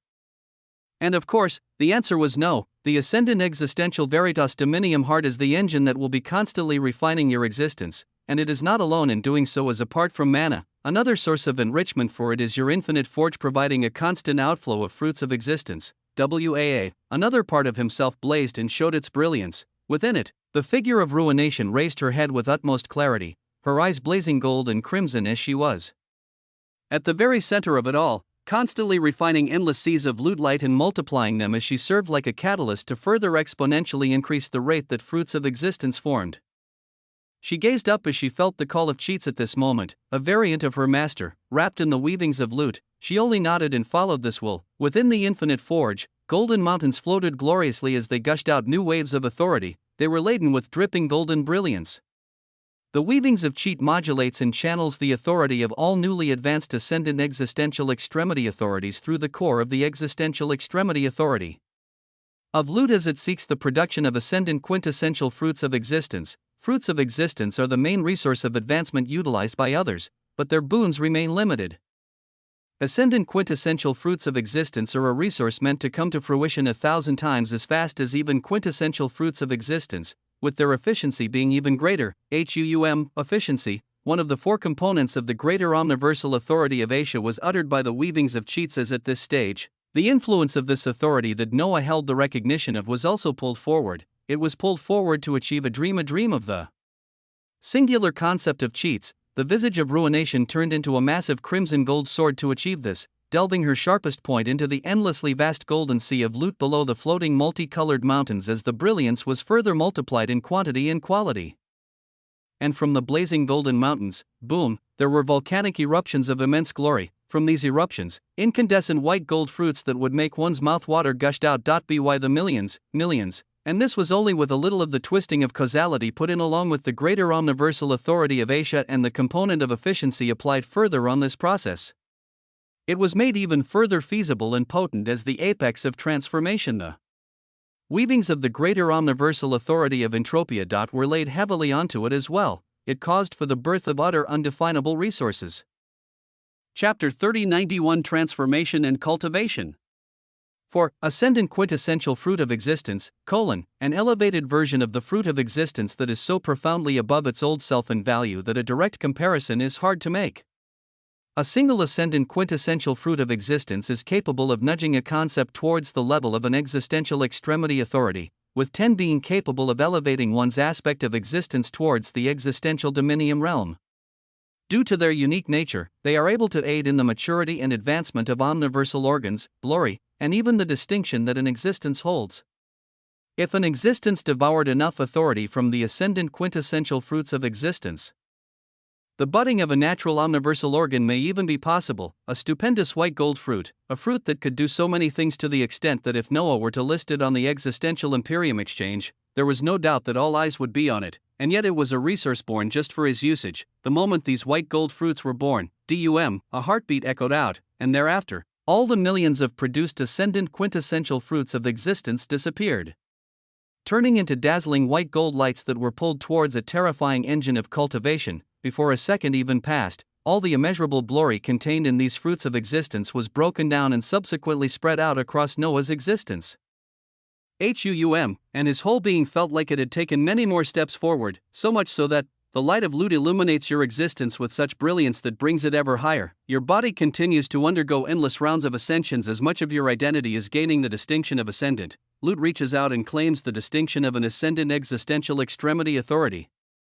Ascendancy reaches out and claims the distinction of an ascendant existential extremity authority. Two authorities took the leap right away. They were bathed with the terrifying light of the ascendant quintessential fruits of existence in addition to the boons of the ascendant existential engine of cultivation.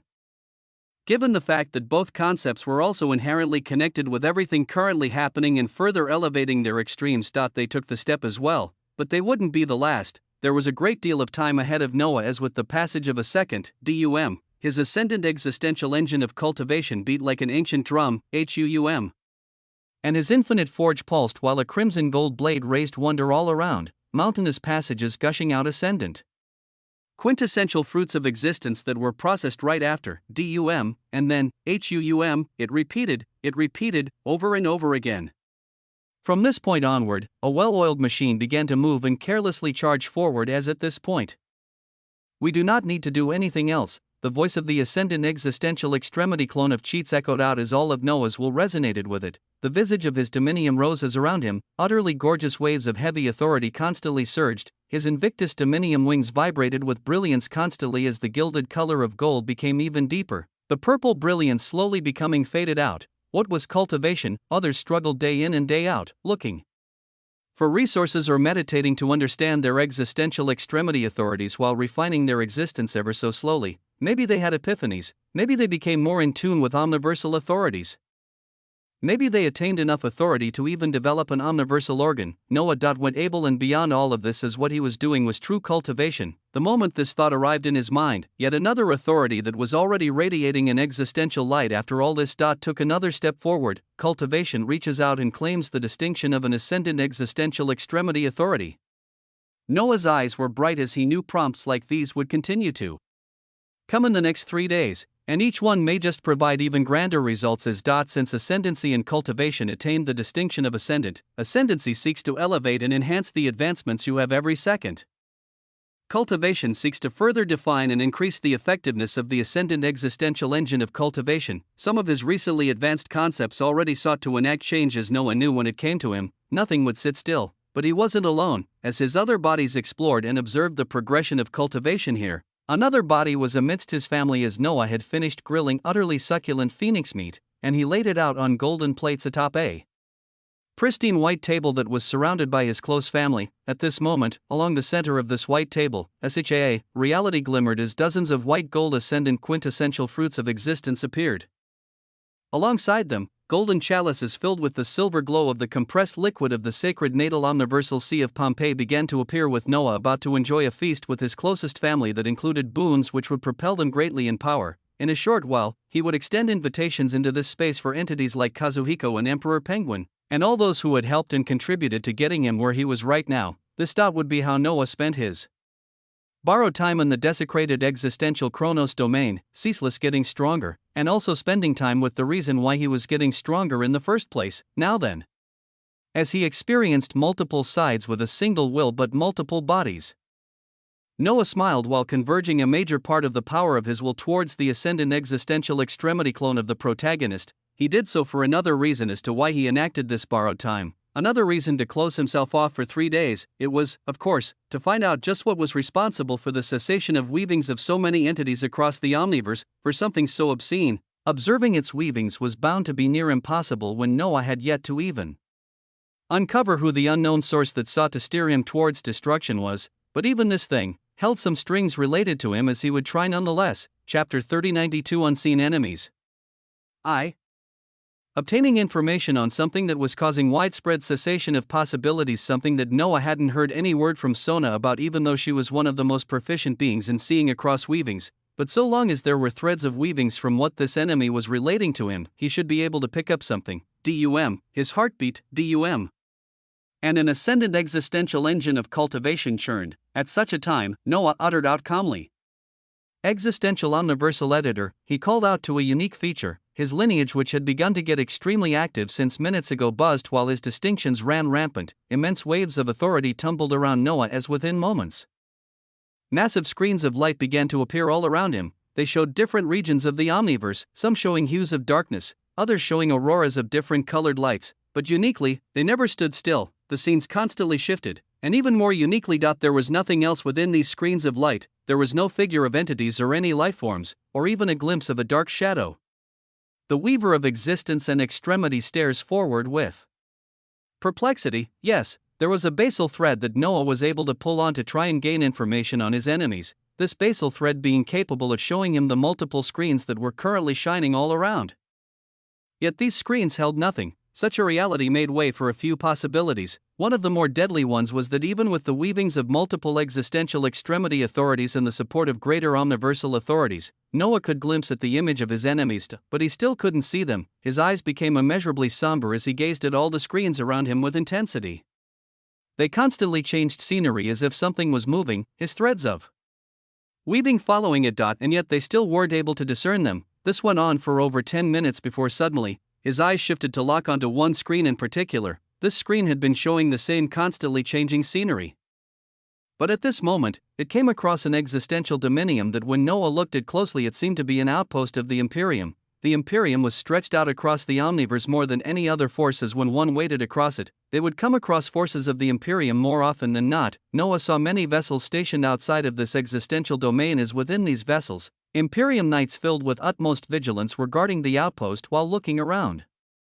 They were all vigilant after they had just sensed the cessation of all of their weavings. With all Imperium knights placed on high alert, Noah fully focused on this illusory screen. With such a reality as through this, at least he would get to understand the scope of power of his enemies and better prepare. Even if he couldn't see them, the weavings of the Imperium Knights should be able to grasp something. Even though they were not allies, Noah wouldn't do something as foolish as rush to try and save them before knowing anything about the current enemies. Even if he had to watch entities die in front of him, he still had his best interests to protect.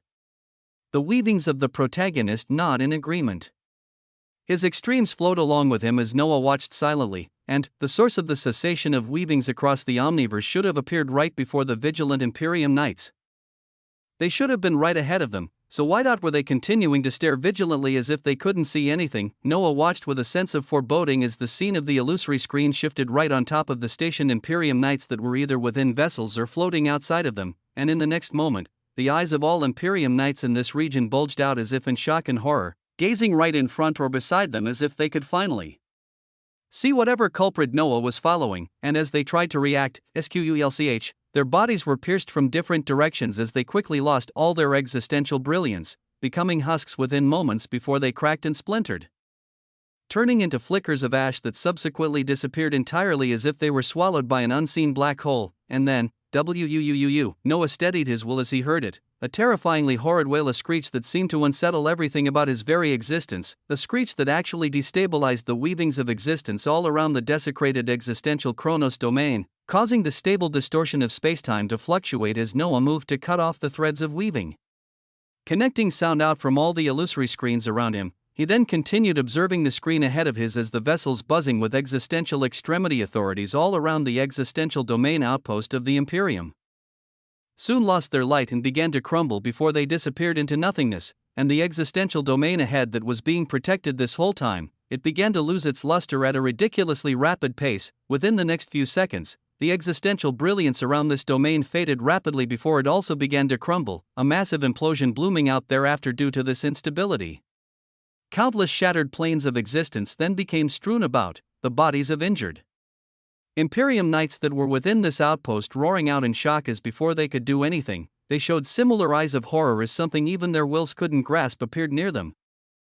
And even as they activated their existential extremity authorities or even grasped the codexes of extremity in the hands of a select few of them, none of it mattered, their bodies became dried husks as they were pierced by a jagged weapon moments later, and they then turned into glimmers of ash that were devoured entirely. Noah watched this dreadful scene with somber eyes, observing firsthand how an existential domain and forces of the Imperium that were shining brilliantly just moments ago had all just disappeared as if they didn't exist. Chapter 3093 Unseen Enemies 2. He couldn't see them, and up until the very last moment, even those who were directly in front of them couldn't see them.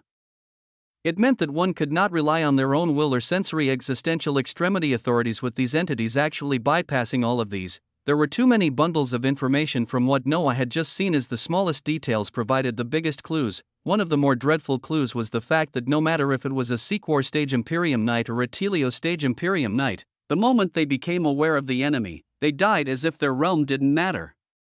Another was the fact that even though their existential extremity authorities erupted out, with those holding codexes of extremity even causing the descent of the influence of omniversal authorities, none of it helped. When whatever enemy struck, they all died in the next moment regardless. It meant that the enemies Noah was looking at were those who could theoretically bypass the weavings of existential extremity authorities and to an extent, lesser omniversal authorities.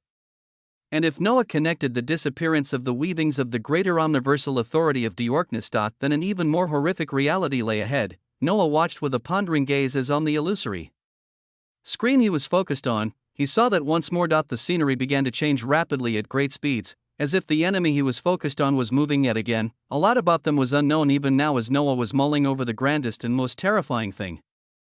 He was the weaver of extremity, he was the weaver of existence, and yet he couldn't even see these entities. What did this mean? Were they not within the bounds of extremes in existence? Were they outside of it entirely, the antithesis of existence itself? Was this why they couldn't even be seen by one's senses? The only thing Noah could affirm was that moments before the Imperium Knights died, they did manage to see their enemies with their own eyes, with one's own naked eye. If Noah wanted even a glimpse of these beings, he had to observe them with his own eyes by appearing in any of the locations he could see in these illusory screens before him. Such a thing came with immense risks when there was still so much that wasn't known regarding these enemies, as Noah wouldn't do so just yet.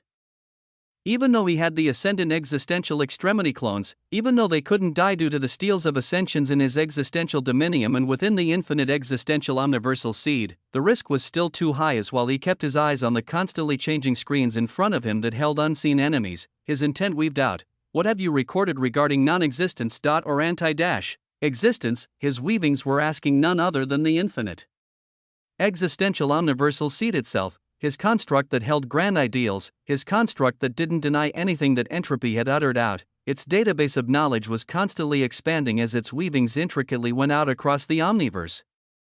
And its voice echoed out at this moment straight into Noah's mind. Much of it is conjecture and theories, but the very definition of anti-existence would not correlate with the same distinctions of life and death, of light and dark, or beginning and ending. The voice of the infinite existential omniversal seed was filled with immense serenity as it echoed out in Noah's head. His eyes and will locked onto the many illusory screens around him as he nodded, and the infinite existential omniversal seed continued. If we are currently contained in a system that we consider existence, then anti-existence would reside in another system entirely. There may be the flow of time and space. There may not. Time may flow in reverse or in other directions. Entities within that space would likely consider their system perfectly normal and how things should be, and they could even refer to our system as the one of anti-existence. WAA, profound words echoed out from the infinite existential omniversal seed as it continued. Entities within that system may have an entirely different progression of power, or they may not even have anything alongside the concept of energy, mana, or authorities. They may simply just be. They could just be what they are, and if they come across anything from our system, something reliant and cognizant of existential extremity authorities and omniversal authorities, this may not mean much to them or affect them in any way. What we find impossible could be the reality in their system. Something they consider perfectly normal may be a complete violation of the set reality within our system. This is just a working theory, as it could have many gaps within it. Words that forced one to ponder echoed out from the infinite existential omniversal seed as Noah's eyes shone brightly while he asked, "You believe these enemies we cannot see stem from another type of existence than us entirely?" A heavy question, one that the infinite existential omniversal seed didn't answer right away as after a pause. Inconclusive to say with complete confidence. An easy path can be taken to assume this possibility to be the reality and to then plan accordingly. But even then, an impossible task arrives as the question of how we could stand against such enemies is brought forth. Because even if the systems we stem from are different, why is it so that our authorities cannot perceive them? Why are existential extremity authorities and omniversal authorities bypassed by these unknown enemies so easily, as if they were not even there? Heavier and heavier questions were uttered out as the answers were hard to find. Noah thought about the words of the infinite existential omniversal seed as many theories and possibilities rose within his mind as well. With his will currently focused on the whale that he cut off that was destabilizing the weavings of even his desecrated existential Chronos domain, it all pointed to the unknown enemy standing directly opposite to everything they understood, and it left behind an even more perplexing question: how did such enemies even get here? Chapter 3094, Unseen Enemies. 3. It was a question entirely deserving of an answer. If they stemmed from a different system of existence entirely, the capability to travel is an almost impossible one, as this causes the proposal of the question of how and why. Did they arrive here by mistake, or by purpose? The sonorous voice of the infinite existential omniversal seed reverberated out as Noah continued to state at the many illusory screens. Under dilated time, what he had just observed on one screen happened in an infinitesimally short period of time, as observing something else may take even longer, but the information he had already obtained was enough to do many things. He needed to understand and theorize more regarding just what these entities could be, and then when things aligned, come face to face with it to truly get a closer look at how he could counter it. If he could do so, the cessation of weavings of countless entities would be reversed while his own path would not be put in jeopardy. His thoughts were innumerable as while they flowed, his heartbeat and his skin reflected a constant surge of brilliance as the ascendant existential engine of cultivation continued to churn. He thought of where he currently was and how the next 3 days would pass in the desecrated existential Chronos domain as he peered at the prophecy the protagonist had enacted what seemed like forever ago. Robbed honor and glory become commonplace, their process undeniable once in place. To ends of existence, to the beginnings of extremes, a pioneer rises that has never been seen. Legacies and enclaves are many in between, but which can stand against an omniversal engine? Twist and turn. And turn again, until what is rare becomes all the same. Twist and turn again. All existence and non-existence shall bend all the same. Twist and turn again. Serfs and kings shall feel the same pain. Twist and turn again, till the wheel of existence deviates and shatters from pulsing veins. Twist and turn again, till a new realm resonates with Ian's reign. The first 4 lines had seemingly all come to fruition, and these were the ones that the protagonist had a direct control over before any influence of the unknown source that Noah had to find the weavings of. In addition to the unknown enemy causing the cessation of weavings, he instinctively knew the two parties were separate and distinct, but still kept in mind if there could be any connection. But in terms of the prophecy, him robbing glory and existence itself from other entities, being a pioneer who enacted his own realm, and even turning the rare fruits of existence into things that were commonplace for him. All of these seemed fairly accurate so far, but the reference of the omniversal engine. Was this still pertaining to the infinite existential omniversal seed or his ascendant existential engine of cultivation, or even both? Regardless of the truth, the first part of this prophecy had seemingly come to fruition, as the latter part, which had some influence from another party, still held weavings that weren't entirely clear. Existence and non-existence shall bend all the same. Everyone shall feel the same pain. Until the wheel of existence deviates and shatters from pulsing veins, the wheel of existence. Was this something metaphorical, or something entirely real, for it to deviate and shatter? Were the unknown enemies he theorized to be stemming from anti-existence the ones responsible, or was it the unknown source that influenced this prophecy to begin with? Hey man, Noah turned his head towards the ascendant existential extremity clone of the protagonist as he asked with sharp eyes. You want to shed some more light on this prophecy you made, the ascendant existential extremity?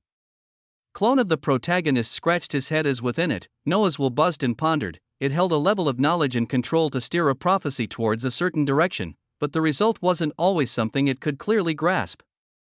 Noah knew this closely as he smiled at the action of talking to himself, his eyes continuing to gaze at and focus on the myriad of illusory screens ahead of him as he spoke out. Alright, let's unleash the new prophecy. This time with no influences of unknown origins and somewhat enough clarity to easily grasp its meaning ourselves. His intent was clear. Over the next 3 days, great advances would be made as within them. A prophecy would have to unfold from the protagonist. His existential dominium and omniversal organs would continue to be refined with every beat of his heart, and his extremes would become even more powerful. He would study the greater omniversal authorities he had gained access to, as both Asia and Entropia were too vast to glean over.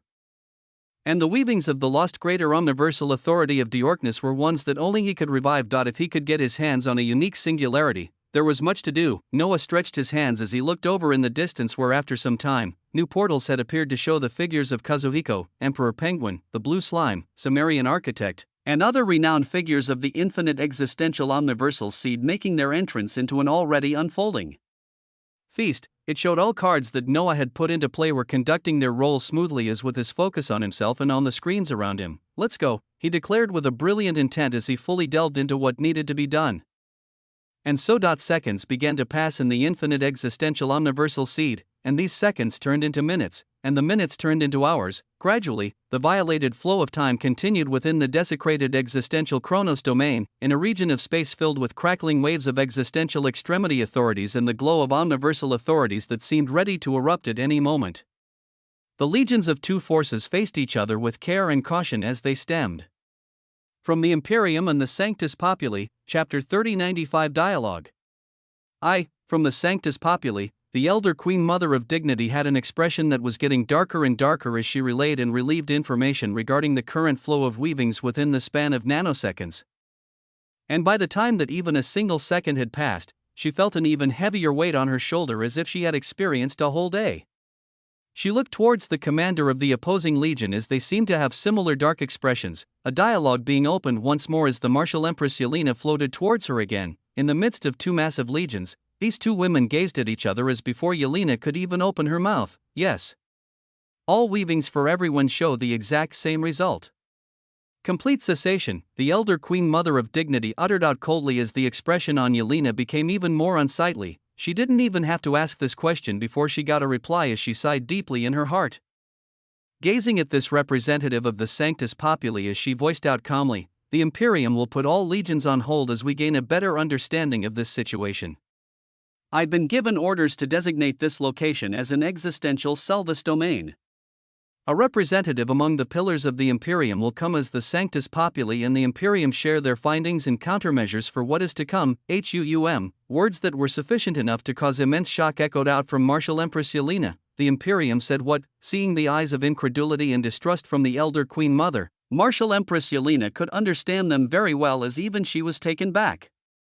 She expected the same pushback and belligerence as before, with those above her remaining staunch on what they wished to do on their glorious view of the omniverse, yet the cessation of all weavings had spooked them much more than even the weavings of cataclysm that were spreading. Those weavings were heard about from others, the complete cessation of all possible paths. All of them felt it, regardless of how powerful they were. It gave them such a shock that they even did the unthinkable.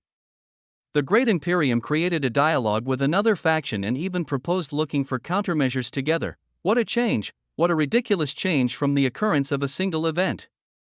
It was so heavy that due to wanting to protect their own interests or ensure their ineffable longevity, the Imperium actually brought the Sanctus Populi to the table. Both the elder Queen Mother of Dignity and Martial Empress Yelena allowed such a reality to settle in their minds as they gazed at each other, the gaze of the elder Queen Mother remaining difficult and cautious as she replied, I will pass the word, caution. Uncertainty, these weavings were buzzing in overabundance. At this moment is towards an extremely uncertain future filled with multiple ways on the collapse of reality. An interesting reality began to unfold. The decisions were made within the span of a second.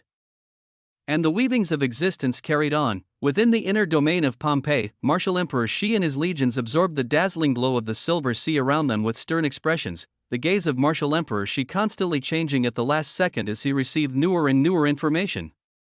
He continued to monitor the figure of the devilishly handsome man with a gorgeous woman along with two omniversal pillagers, as well as the large groups of titanic omniversal pillagers even further within the depths of the silver sea, but his gaze couldn't leave the devilishly handsome man who had been seemingly devouring so much of the silver sea at a rate that seemed tens of thousands of times more than them.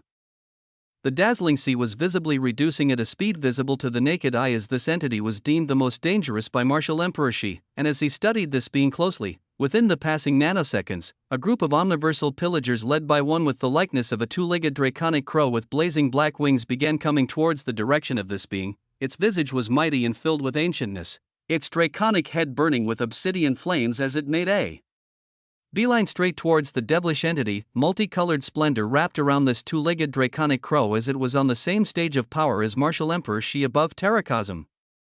Such a being moved rapidly and came to appear in front of this devilish entity, and shockingly, the entity merely rose his head up to meet such a massive omniversal pillager and its entourage calmly as if he held no ounce of fear, no preparation, no rush of authority, nothing. He only stared at the entity directly before him as after the twisting and distortion of reality, the two-legged draconic crow actually didn't attack, its intent weaving out at this time. Our master sees that you are connected to the Sanctus Populi, Imperium, and even hold sway over some lesser omniversal pillagers. He wishes to meet you for a discussion over the course of recent events. The intent was picked up by martial Emperor Xi as his eyes became ever sharper. The master of the omniversal pillagers, a discussion over the course of recent events. Martial Emperor Xi reported these words right away across the weavings of his enclave and Imperium, and he then thought about it deeply. Even the omniversal pillagers were affected by the cessation of weavings as their master. Their master sought a dialogue with the Sanctus Populi and Imperium. But this entity did not belong to the Imperium, so why would the master of the omniversal pillagers seek this devilish entity, this entity that martial Emperor Xi did not know the distinction of, but he was the weaver of existence, and his eyes met the two-legged draconic crow and the omniversal pillagers behind it calmly as he spoke out with calmness. Your master knows where I am if he wishes to meet.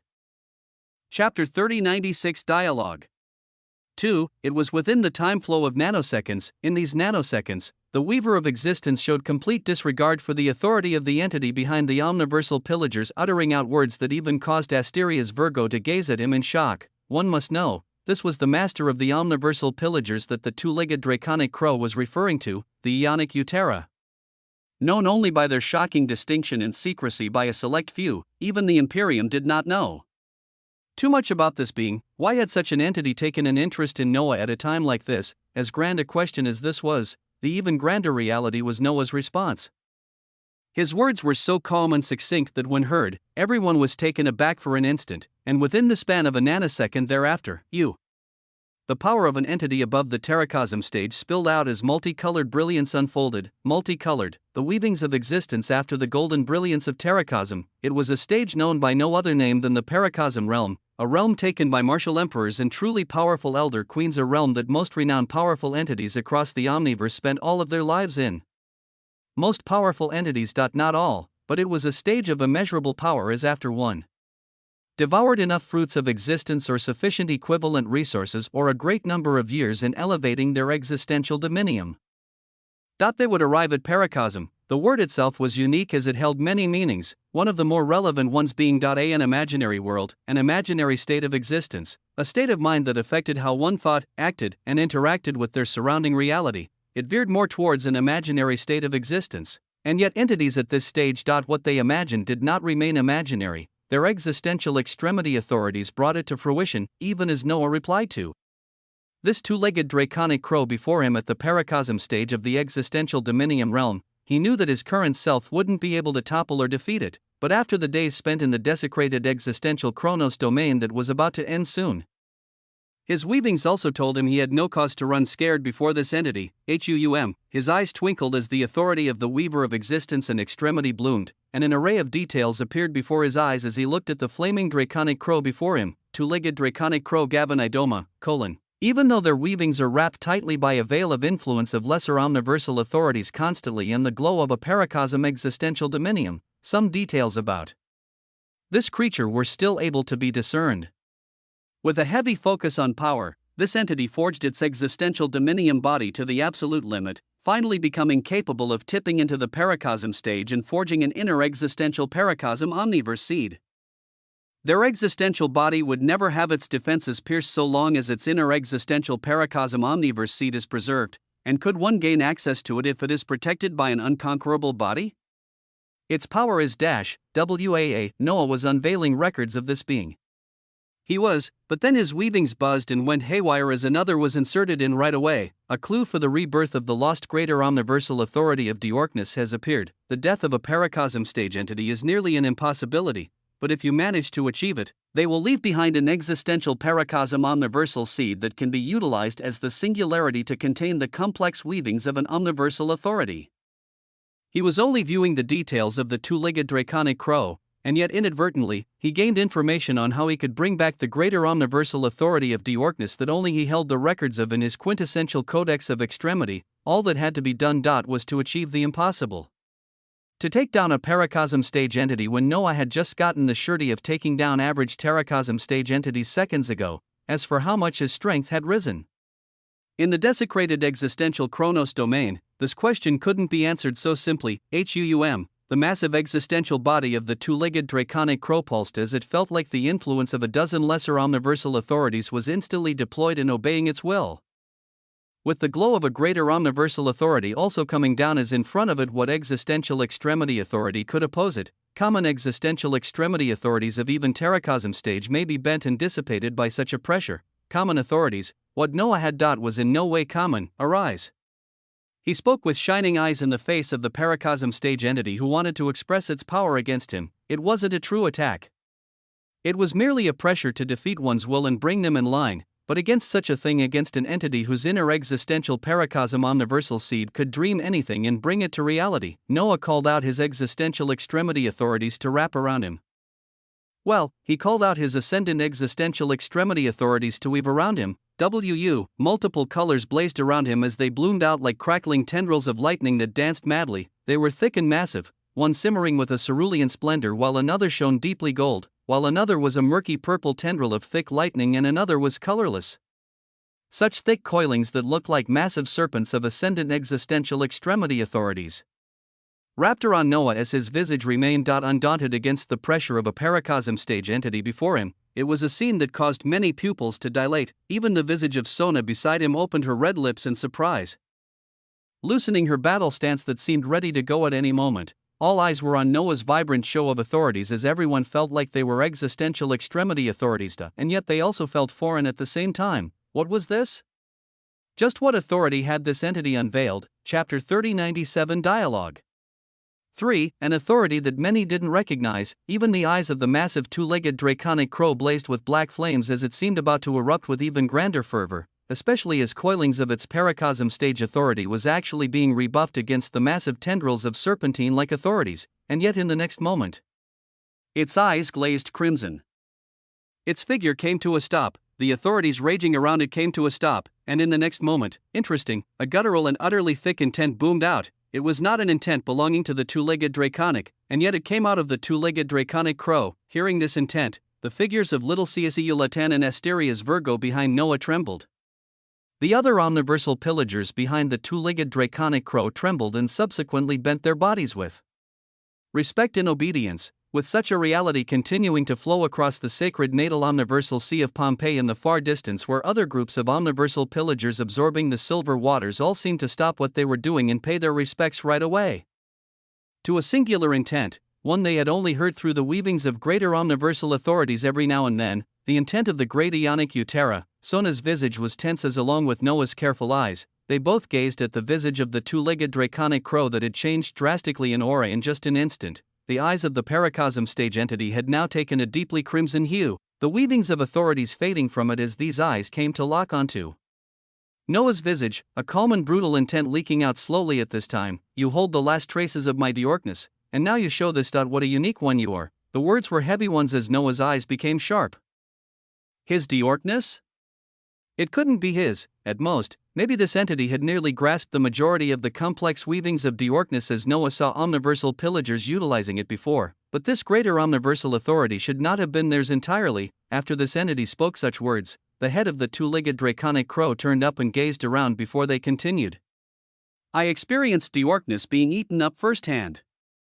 I know the enemies that are causing the flies of the Sanctus Populi to tremble and the oh-so-great Imperium to churn. I experienced Diorkness being eaten up firsthand. I know the enemies that are causing the flies of the Sanctus Populi to tremble and the oh-so-great Imperium to churn. His words caused the figures of martial kings and the martial emperor of the Imperium to blaze with intent, but he paid no attention to them as his intent continued. This time the gaze of the two-legged draconic crow coming to lock onto Noah again fully. Come to me. Since you hold the full threads of Diorkness, it can be weaved again.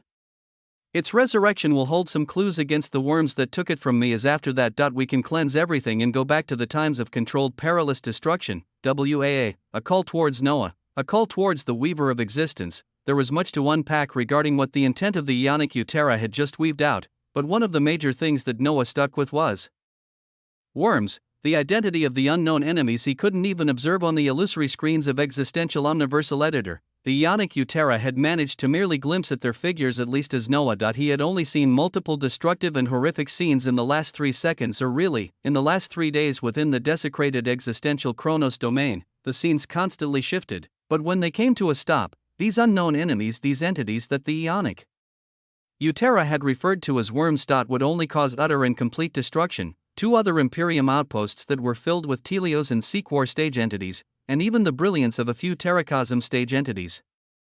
And yet even they fell without a fight to 3 nests of omniversal pillagers, one led by a terrifying 5-winged turtle who had nearly grasped the multicolored brilliance of Paracosm. Noah saw how within a short period of time, an unseen force arrived in these locations, as moments thereafter, there was nothing else alive in those regions. Every ounce of existential extremity authorities was devoured while any form of life was erased, and towards all of this, a possible answer may lie in the decimated greater omniversal authority of Diorkness. Noah's eyes blazed with ever grander waves of brilliance as he looked at the two-legged draconic crow and the unfathomable entity currently taking over its body.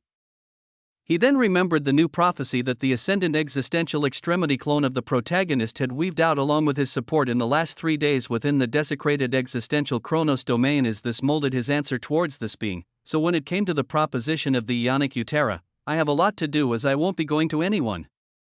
As for the greater omniversal authority of Diorkness, you must be mistaken. He denied the advances of the Ionic Eutera, and all eyes watched with rapt attention as nobody knew what would happen next. But uniquely, the figure of the two-legged draconic crow, bathed with obsidian flames and crimson eyes that were sharing the sight of another, only looked at Noah calmly in silence.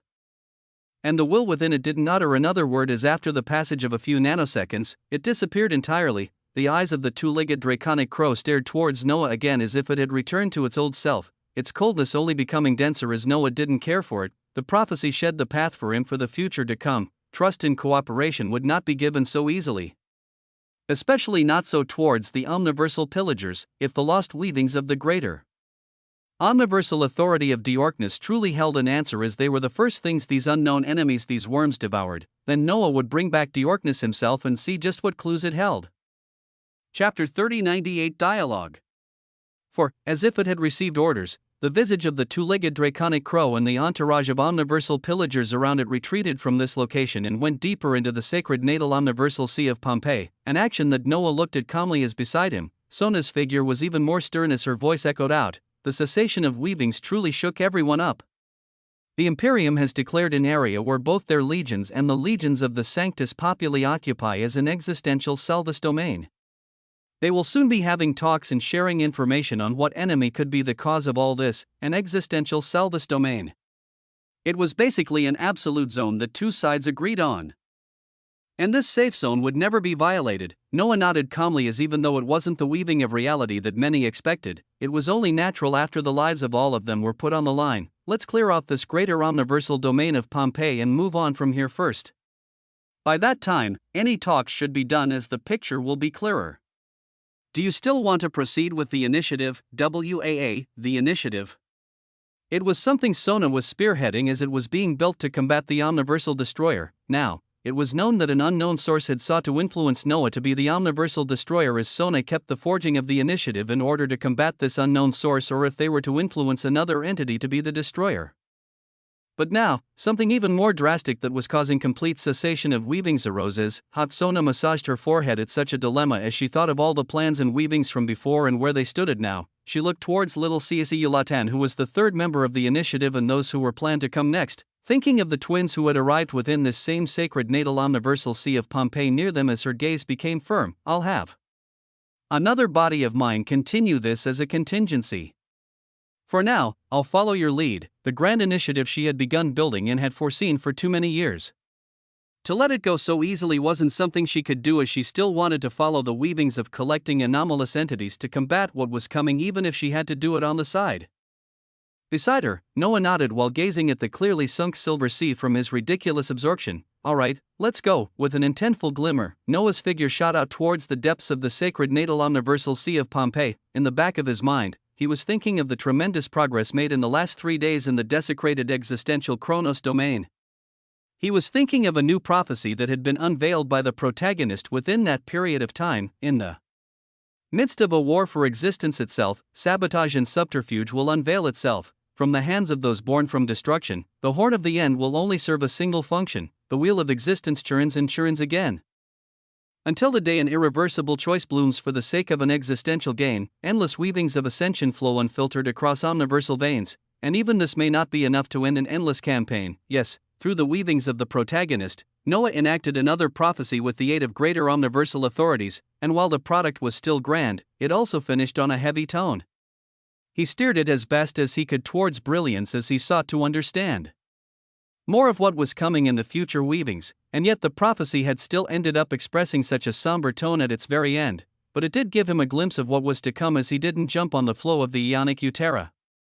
In the midst of a war for existence itself, sabotage and subterfuge will unveil itself. From the hands of those born from destruction, the horde of the end will only serve a single function. These words were crucial. It seemed like under the threat of the cessation of all weavings, multiple groups were seeking to come together and put their differences aside to see how they could survive this. But even within these groups supposedly getting together, sabotage would bloom, subterfuge would flow freely across the vast stretches of the omniverse. The oddities and wonders stretched out were innumerable to count, and the weavings of extremes in existence even more so, far away from any colonized and explored domains of the omniverse. Massed within the weavings of existence and uncertainty, and held together by a distortion of space and time, there was a unique point of intersection where the complex weavings of multiple greater omniversal authorities came together. At this intersection, immense waves of power flowed as at this moment, a slumbering will was roused after sensing certain changes from parameters it had set long before it had fallen into its slumber, akin to an ancient beast awakening, akin to an immeasurably powerful will coming to. The weavings of multiple greater omniversal authorities intersecting here were roused and burned with activity as, what, an intent of incredulity echoed out from the waking will. It had planned for so many things all this time, as the weavings it was waking up to were so baffling that they had to pause. The war that should have been unfolding, how is it that it has all but disappeared? The Imperium legions meeting the legions of the Sanctus Populi? The situation was unprecedentedly different from how it should have been playing out. For its purpose, for its weavings, the Imperium had to accelerate conflict, the Sanctus Populi had to retaliate in kind, and in the middle of it all, the omniversal pillagers would continue their destruction and muddy the waters even more. They would all pick up the clues it had left behind and antagonize a single entity. The finest piece of work with untapped potential it had seen as of yet, its magnum opus that was just in the beginning stages, and yet, Chapter 3099 Dialogue. You were supposed to fight. You were supposed to antagonize him. Kill his family, destroy his home. This. Within the intersection of multiple omniversal authorities, an intent that had begun to bubble with rage echoed out as it read the current weavings of the omniverse with its consciousness stretched out across multiple greater omniversal authorities. The plans it had spent so much of its authority on until it was forced to go back into a slumber seemed to be breaking right before it, and it didn't even know why. This was the only designation and distinction that it could truly be given. It was not a being, it was not a will, it was a collection of weavings that had been oppressed and ground down for countless years by the Imperium. The maddening intent of an existential omniversal lineage flowed through it as its very people were massacred and made slaves by the Imperium to farm resources eons ago. Its strongest forces were barely able to leave behind glimmers of their weavings through the greater omniversal authorities they were connected to be barely, but even then, they could barely make any moves as they had to remain within the boundaries of the greater omniversal authorities. And moves made came at a huge cost as they had to be moves filled with surety of their purpose. To utterly decimate those that turned even the remnants of their omniversal lineage into seeds, the decimation of the Imperium, but this, what had happened, the weavings of an unknown source buzzed and attained waves of feedback from the greater omniversal authorities it was connected to, and moments after, space trembled. What is this, WAA, what is that? Words that were laced with incredulity. It was the words of something finding out about the weavings of terrifying anomalies that were spreading out and devouring everything, even the sources of greater omniversal authorities themselves. They were the reason why everything had shifted and became the way it currently was. And yet, the unknown source didn't find itself filled with wrath towards them. Its weavings calmed. It looked at the small bits of information it had received as its collective consciousness became increasingly bright, recalling some of the ancient weavings of history its people had glimpsed eons ago, long before even the Imperium came to be, of times old and grand. Of times of tales and terrors about the omniverse that many of them dismissed as sheer fantasy, within those immeasurably old times, they had learned stories about certain entities, certain things, when the collective will blazing in the intersection of the weavings of multiple greater omniversal authorities thought of this. Its brilliance only became more intricate as its intent began to plan. If it is them, if it is them, then they should be capable of achieving my dream with ease. Its intent stated terrifying words, but it knew them to be true, based on the weavings of the few traces of information it had discovered about what made the Imperium Legion stop their warring. If those entities who somewhat fit the description of the horror stories it knew of from eons past, they truly wouldn't have any problems, but just in case those stories from the past were truly fantasies to make the citizens of the unified existential omniversal lineage of Lumen scared, it had to ensure that whatever these entities were would succeed in their purpose. Thus, it couldn't have the war come to an end, and when it thought about all the movable pieces, its gaze went towards the one it had influenced before. Weavings of this being arose as he had a lot of untapped potential, but it needed true rage to be directed and let loose. If it didn't have that, its potential was only being wasted. So the collective consciousness within the intersection of the greater omniversal authorities glanced elsewhere, away. To achieve the steps it had already laid out for this being to still be influenced to become a destroyer, and new weavings to break the forming alliances of monsters and those they used to hunt. New weavings to ensure that the factions of this omniverse do not begin to be united to stand against this common enemy. The Imperium must pay. The voice dripped with immeasurable pain and hatred as it spoke. Its collective consciousness was made up of many beings as they all felt the same way. There was no dissonance. For all that they did, they have to receive the same retribution of destruction. No matter what. There was no dissonance within the weavings of hatred, but they still understood full well what they were supporting here. To attain the destruction of the Imperium, they would go as far as to damn everything in the omniverse if they had to, for scorching our omniversal lineage out of existence, for enslaving our brethrens for eons. We curse you, O Imperium, we curse you, WAA. Their weavings moved across the omniversal authorities around the intersection and spread out. They went out towards the one group that could be ushered into chaos and utilized, one group that a single entity was controlling through omniversal authorities. The omniversal pillagers, turn brazen and numb. Lose your minds in hatred and fervor. Imitate, kill, and do what can to ensure no unity. Give these unknown devourers the chance to destroy everything if they can, and if they really are from the fables of fantasy from eons past. Then all of this is worthless as even without lifting a finger. They will all be destroyed with surety. It could feel its madness within its endless wrath, it could feel it, but at this point, it didn't care. What was left of its weavings would not remain alive in consciousness for even another millennium. It had done the impossible to even survive this much, as with every push and pull of the omniversal authorities its weavings were connected to, it died a little bit more. Since death was predetermined for it and all of its omniversal lineage. Then what harm was there in letting others follow this path, revel in the coming destruction. Twist and turn again. Until the very wheel of existence is shattered. Sadness and melancholy flowed amidst the wrath and madness. But madness and wrath won out in the end. Chapter 3100 Fragile Alliances. It almost felt like wheezing, like a laugh, and yet also the last dying breath of something that used to be so complex before. It was the power of the collection of consciousness within the intersection of multiple greater omniversal authorities constantly being drained out as it laid out its cards for the last time. It knew full well that after doing such a thing, the slumber it would fall into would be its final one. It wouldn't even be able to witness the product of its work. But it knew that it had to work, an immeasurably far distance away from the intersection of the weavings of greater omniversal authorities. Noah's figures and ascendant existential extremity clones were still within the desecrated existential chronos domain even as the 3-day dilated time came to an end. His heart continued to beat, WAA, and brilliance radiated on his body as the ascendant existential engine of cultivation continued to churn and further drive up his power. But there was a question of just how much his power had risen. How could such a thing be quantified? One could observe his Invictus Dominium wings at this moment and see an entirely potent hue of blazing gold, without a single purple light visible as around the wings on his feet and back, liquid gold flames constantly fell, golden flames of glorious brilliance fell from his Invictus Dominium wings as they swirled below his feet like a circular platform of flames that followed him wherever he went.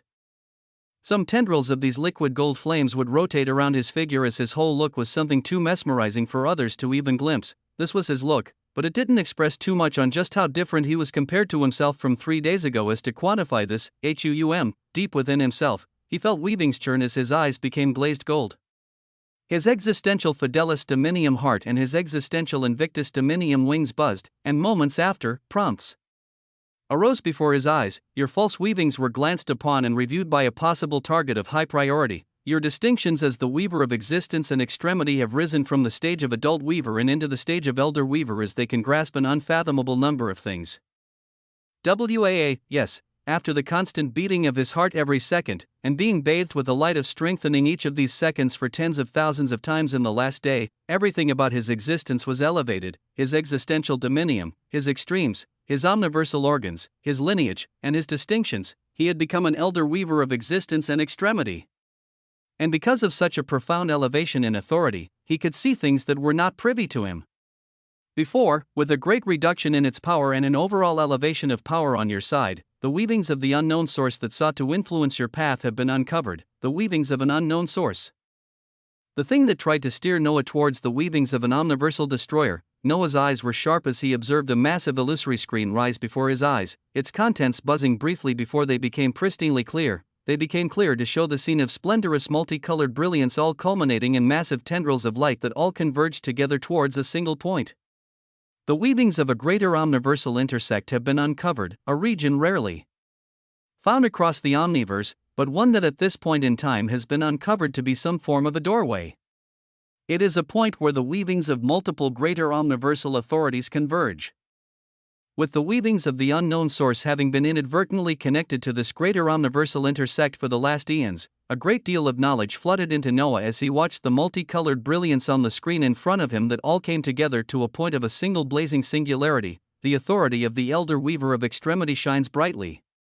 The authority of the elder weaver of existence burns with radiance, the weavings of the unknown source that were not even able to be located before are currently being analyzed. WAA, how powerful had Noah become in the last 3 days? At this moment, some light was illuminated as Noah began to uncover the weavings of the terrifying source, even if they were far more weakened at this moment than they ever were before.